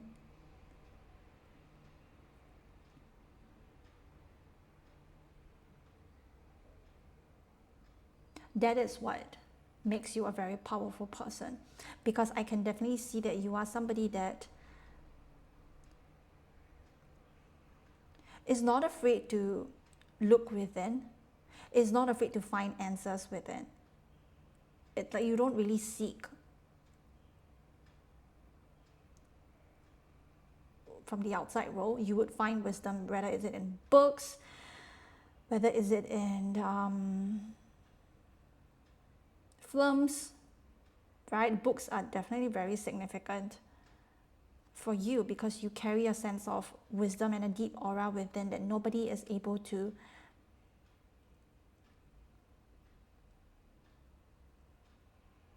manipulate you in it. And I'm actually seeing the Three of Swords in my mind's eye. Like exactly, you were definitely attacked for some sort of activism that you did, right? Some sort of activity that you did, and you actually helped and guide women to transform. To transfer and to transform, to transfer. Maybe you could help women, or you could help. You could help women, okay, or people who believed in feminine energies to really transform and to transfer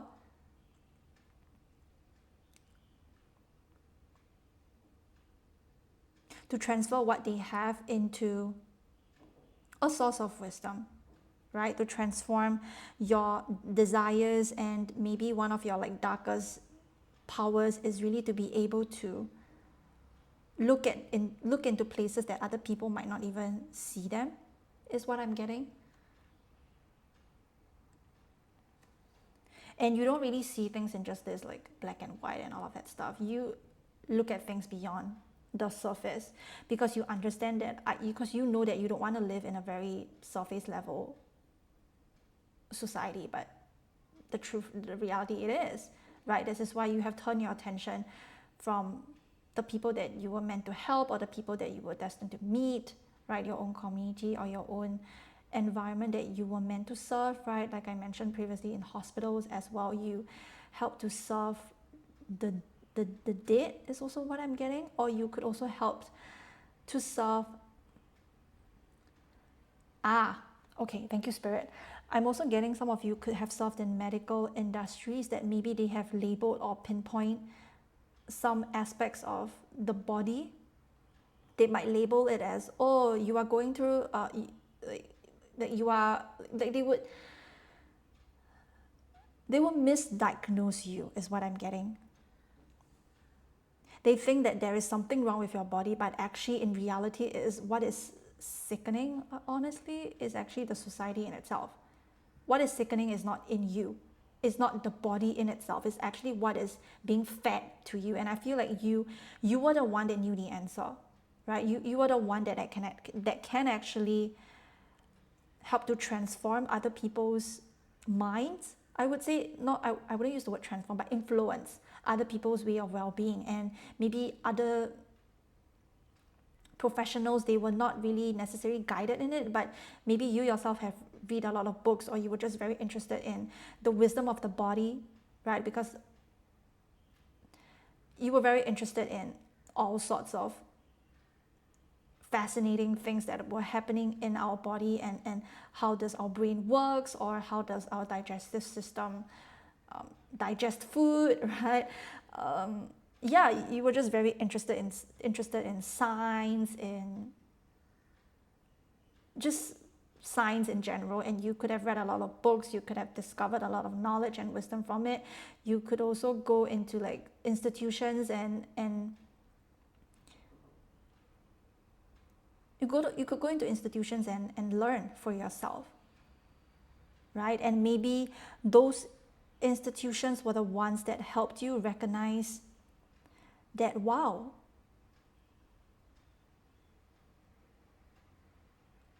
they I don't want to say that in a way where I'm dismissing these institutions, but I feel like what you learned, it was not equivalent to what you actually learned yourself, is what I'm getting. Because you truly do care about understanding the physiology, the biology of our body and all. And yeah, you went into industries and you helped to transform them, right? You made so many people realize that the faults were never our body. Faults were what was being passed down to us, what was being fed to us, that it did not sustain us. Instead, it destroys us, right? It gave us like a medical diagnosis and told us that, oh, you are having some sort of I don't know. Okay, let's say I'll take depression as an example. They would tell you that there is something wrong with your body, that you need to change it, that you need to eat some sort of medicine. And I feel like you introduce a lot of natural resources and natural wisdom to the people that came into your life, the people that you were meant to help, right? The people that came across you, and they realized that, hey, so what I've been doing previously, it was untrue, right? And I followed your pattern, I followed your healing practices and all.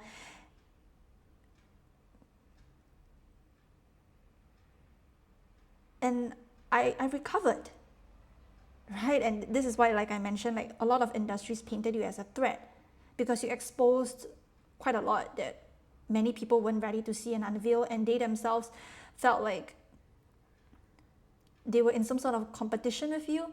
Like they didn't want to admit that you had all of the knowledge within, and they look like a fool in front of you. I'm not trying to say that they are a fool, right? But they feel like they are a fool in front of you. And instead of them learning from you, they would attack you and make you out to be this problem, make you out to be this bad guy and all of that shit.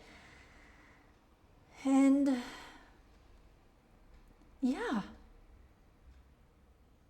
I keep getting turned back into this medical industry that you were in. So you were definitely a huge influence in a lot of people's lives, right? Not only just in a medical industry, or it could be any sort of healing industries that you're in. For example, I'm getting like herbalism, right? Herbs, the foods that were given to us by Mother Gaia, by nature herself, foods and plants, soils, trees, they all hold ancient wisdom. And this is something that you discovered in this lifetime. this is why I was getting like maybe some of you could have carried this into this present lifetimes that you have, right? Maybe you find yourself being very interested in learning more, diving deep into like the different industries and all of that stuff, the ones that you feel very called to change and transform, right? Yeah.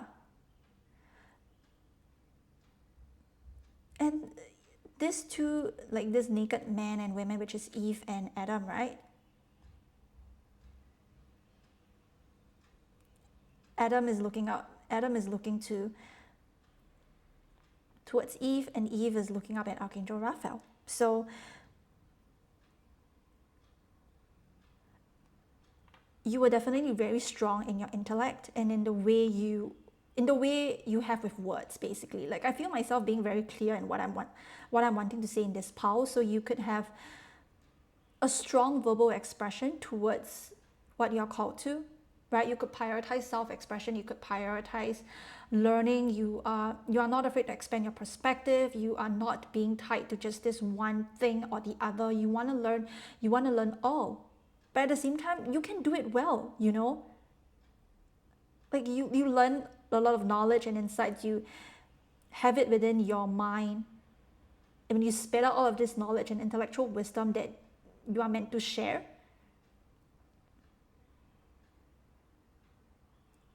people would benefit from you so much more than you have ever realized. Even the ones that paint you as a villain, they actually benefited from you, even if they didn't really want to admit, or they didn't want to acknowledge your goodness or your talents. Yeah, you could be a very strong, like you could write a book as well, as what I'm getting in that past life. You could write a book, you could pass on your knowledge from one to the other. You were a really strong, powerful writer, right? Not just in the words that you use or how you express yourself, but in how you choose to articulate and put yourself out there in a way that is just very different. And your words have a way of convincing other people. You definitely have a way with words, right? It's Gemini energy. It's Mercury energy that is ruling this card. You have a strong mind. You are very, very intellectually gifted, I would say. You can use anything that is being given to you and turn it into words, basically, and turn it into anything that is of benefit and of use to people in general.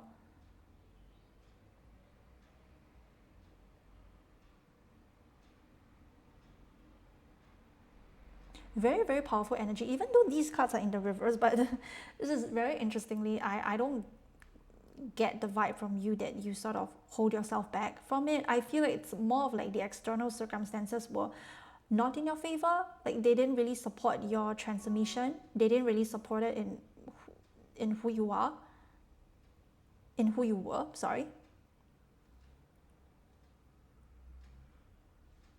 But you still went ahead and did what you feel called to do in that particular lifetime, which is wow. Like I'm so proud of you, Power 3. Like yeah.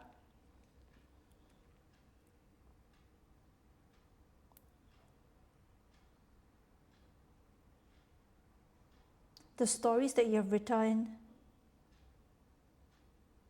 the books that you have read, whatever it is that you have gained and seen from different people or just in different industries that you were in, you have seen a lot, and you have seen how people manipulated others into believing that they are the ones that are the problem and not actually the entire society in itself. Because I feel like control, I mean, in today's society we can still see like there's a lot of like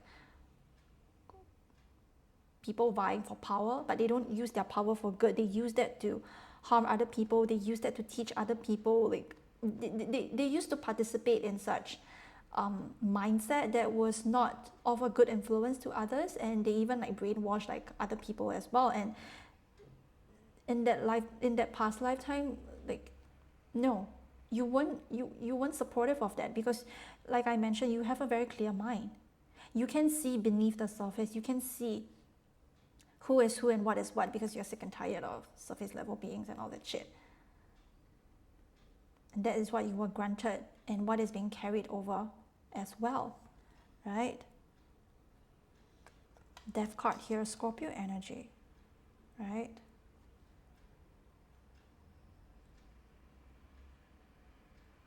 And both, a combination of both water and air. It's a very powerful combination because you know how to balance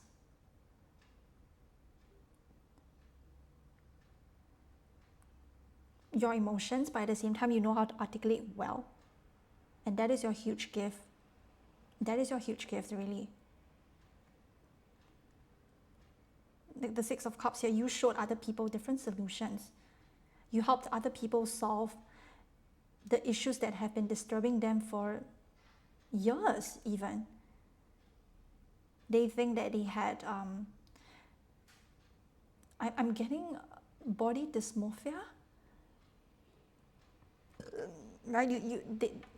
The industries, they made like people think that there is some sort of problem with them, but actually the issue was not them at all. And you showed them like a totally different story. You brought them to like a new life that they can actually emerge from the death card. Yeah, you gave people a way to live a very different life in that lifetime that you were in.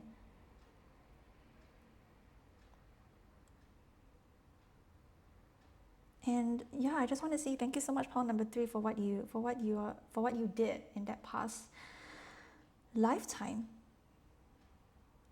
You were not only an advocate for feminine energies as well, but for people who came to you for help because they can see what you have to offer. They see your gifts and they see your talents, and they know that you weren't just this simple being that they thought you out to be, right? Maybe you had this very maybe you have this very youthful look, right? Because Mercury does make you look youthful, I would say, for your physical appearance, right? Maybe you have a very youthful look. Maybe you have a very childlike nature in general. You just acted very in a very childlike way, and definitely were being underestimated. But at the same time, once you start to really express yourself,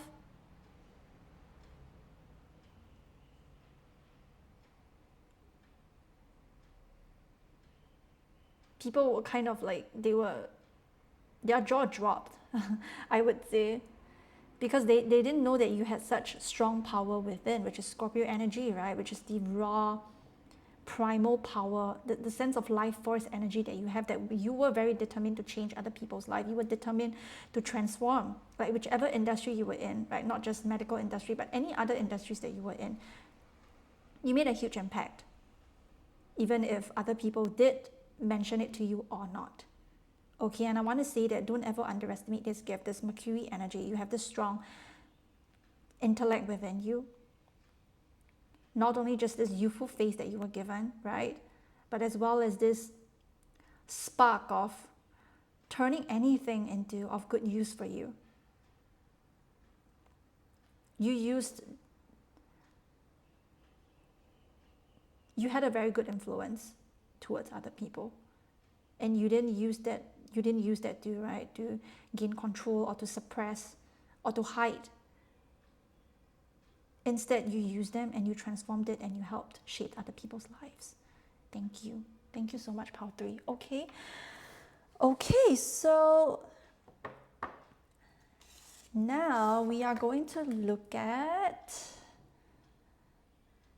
what qualities or traits that you have carried over from your past lives. I think I talked briefly about that, but yeah, we are still going to look at it. Hold on. So next we will look at qualities or traits that you have carried over to this lifetime. We have the Ace of Pentacles.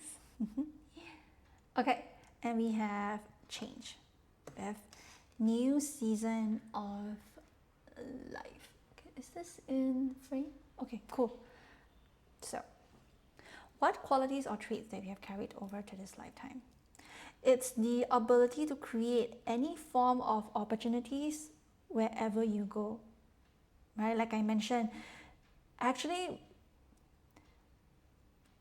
you have this strong entrepreneur ability, is what I'm getting. So, no matter where you are, no matter which industry you plan to inject yourself into, you can always do well with it. You always can. And there will always be opportunities wherever you go because you yourself are talented. You yourself are wise. You yourself are knowledgeable, right? Not just this mercurial energy that I was getting in that past life, but as well as this ability to ground yourself in any situations that you are in, right? Like this change card, which is this winter, and this is kind of like, I don't know. I don't know what this season's gonna be, but yeah, anyways, it's just, yeah, your ability to ground yourself in any situation that you are in. You are not just this wise teacher, you are not just this flighty or floaty teacher that spits out anything that comes up from your mind. No, you are able to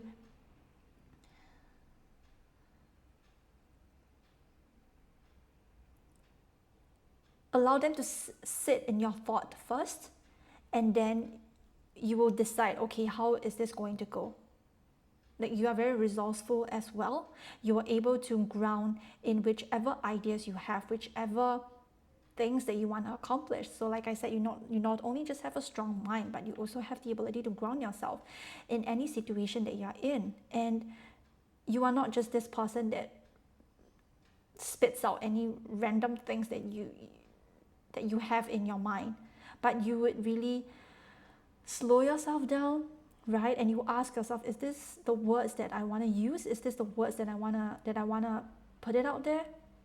Right? How can I articulate myself better? How can I verbally express myself in ways where others are able to not only understand me, but they are able to get what I'm trying to say. Like, I don't, like, for example, this, like I was mentioning, this medical industry that you're in, right? And they have a lot of strong words that maybe people that have not actually learned it, or we might not even know what it is, like in normal simple terms, and you're able to break them down easily. And I love this so much. Like, yeah, it's that you're able to break things down for other people in simple terms.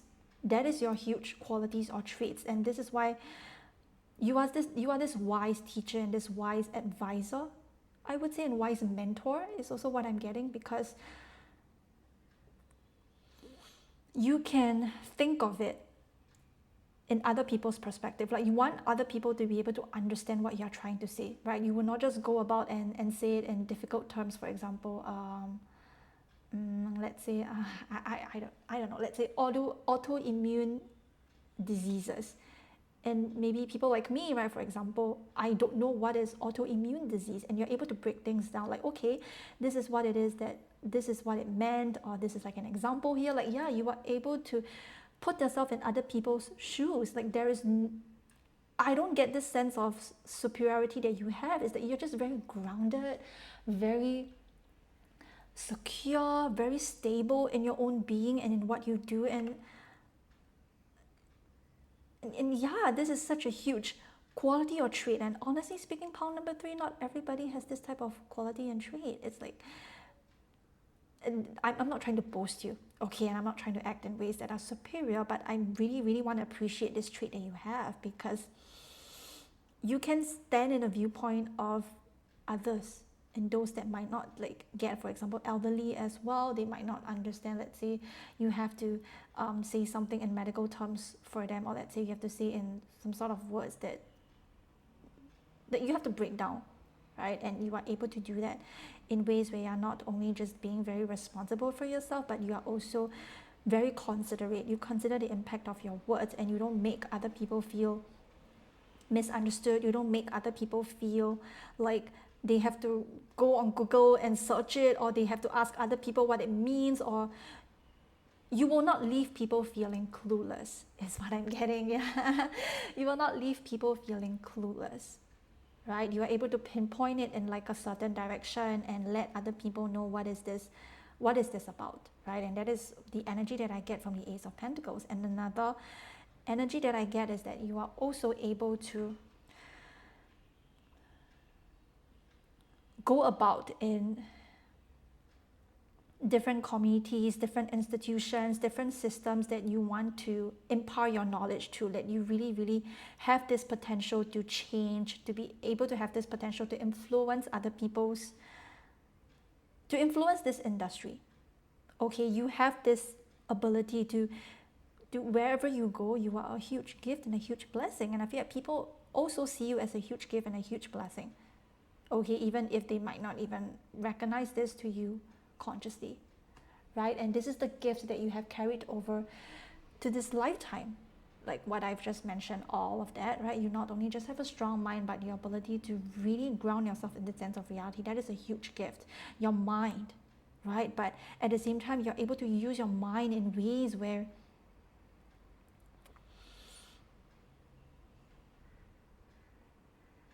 you're able to use your mind in ways where you not only can see things from a bigger and a higher perspective, but you can use it to ground themselves in the physical reality as well. So whatever ideas that you have, or whichever you feel called to and whichever you feel passionate about, please go ahead and do it. That is your sign that no matter what industry you're in, you can create change, right? You can create ripples of change. Like you bring change to other people's lives. No joke, I'm not kidding at all, right? In this lifetime, you could maybe be an influencer, right? Or you could be a content creator, someone who shares their wisdom and their knowledge towards the collective, right? I'm getting, I don't know why I'm getting Aquarius energy here, even though this Ace of Pentacles is absolutely not Aquarius energy, but I'm just getting a sense of Aquarius energy here, which is really helping to create ripples of change in other people's lives, not only in the lives of yourself, but you're able to help other people to elevate to new levels of consciousness as well, and to help them recognize that I not only can help you understand what this is, but I can also help you transform it in a way where you can help to trigger other people thinking. So in some sort of way, you might make other people feel uncomfortable in some sort, but in a good way. Okay, maybe some of them might be triggered by this uncomfortableness.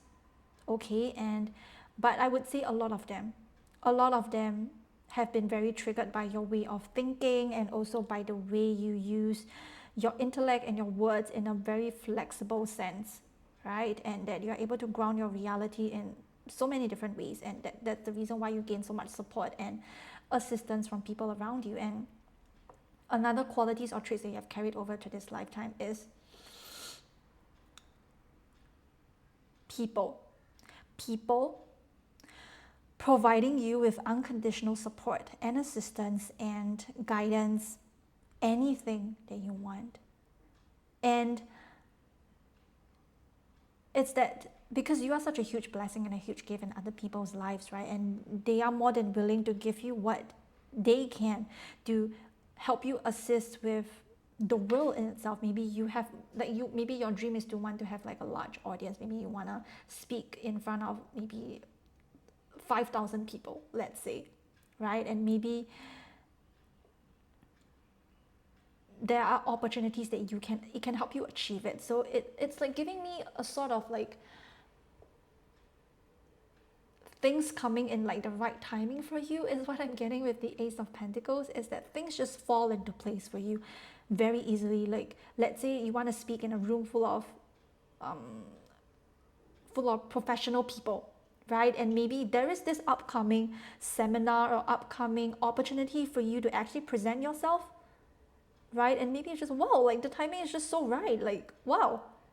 Don't fret. That is the gift, that is the qualities or traits that you have carried over to this lifetime. You are always at the right place at the right time is what I'm getting, right? And because we can see how technology has really opened up our eyes to different ways of, to just open up to different ways of innovation and thinking, right? So you can help to really rebuke other people's way of seeing different beliefs, seeing different viewpoints, or how they learn, right? Even, or maybe you want to help other people in like this certain profession. Let's say I would just give medical as a perfect example, right? And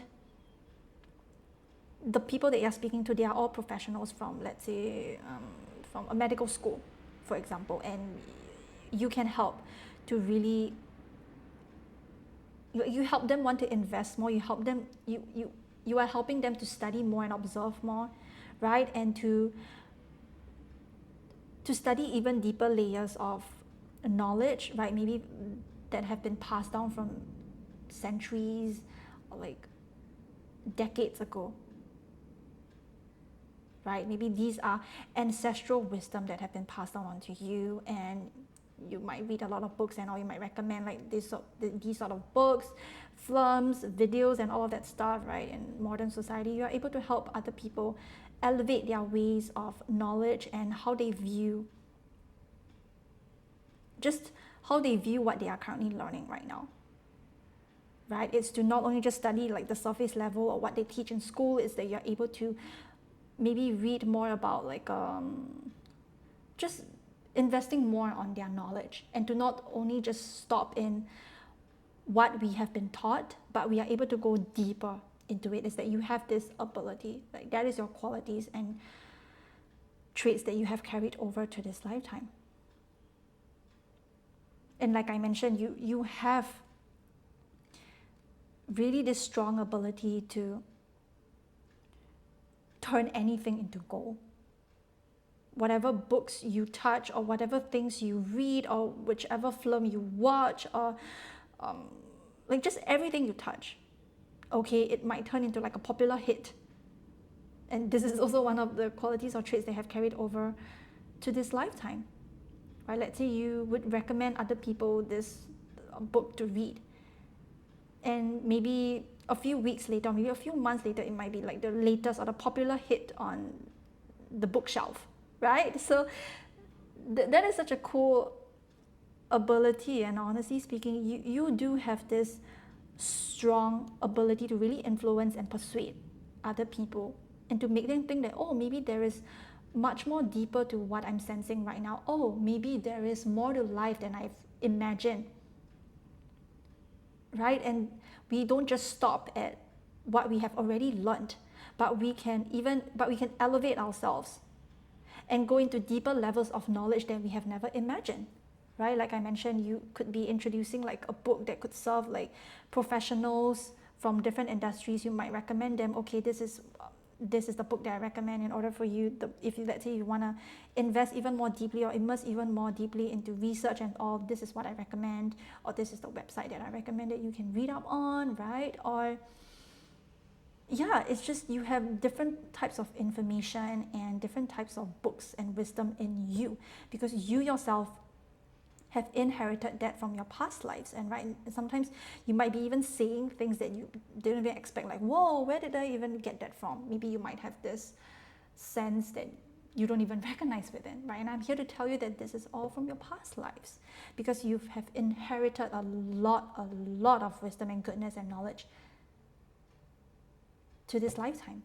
That's why sometimes you might not even recognize what you are saying, right? And in order for you to reconnect with that part of yourself, you gotta have to immerse into what you're really passionate about. Because I can see that in your past life, you really, not only just in the medical industry, I'm also getting like feminine energies as well. You could be an advocate for women, right? Not only just women, but feminine energies in general.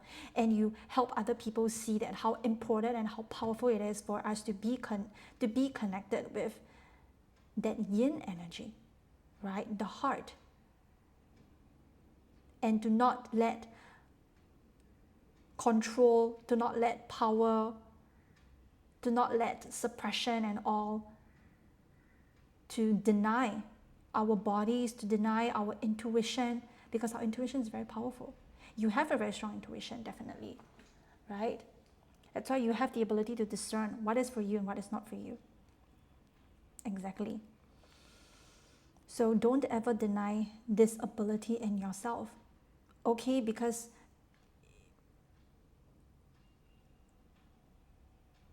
you are a strong advocate for either women or feminine energies in general. So injustices as well is also what I'm getting, right? You could read up a lot about the law and justice system, or you could be really studying, you could really be into legal and law as well.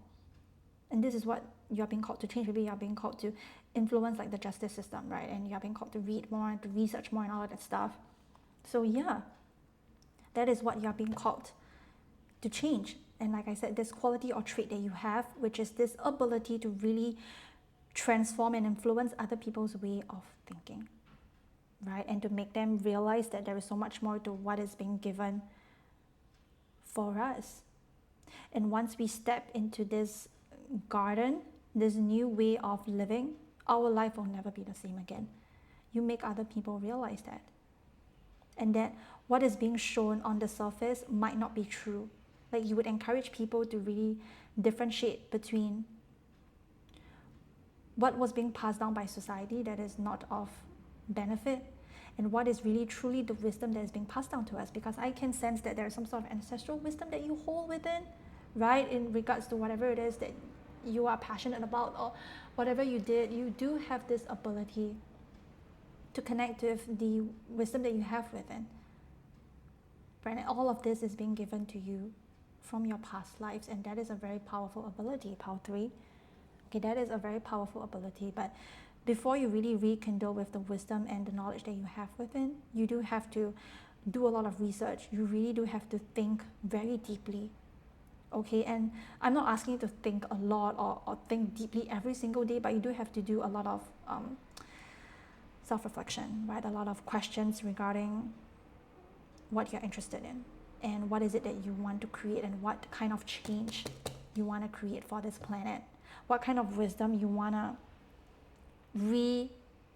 reinvent.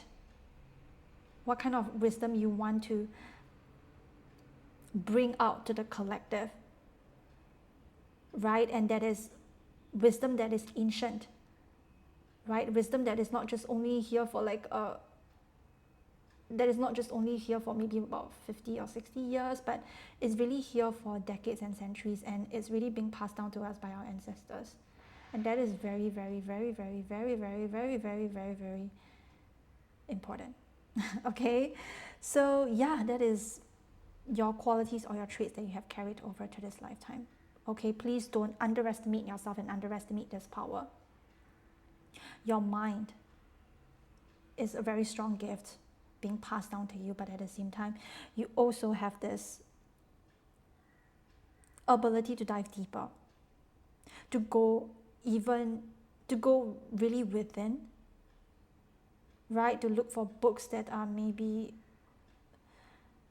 that are not just here for like a few years, but they are here for maybe they have been republished, right, by different authors, and or maybe you can check them out and all of that stuff. But I'm not really sure about that. But yeah, you can do a deeper research about it and maybe follow different creators online that really do hold this wisdom within, because I'm sure you know, right? Maybe there are some creators that really do reintroduce ancient wisdom that might have been denied, might have been suppressed, and they are reintroducing it maybe on Instagram or on social media, and you can definitely check them out. And I'm sure you have this ability to find who is actually the right one for you, and for you to reintroduce it to other people, right? And to allow other people to really to trigger their thinking and to make them, and to allow them to change, allow them to transform. Okay, so yes, that's what I have for you. So now we'll look at the gifts that you have carried from your past life or lives. Okay, we have the 3 of Cups in the reverse. We have fire, transformation, rebirth, and renewal. Interesting. And we have, okay. Yeah, okay.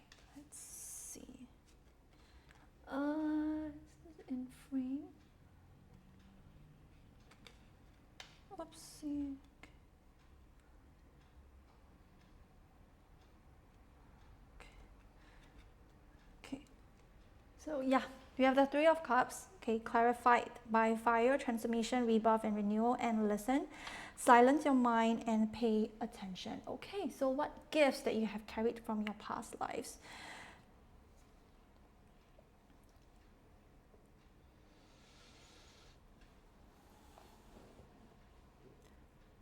This is very this is very interesting. Okay, so with the Three of Cups here,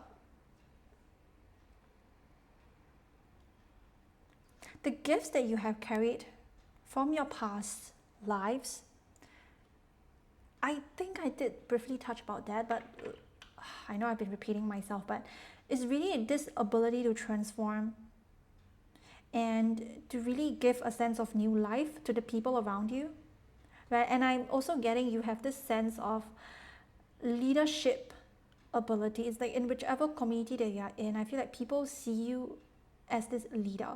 People look up to you as this leader, and they sort of knew that you are the one that is going to bring them a lot of change, right? Not only just in their own perspectives, but as well as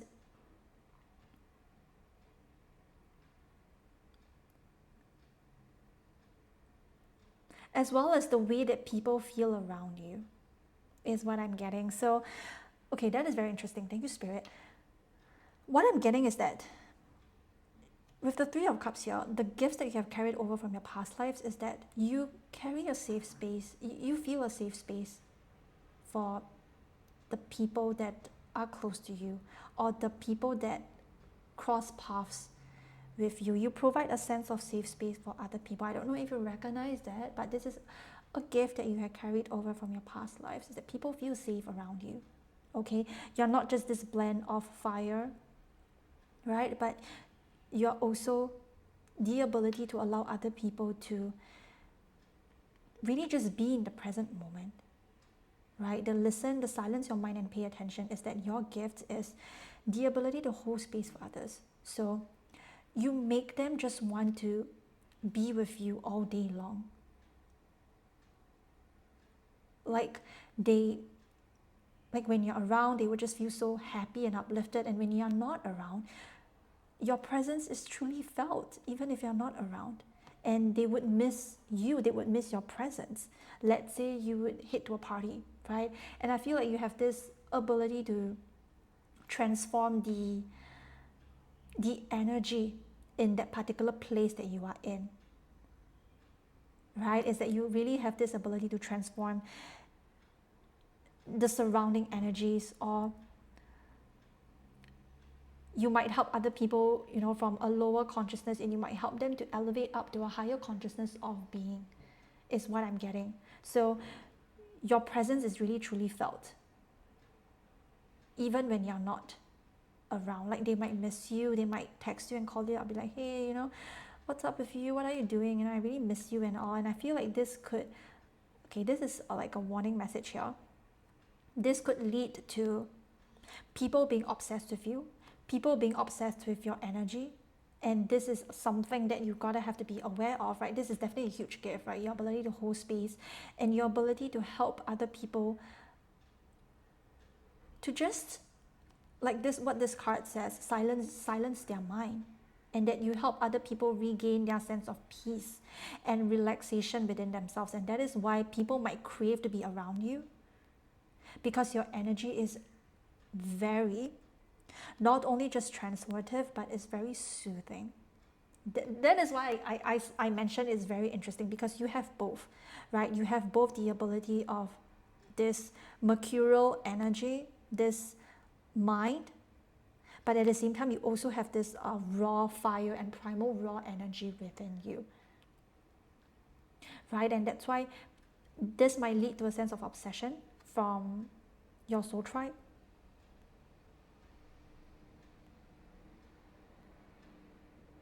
Okay, I shouldn't have said the soul tribe. I apologize for my words, but it feels like people around you, I would say, like they might be very addicted to your energy, right? Even the ones closest to you, like they might not really respect your alone time is what I'm getting. They might want to be with you all around 24/7, and they might develop an unhealthy relationship with you, like codependency is what I'm getting. So you have to be very careful and be very discerning with your energies. It's not to say that you can't give or that you have to pull back your energy. And I mean, yeah, we do have to pull back our energies, of course. But you got to have to be very careful with people attaching themselves to you, because you have this ability to draw other people in. You do. All kinds of people in. Really. And if the Three of Cups in the reverse, I'm getting also you might have the ability to also like to draw in wounded people is what I'm getting, or maybe draw in people that are really not healthy for you, or maybe you, or maybe throughout your childhood years, your teenage years, right? You might have been in unhealthy relationships with other people, or you might engage with others that are not meant for you, that are not the best for you. So they might not provide that same energy back to you, because I feel like the people that are meant for you, they have similar traits with you, right? They also have this uncanny ability to transform, but they also have the ability to provide a safe space and nurturing environment for you. But I feel like you might be the one consistently providing for others. That's why other people might not hold the same space for you. This is where boundaries and all needs to come in, and this is like a kind of like a warning message here. This is not to scare you, okay? It's just, especially when you have the ability to hold space for other people, like when your presence is really truly felt in other people's lives, and when you start to detach yourself from them, when you start to maybe take a step back or set a boundary with them, some of them, right, they might be upset with you, they might not understand, or they might just they just want to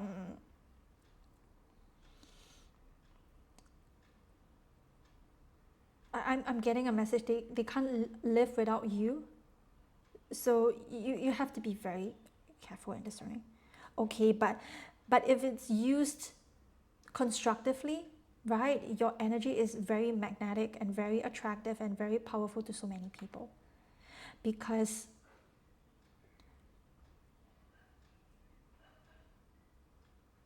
you make other people feel like home, and you bring a lot of unconditional love into their life, not just destruction. And what I mean by destruction is in ways where they view certain beliefs and ideologies. Let's say, I want to give this example. Let's say you have like maybe a friend that that is very stuck in societal standards. Let's say this friend wants to achieve everything before 30 years old, right? And maybe after a conversation with you, they might start to reconsider, and they might start to rethink, like, okay, like maybe what you said what you said was kind of true, right? Maybe I might want to rethink how I view my life in general, something like that. Like you're able to really affect other people in ways where it's deeply transformative, right?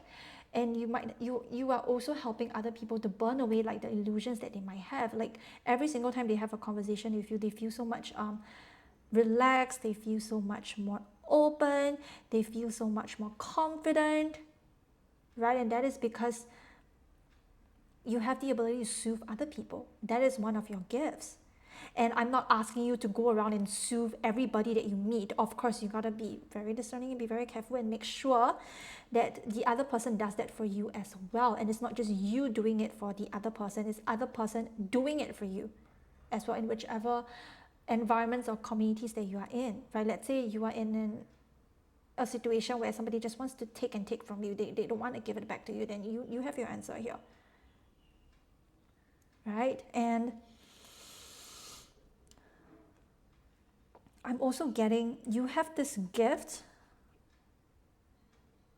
of just wanting other people to be around you, like I said. But you really are such a huge blessing in other people's lives. You really are, okay? And you might not recognize this within yourself, but you really help other people cool down, is what I'm getting. Like let's say maybe there are two friends around you that are into a conflict, and let's say when you arrive, right, let's say you tell them to stop and they will immediately stop. Like, people really listen to you because they know that when, yeah, people really do listen to you because they know that when you speak up for real, and you you have a zero tolerance for disrespect. Of course, I love this about you, Pal 3. Okay, you have a zero disrespect for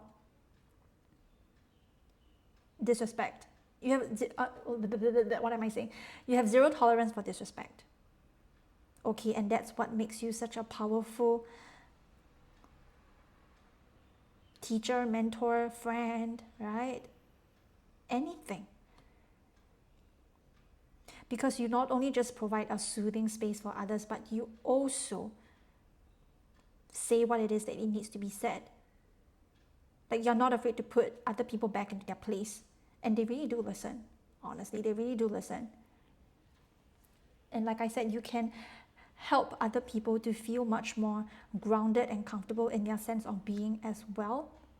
Because some people might feel really insecure within themselves, and when they confine in you, and you would like maybe provide them with some guidance and advice, right? And this is not unsolicited advice. Maybe it's like a guidance and advice that they ask from you, and they would just feel so much more open, like, oh, so this is how it works, or oh, like there is a different way of thinking that I can do, and that is your ability, Pal 3.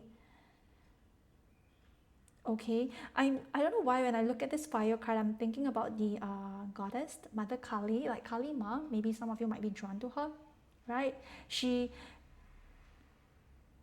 Why do people think that she's scary and intimidating? It's because they have yet to face their own depths of darkness and shadows within them, but you have. Right? They are not only just this tower moment for other people, but once they do recognize the darkness within them, and once they do have the ability to transform themselves, right?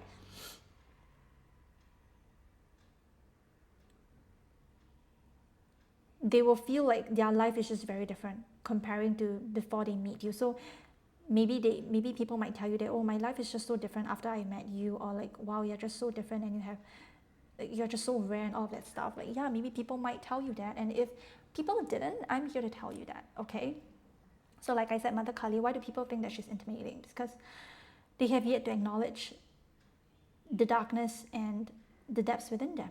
That's why people think that she's scary, but she's not. She is very gentle and she's very loving as a mother, right? And to the people that approach her with pure intentions. Exactly this. And for those that don't, right, those that come to her with like some sort of motive, or those that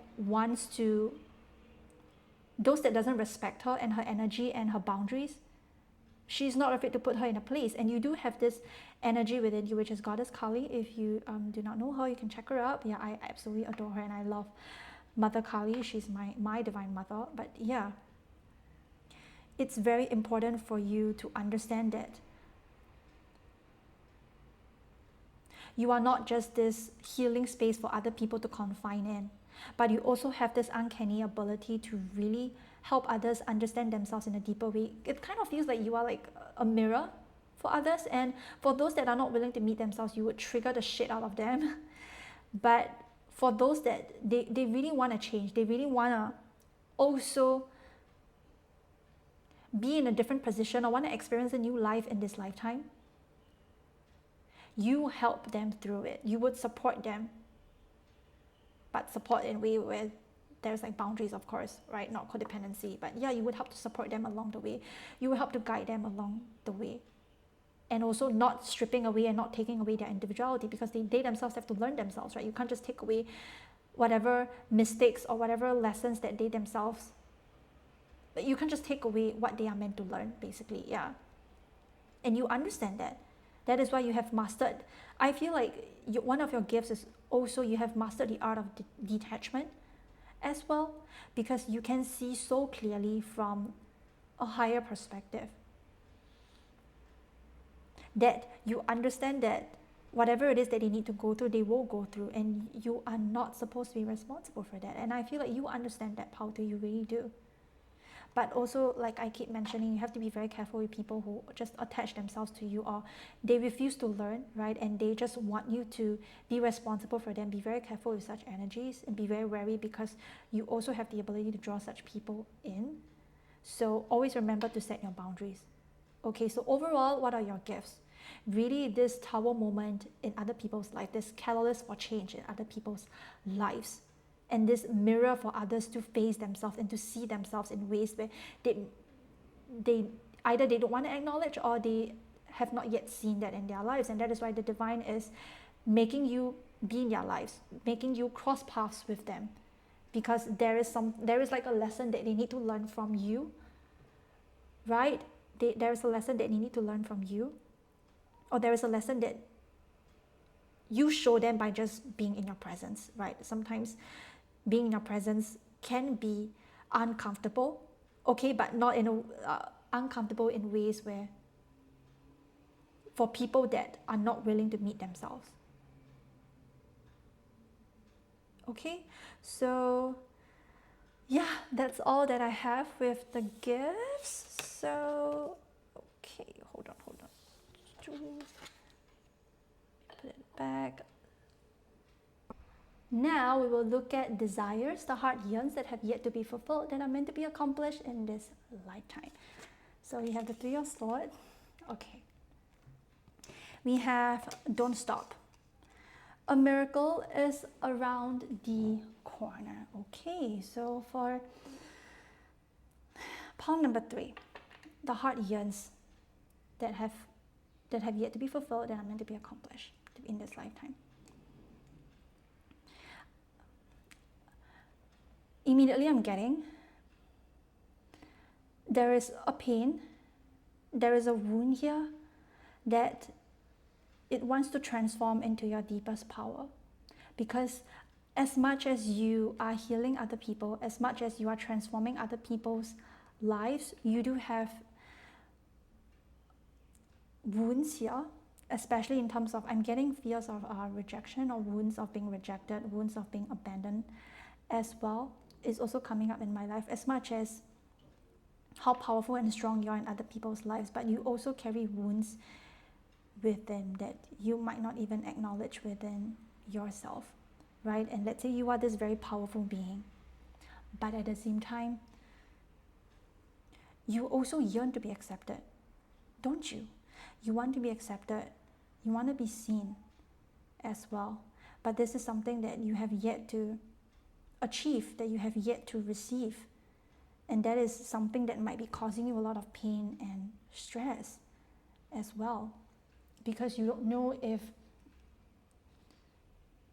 am I going to really gain what I want to gain, right? Like, as much as how much of an influence I am, but deep within, I'm also still a person with a lot of wounds, with a lot of sensitivities as well. But you don't know if there is going to be people that are going to see you the same way, especially when you start to review your vulnerabilities. So I feel like what your heart really yearns is for you to really accept and embrace the parts of you that might have been dismissed and shamed and ridiculed by other people, because I can see that there is pain here within your heart, right? As much as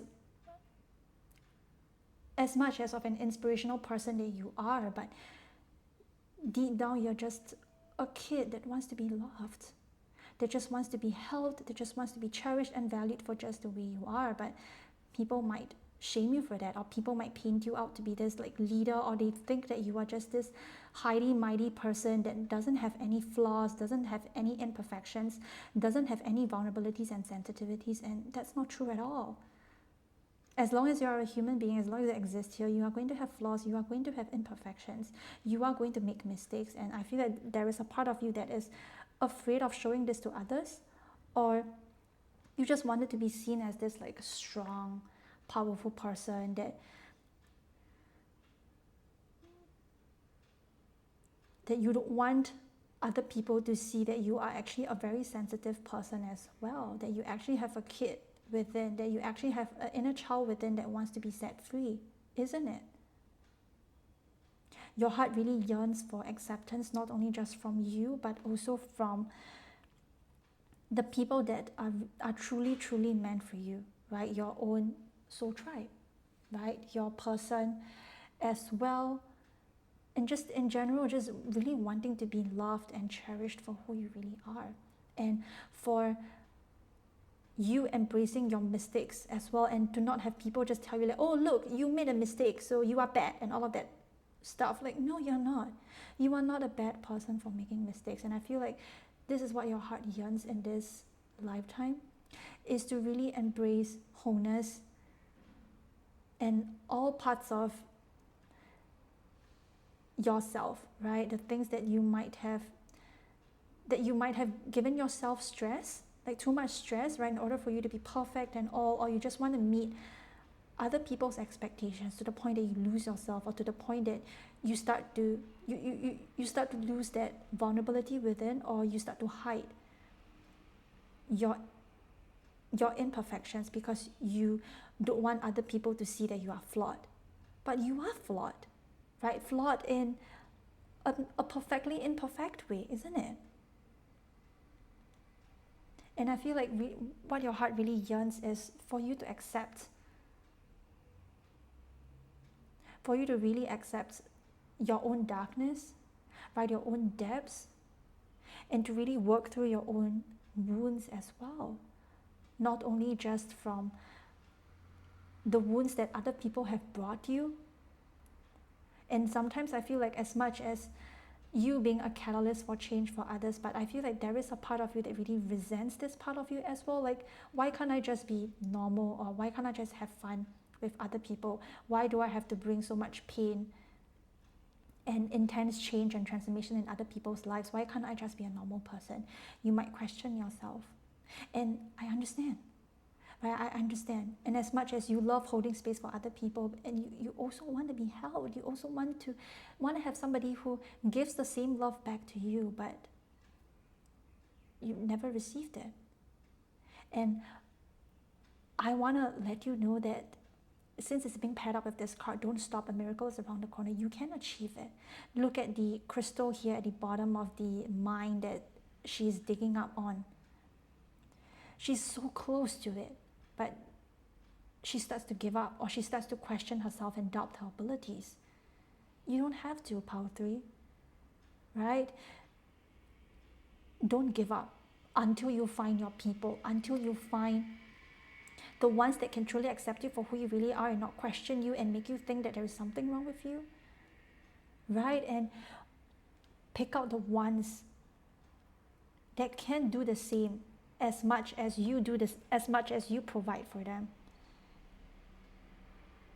Okay? What your heart really yearns is to really allow what you deem as weakness to really come through, to see what they have to say to you, right? And that you don't need to earn to be loved. You don't need to be this perfectly curated leader in order for people to look up to you, in order for people to respect you. No, you don't have to. You know what is missing in this entire society in itself? It's really rawness, it's really realness, it's authenticity. Are you able to be vulnerable with yourself and to be vulnerable with others? Right? As much as you sharing your wisdom and knowledge with others, but are you able to let your guard down and to really express your vulnerabilities? Let's say you be like, hey, I'm also struggling with myself, right? As much as I love researching, but at times I would just fall back into not wanting to do any research anymore, not wanting to understand myself anymore. Sometimes I just want to give up. Sometimes I just want to let things go. I just want to let things pass. I don't want to do it anymore. I don't want to transform the world anymore because I know how hard it is. I know how much of a responsibility and a burden that I've been taking myself into. And the key here is, let other people know your pain. Let other people know what you're going through. That is what your heart yearns to be fulfilled in this lifetime. She doesn't want to be perfect. She doesn't want you to be flawless. but she wants you to be really honest and vulnerable with yourself and others. Let's say you are, like I mentioned, you are speaking publicly to thousands and thousands of people. You can open yourself up and share your vulnerabilities and pain and the times where you just wanted to give up. And you acknowledge how painful and how traumatic it is sometimes being a leader or being a catalyst for change, and it scares you to the point people might run away from you. They label you up to be this bad person, and you're not. You are not. It's by unplugging the swords one by one and to allow yourself to be cherished just for who you are, because I feel like that's one of your biggest wish in this lifetime. It's really to be cherished, not only just this powerful person, but as well as this vulnerable little kid that daydreams, that fantasizes, that cries at every little thing, that overthinks, that fears. Right? You don't have to be this perfect person. You never need to be. Your heart never wants you to be perfect. It wants you to be real. It wants you to be honest. It wants you to open up. You are not only just holding space for yourself, but you're allowing other people to see you and to see that, hey, like, I understand you more right now. Like, every single time I thought you out to be this flawless person, but you have fears and you have flaws too. And I feel like many people might mistook you for that. They might think that you're just living this perfect life without any fears or any anxieties, and that's so not true. Just because you are not expressing it, just because you're not saying it, it doesn't mean that it doesn't exist, isn't it? And your heart really yearns to open yourself up, to really be seen vulnerably, rawly, imperfectly. And once you start opening yourself up, I'm not going to guarantee you and tell you that there are not going to be disappointments. There will be. Some people will think that, will run away from you. Or they might fear, they just want to see you in this flawless person. They just want you to fit into some sort of expectations that they have for you, and that's not real. And that is very unfair to you, because you are living this some sort of expectation placed by other people that is not even yours to carry. And why are you even carrying it? So I'm not guaranteeing, I'm not trying to guarantee you that there are not going to be any disappointments. There will be. But behind the disappointment, you can see that, okay, I can see that this person cannot hold space for me, for this vulnerably parts of me, this part of me that has needs, this part of me that has fears. You know that they can't hold space for you, and you have your answer. Is this really the person that you want to be with, that you want to hang out with, that you want to engage with? And there it is, you have your answer. Your heart yearns to live an authentic expression of this lifetime. It doesn't want you to hide and shame away the parts of you that might have been shamed by society. Let's say your sensitivities, right? We all have been called and deemed as too sensitive and too naive, too innocent, and all of that shit. Can you allow yourself to express these parts of yourself, not only just to yourself but to others, to show that, hey, I'm also a vulnerable person. I also have my own insecurities. I have my own flaws. I'm not this perfect person that you deem me up to be this. I am not playing out your expectations. Can you do that, Pal 3? Because this is what your heart really, really yearns, and that you will have what you wish for. What you do for others, right? How much you care for others, how much you care about the well-being of others, how you care about the world in itself. You forget that actually the one that needs the most caring is you.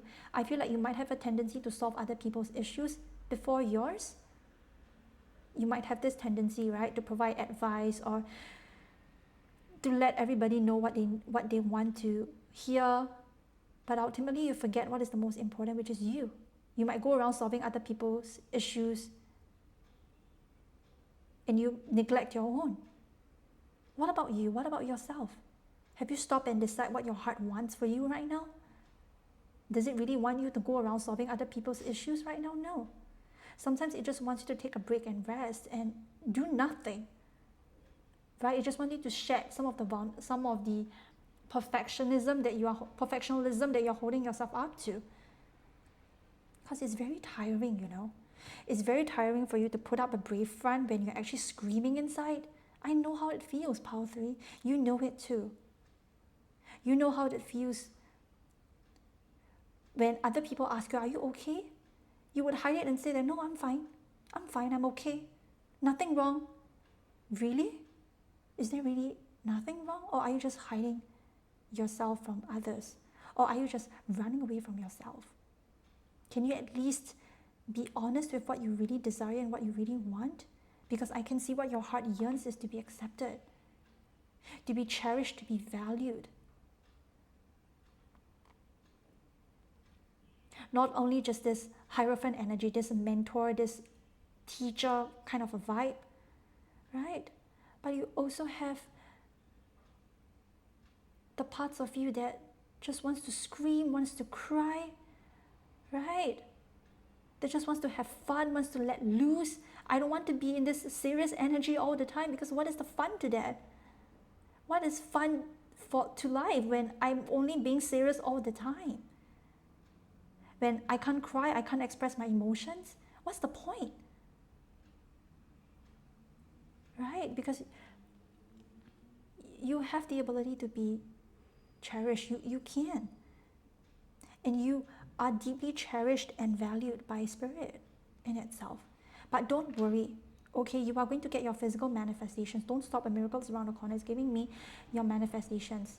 What is it that you deeply yearn and desire, right? In others, the yearn to be, do not hide yourself.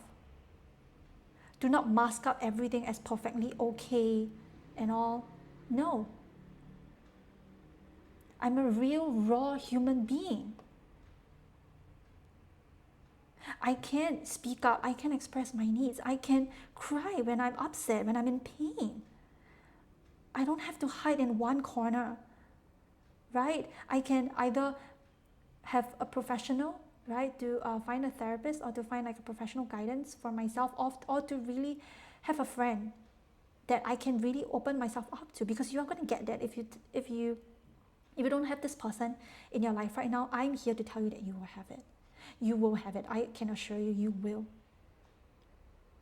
So much so that this person is going to do the same for you, because they also yearn to be cherished and valued, and you are going to do the same for them. And this is a mutual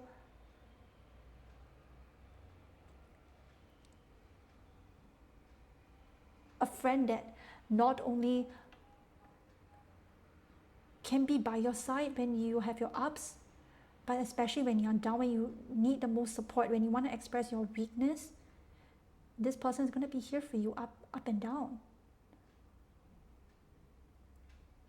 You will have that, okay? And this is what you're meant to be accomplishing and what you're meant to be yearning. You are not here to not only be this teacher and mentor and advisor, or this creator, this coach to others, but you're also allowing other people to show you that I don't have to be serious. I don't have to be in this teaching mode, in this consistently giving advice to other people. I can be this vulnerable self. I can be the self that overthinks.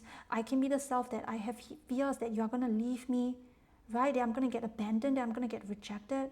I have this fear.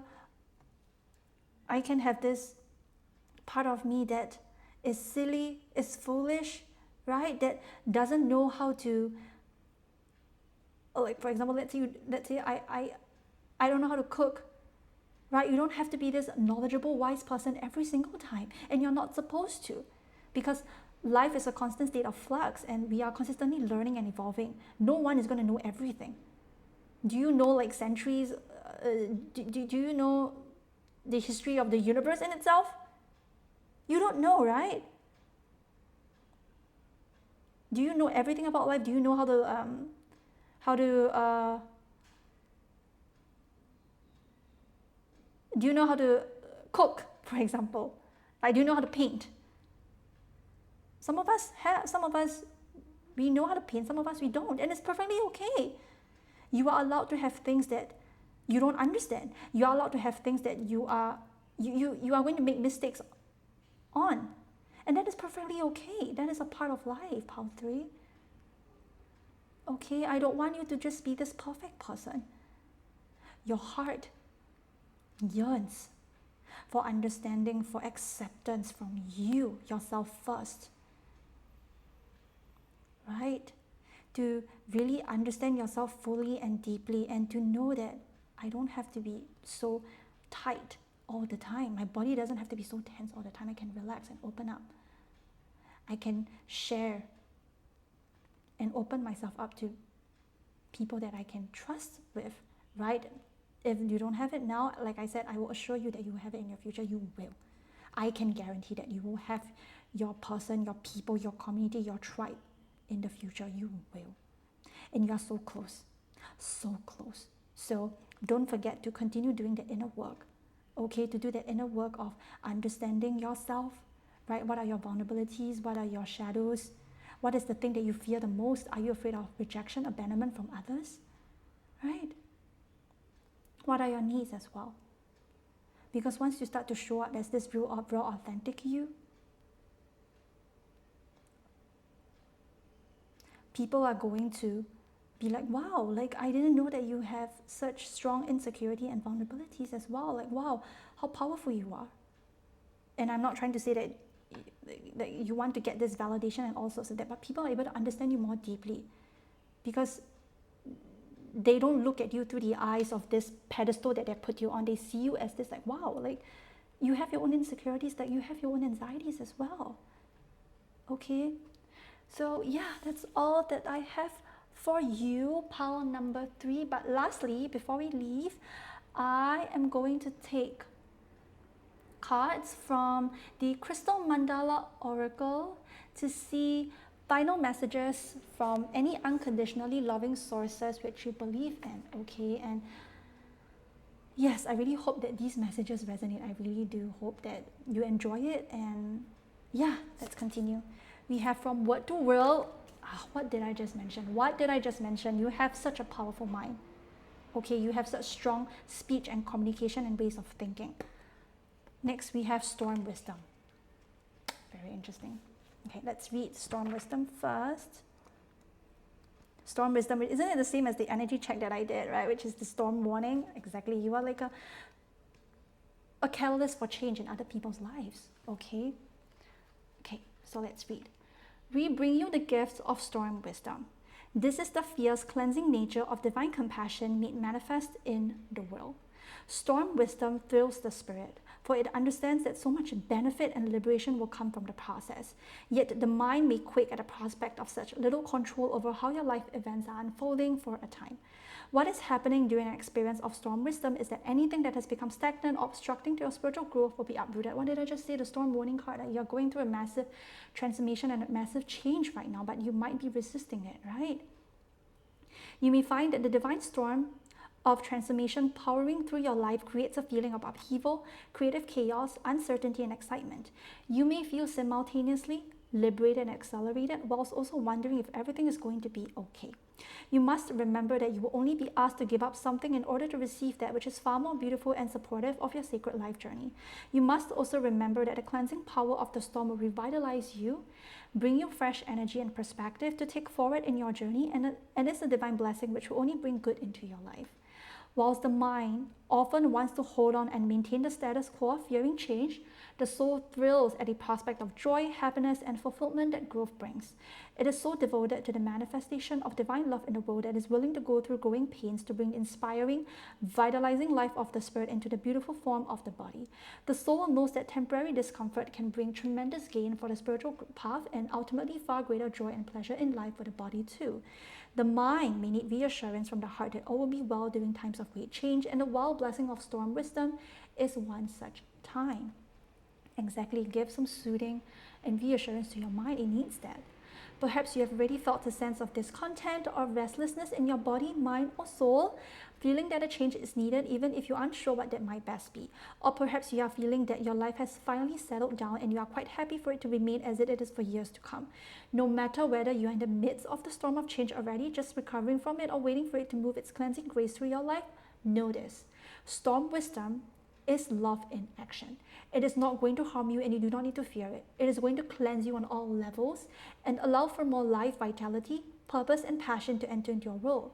You will love the outcome that eventually manifests for you as the blessing takes shape. But you will need to reassure yourself that even amongst great change, whether that be something more internal or shows up as big external changes in your life, it is safe to trust life. When the Oracle of Storm Wisdom comes to you, there is a special message for you. If you're already in the midst of transformational change, perhaps that which is deeply challenging, I was getting that right in the energy check, and you cannot see any end in sight, or are worried that the changes are going to be devastating, have faith. This storm is wild, yes, but it is filled with grace. You are being helped. You shall come through this, and the reason the storm was needed in your life is because a gentler method would not have been sufficient to free you. Exactly. Right? We have the storm, the thunder, and the sea, right, which all represents a huge wave of change that is meant for you. You shall come through this, and the reason the storm was needed in your life is because, divine intervention and protection, liberation and purpose is behind the storm raging through your life. It is love that moves you. Go with it. Do not resist.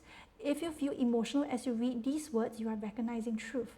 Trust in the responses of your feelings and know that all will be well according to a compassionate higher wisdom. Yes, you are being helped. The divine is helping you no matter how resistant you are to it, because this is all happening for your highest good. And I know that this might not be easy for you to hear at this moment, but ultimately, once, like months after you have passed this change, when you look back at it, you will just really be filled with you would just be filled with so much compassion and empathy and love towards yourself and the divine, like really. And I know that, right, I don't want to seem like I'm being dismissive of what I don't want to seem like I'm being dismissive of the pain that you're currently going through, but this is what is necessary to free you of whatever it is that you've been holding on to so tightly. Okay. If you do not yet see the storm in your life, do not be afraid. This oracle can indicate a time when there is much movement after a period of stagnancy, when nothing seems to be moving forward. It's the burst of fresh air and life that increases your vitality and inspires you, whipping you up in a loving whirlwind of new opportunity, connection, and love. There are those minds that fear the storms of life because they don't trust in the benevolence of the universe and how much they are actually loved. Then there are those that trust life and feel love. They are the ones that stand head tilted up, arms flung open wide, yelling woohoo as the rain pours down, the winds howl, and fresh cold air cleanses body, mind, and soul. Be the lover of life who boldly receive love's grace now. Let change be a welcome gift of love's eternal grace, for that is what it is in truth. Exactly. You can do the healing process. Okay, next we have number 40, which is Goddess Saraswati with word to will. Okay. We bring you the empowerment of word to will. What you speak of with intention, you shall manifest. Exactly. You have a very powerful mind. That is your huge gift. You are blessed with the creative power of an open and activated throat chakra. As you release subconscious fear of speaking your truth, memories of being silenced, and claim your true divine voice, your ability to change your world through your intention is amplified. You have the power of divine creation through sound in you. What you wish to create and experience, speak of with joy. There are many times on the spiritual path when we feel we are in circumstances not of our conscious choosing. In fact, we may think, there is no way I would have chosen this situation. Perhaps the mind would not, yet through the frequency of our being, we are attracted to various people, places, and things. If we have healthy self-esteem, we will tend to be attracted to that which uplifts, assists, and inspires. If we are healing issues to do with self-worth or can spiritually benefit from an experience of lower vibrational energy to help us on our life journey, we will be unconsciously attracted to that which feels lowering. Those experiences tend to generate fear and negativity and don't feel good in that day can sometimes be the motivational push we need to break free of fear because we simply cannot bear feeling that way anymore. They may also teach us to hold compassion for the suffering of others and inspire us to work in the healing arts. Lowering experiences may also help us find gratitude in our hearts for simple happiness too. However, if there is a more joyful way to learn that, and many times there will be, then why not choose that for yourself? The frequency of our being has a bearing on experiences and our self-esteem. The higher the self-esteem, the more likely we are to want to raise our frequency.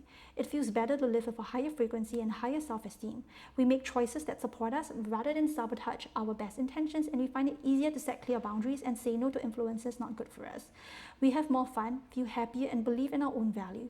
We can then take risks in life that open us up to more of our divinity, raising up our frequency yet again. It is a positive cycle of creation. If you want to change your experience of life, change your frequency. You will start repelling or feeling repelled by people, behaviors, or places that once may have enthralled and enslaved your body and mind. Fear will not be able to grip you in the same way as it would at lower frequencies. You have more energy to deal with life, and you attract more experiences that increase the good feelings you have about yourself and your love for the world. The easiest way to change your frequency is to consciously choose your words. If you find yourself dwelling on the negative, switch it up. Look at the same situation as a way through which you can grow. You can be curious and open and very willing to grow so the situation can evolve into something far more enjoyable. You can adopt a positive attitude and be determined you are going to empower yourself with your attitude rather than feel victimized or defeated. Don't just adjust your attitude. Speak about it differently. Is it a way to grow stronger? Is it a way to learn how to trust unconditionally and build your faith in the face of the unknown? Is it a chance to let go and an opportunity to grow your self-respect? Can you choose to claim your power to feel good about who you are even in the face of another's fearful criticism? There is always a positive spin to find in any situation. It's all about the perspective, isn't it? Your perspective is very important. You just have to be willing to do it. As you do, your frequency rises. When your frequency becomes incompatible with the lower vibration of negativity, one of two things happen. Either your frequency transforms the fear and a solution appears, or your frequency repels the fear and that person, place, or situation leaves your life. Either way, this is a good solution. Yeah, I was getting that, is that your presence can really help to bring transformation into other people's lives, and those that are not willing to meet themselves deeply, they will be repelled by it. And those that want to change, they will be inspired by you, right? This oracle comes to you with a message. Use your voice. Speak your truths and your desires. Speak of what you wish to experience, and when you catch yourself thinking or speaking in a voice other than love, be kind and change it. Your words have power. Use them wisely. If another has been speaking negatively to you, you have the power to do something about it. Express how you feel when hearing it, or choose to step back, or both. You have the right and the spiritual responsibility to choose which of the many and varied choices in this world you allow to enter your mind. If you have been working with affirmations or hypnotic suggestion, or interested in using your voice in a healing capacity as a writer, sound healer, or artist, for example, then the oracle encourages you to honor your healing power as you explore the role your voice can play in manifesting your divine destiny. So here's the healing process. Thank you so much for being here. Yes. So yeah, that is all that I have for you today. Thank you so much, pile number 3, and I'll see you in my next reading. Bye.